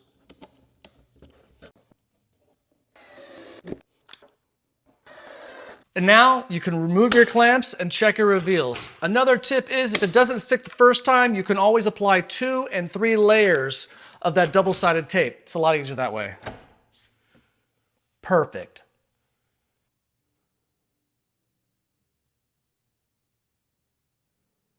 For the second drawer, we're gonna go ahead and apply tape again. In fact, for this one, I'm gonna go ahead and just put 2-ply. We're gonna put our spacers back in, 3 cards, and let's set it right where we want it. Give it a really good press. Let's double check our reveals. Looks good. If we remove this and it doesn't sync, then we have adhesion. Awesome. So let's remove the one below. Pull out the bottom drawer. Pressing, making sure we got good contact, and we're going to clamp it in place.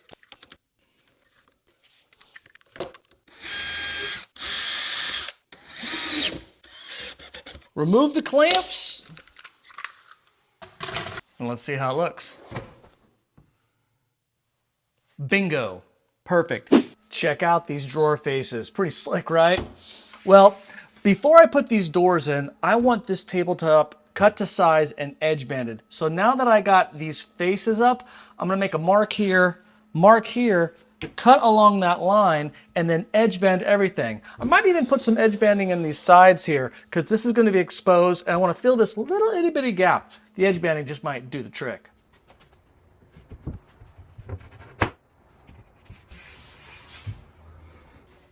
If you are watching this video because you purchased the PDF build plans, take note that it is best to cut out your mid-cabinet doors once you get to this point in the build and not in advance. There can be slight variances once you put it all together, and getting the perfect fit is ultimately what you want.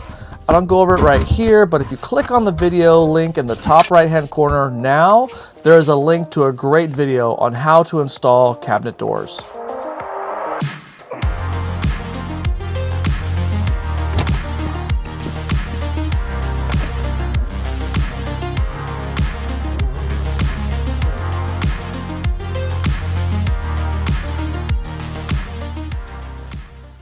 I was checking out Michael Alm's miter saw station, and he had these little cubby things right here, and then the table gets to extend even farther, closer to the miter saw table. You know, they say imitation is the best form of flattery. These three-sided boxes serve a great purpose in bridging the countertops to the miter saw tabletop. Not only that, but they make great cubbies for whatever you want to put in the drawers. Eventually, I ended up securing these to the mid-cabinet countertop by screwing a fastener from underneath straight into the edge of the plywood. There are no drawer slides or fancy drawer mechanism. They just have a friction fit, and you can make them as deep as you want. The top should extend all the way to the wall, and because it is only just over 5 inches wide, there was no need to scribe it to the wall, which made building these two cubbies a lot easier. Also, I'll tell you this now because I don't highlight it later, but these cubbies will have a T-track, and the screw that keeps the T-track in place actually extends through the plywood. And since the screw sticks out into the drawer space, it acts as a stop. So if I pull out the drawer, it won't come all the way out. I thought it was kind of a happy accident.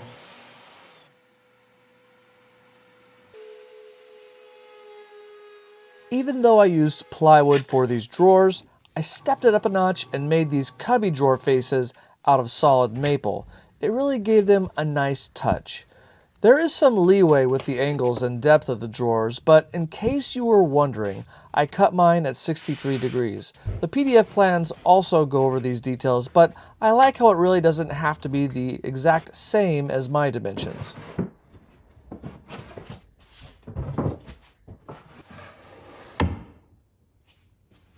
Grab that. Before I move on to anything else, I want to pre-countersink all of my countertop screw holes. In order to do that, I need to know where my T-track will be. I used a carpenter's chalk line to snap in place exactly where I want it, which is a little in front of the miter saw fence. With a little help from Mrs. Sawdust, who held the end of the line off camera, I was able to dial in the perfect placement. And countersinking was a breeze with my brand new countersink bit with a depth stop. This is one of those tools I should have bought a long time ago. Placement and color of the screws is no accident, by the way. I carefully measured the perfect spacing for the best look while still capturing solid countertop stability. Routing the T-track on the right side cabinet was pretty straightforward. I just needed to clamp down the mid-cabinet cubby with a pipe clamp.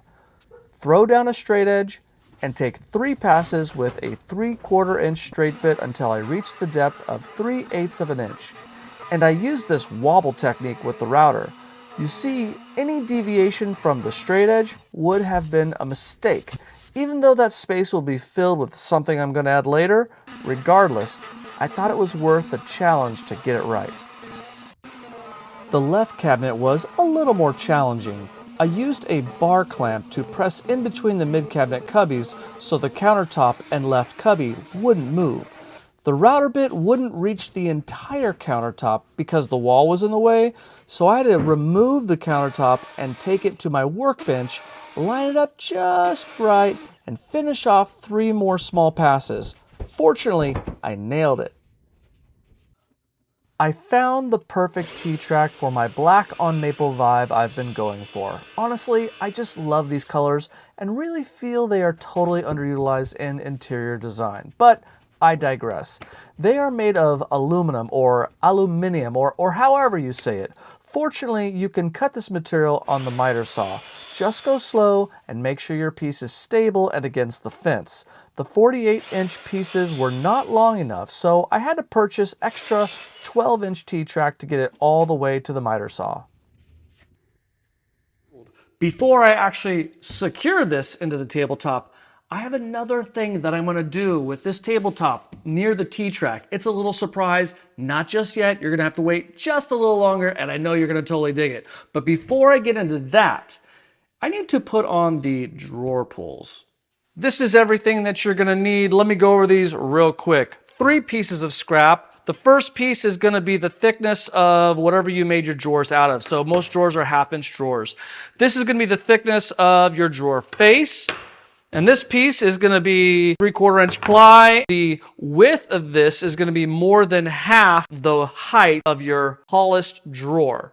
We'll get to these later. You're going to need your hardware, of course, a pencil, combination square, painter's tape, something to measure with, an extra piece of scrap, a drill with the appropriate drill bit, a brad nailer or something to secure. There's other options as well. 2 6-inch clamps, or you can go 12-inch. 2 deep throat clamps, and you only need these if you have deep drawers. Otherwise, you can just stay with these kind of clamps, but we're going to use both. Also, the appropriate screw that goes with your hardware. This is 1.5 inches because I have a 3/4-inch drawer face and a 1/2-inch drawer, so 1.5 inches is what we need. Let's start off by making the jig.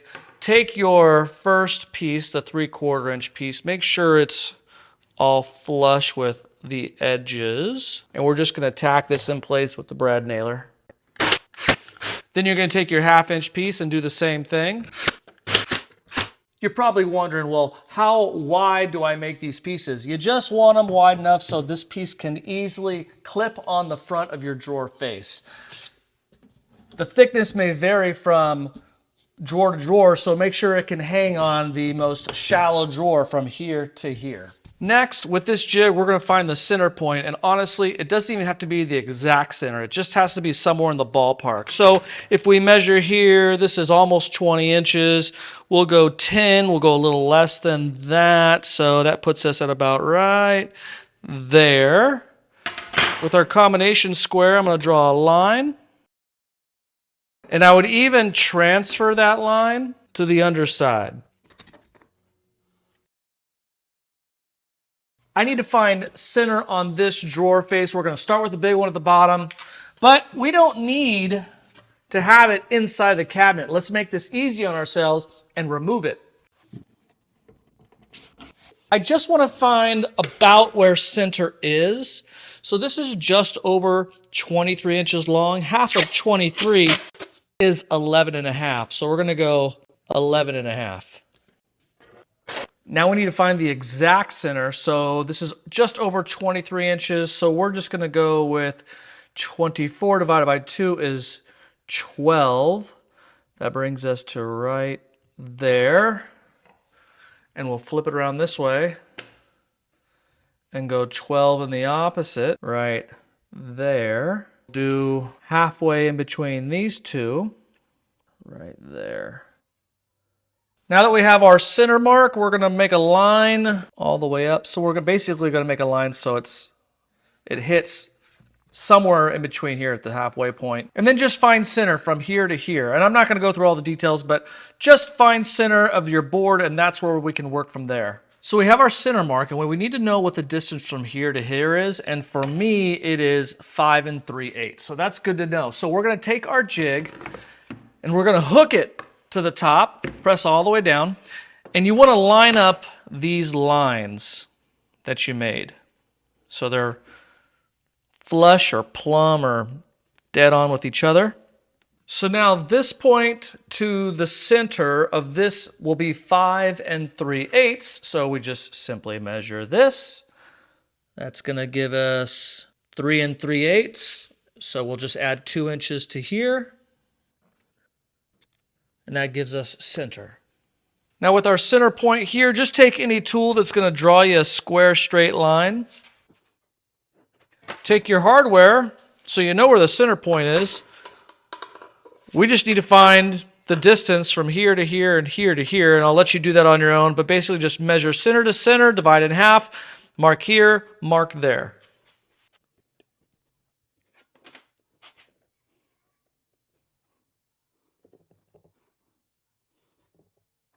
Now we're going to drill our pilot holes. You can use a drill. If you have a drill press, use your drill press, and that can ensure that it's super straight, but a drill will do.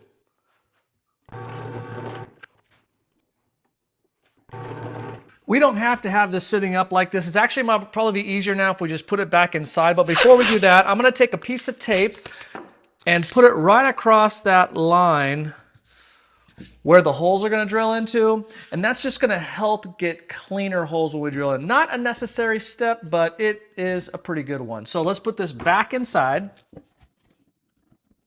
Now this is a crucial step.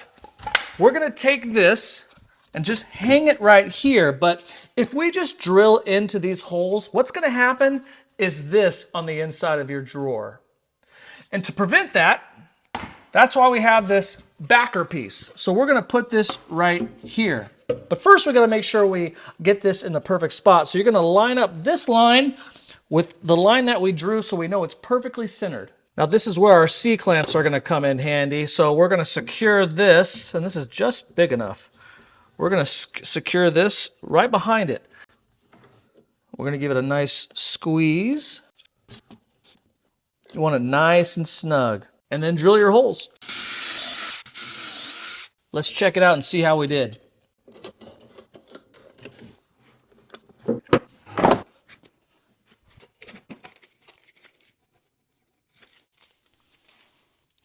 Here we go.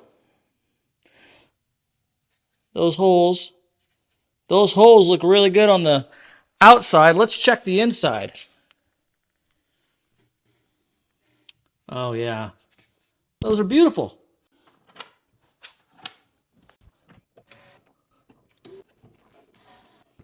With that same jig and that same process, I'm gonna go ahead and do these other 3 bottom drawers, and then I'll show you what we're gonna do to that jig so that we can do these other size drawers.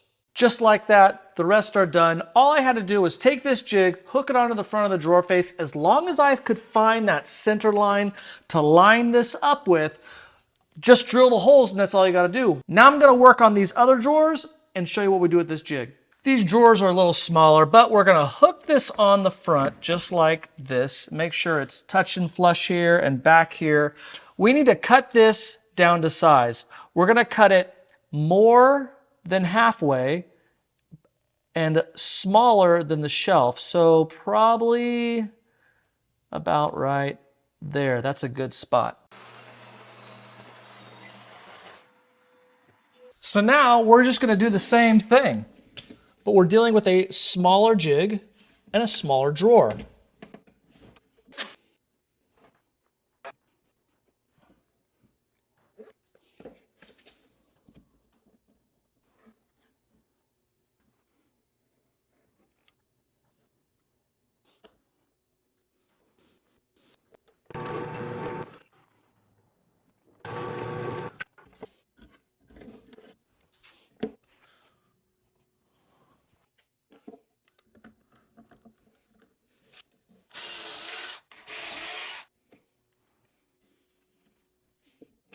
So when moving to the smaller size drawer face, you just cut down your jig.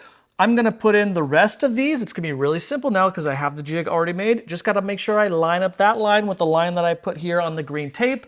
I'll then cut it down again and do these last 3, 6, 9, 12 drawers, and I'm gonna show you what it looks like at the very end. Not too shabby. Perfect alignment every time. This miter saw station looks amazing. It's not even done yet. I got so much more to do.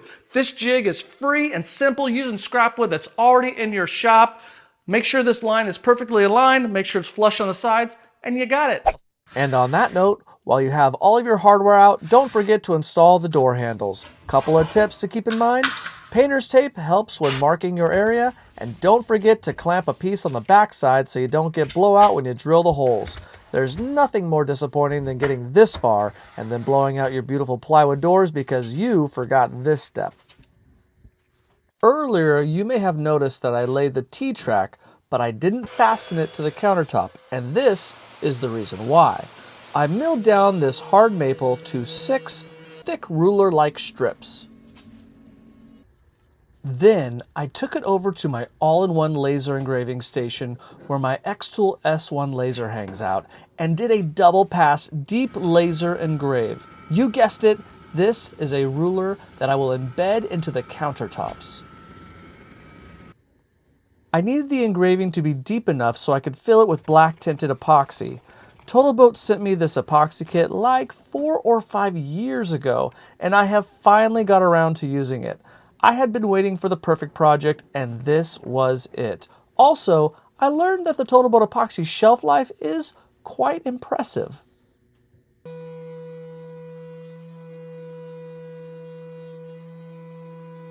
The most challenging part was dialing in each of the 3 segments of the ruler so no inch was too long or too short. Otherwise, that would throw off the entire ruler. If I had a laser engraver that was 48 inches wide, then maybe I could do it. Now that I think of it, this laser has an attachment that allows for laser engraving of long pieces, but I don't have that attachment. Anyway, I had to make several teeny tiny shaves until it was just right. Then I would compare it to my tape measure, just because I know through experience building multiple projects that it is very accurate. Once I dialed in the inches, I could make some adjustments on the width of the rulers. So with a little touch-up with the table saw and with the help of a featherboard or 2, I was in business. Inlaying this ruler really is one of those specialty sort of add-ons, and even though I have PDF digital build plans that show you how to build this miter saw station, the plans do not include any details of how to make this ruler. So hopefully, if you're interested in making your own ruler, this video can act as a visual aid and give you enough direction of how to do it yourself. And using the router in the correct direction, I routed out a channel deep enough in the left and right countertops with multiple passes with that same 3/4 inch router bit. The key is light passes, take it slow. Oh, and guess what? I'm using a Harbor Freight bit, and I've been using the same one for the last 5 years, so take that for what it's worth.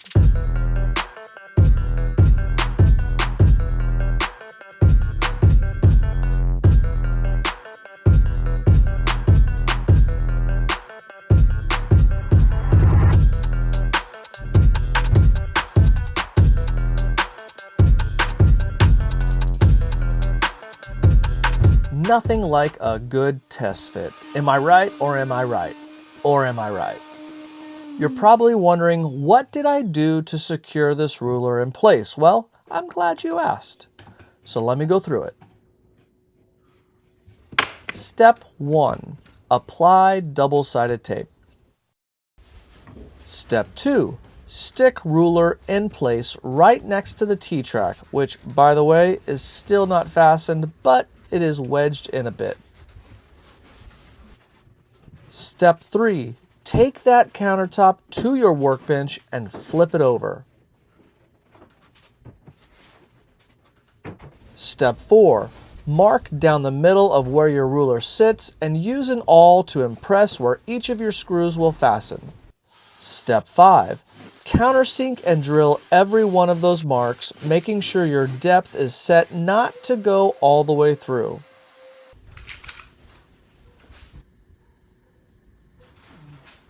Step 6. Fasten each 5/8 inch screw. Step 7. Transfer over and flip upside down the associated mid-cabinet cubby and place the short piece T-track in its place. Step 8. countersink drill and fasten the same screws. And finally, step 10, get help to carefully flip and transfer the countertop back to the cabinet. Help is important because you don't want the weight of the cubby to damage the ruler since their only connection is the ruler. I skipped step 9 because 10 steps just sounds better than 9.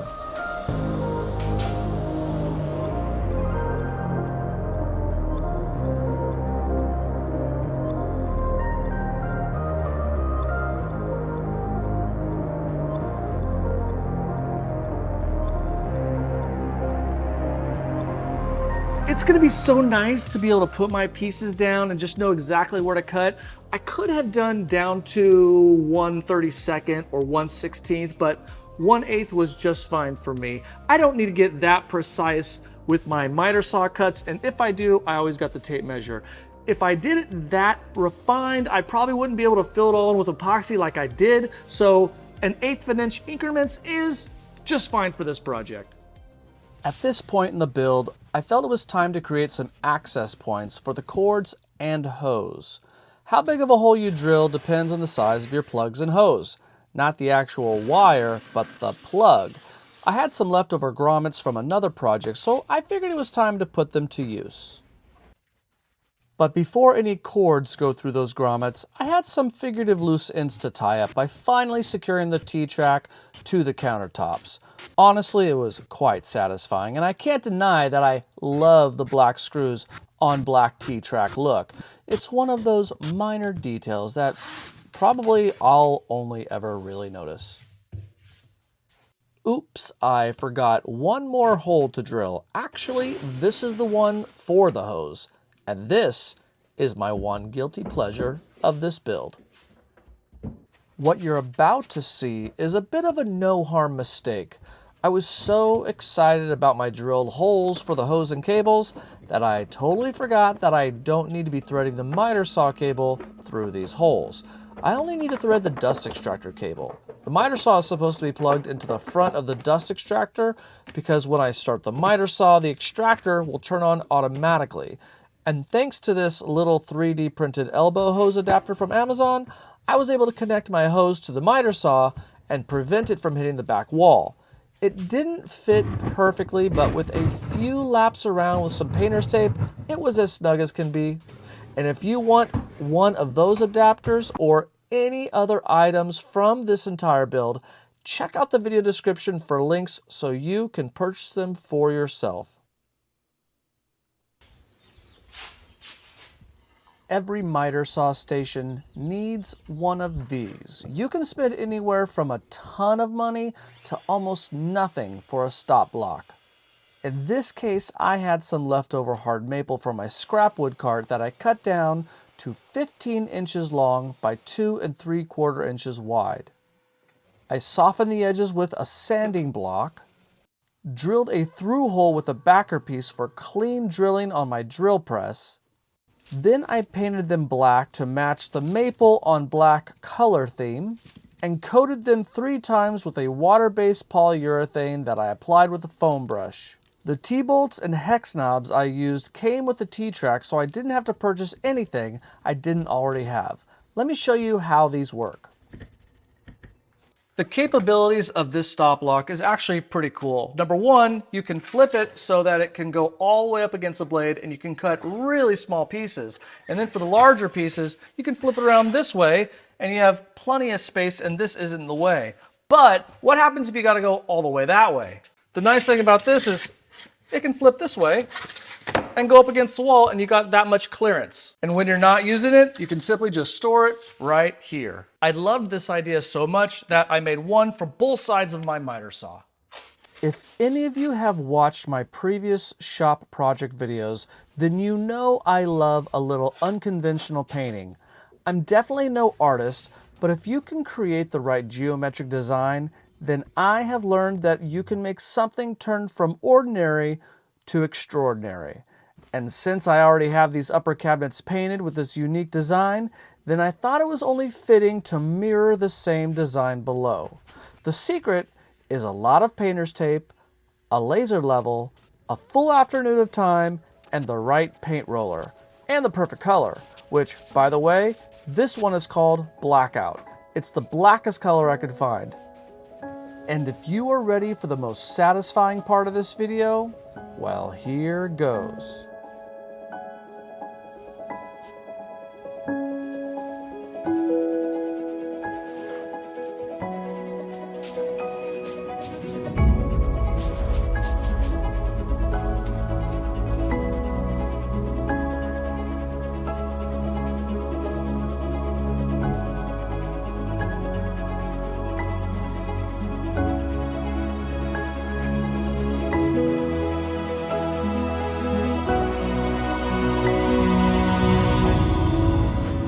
I think I just got the woodshop chills. Ooh, man. A little flustered there. Okay, so anyways, I gave the paint a few days to cure before coming back to tape and paint the contrasting black lines. Any paint that got in areas that I didn't want, especially the edges, were easily sanded off. In the end, the paint job was dead on perfect.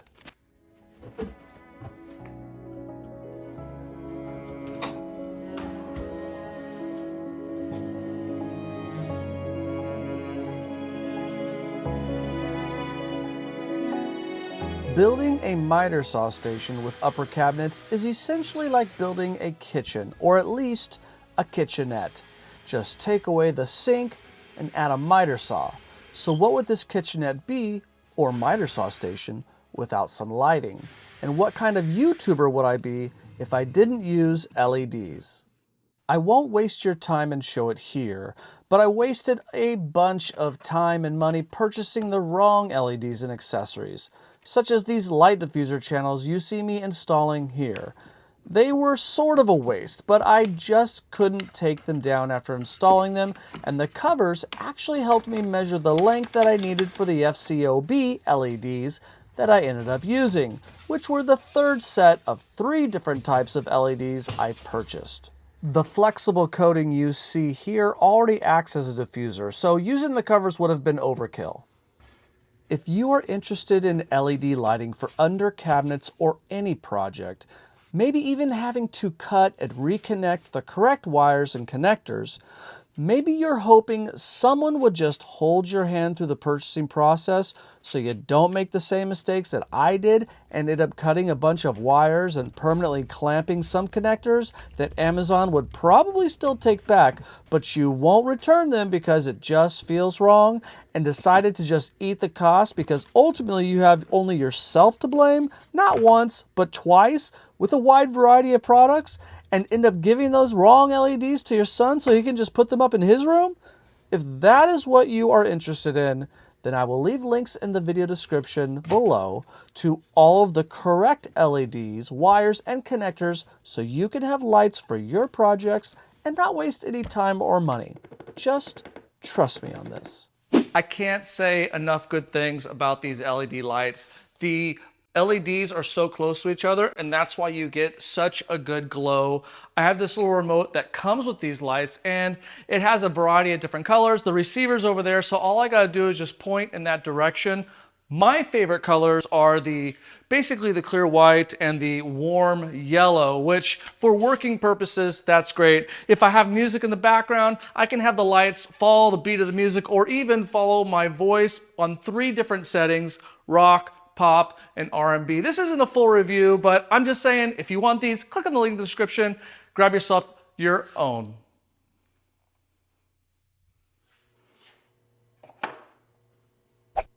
If you've made it this far in the video, leave a comment below. Tell me what you think of this whole build. Start your comment with pale legs. I'll accept sexy legs as well. And in the top right-hand corner, there's a video that you're gonna watch next about how I built these upper cabinets. If you purchase the miter saw plans, it comes with free plans for these cabinets as well, so you have the entire 11-foot setup. Click on this video. Thank you for watching. I'll see you on the next one.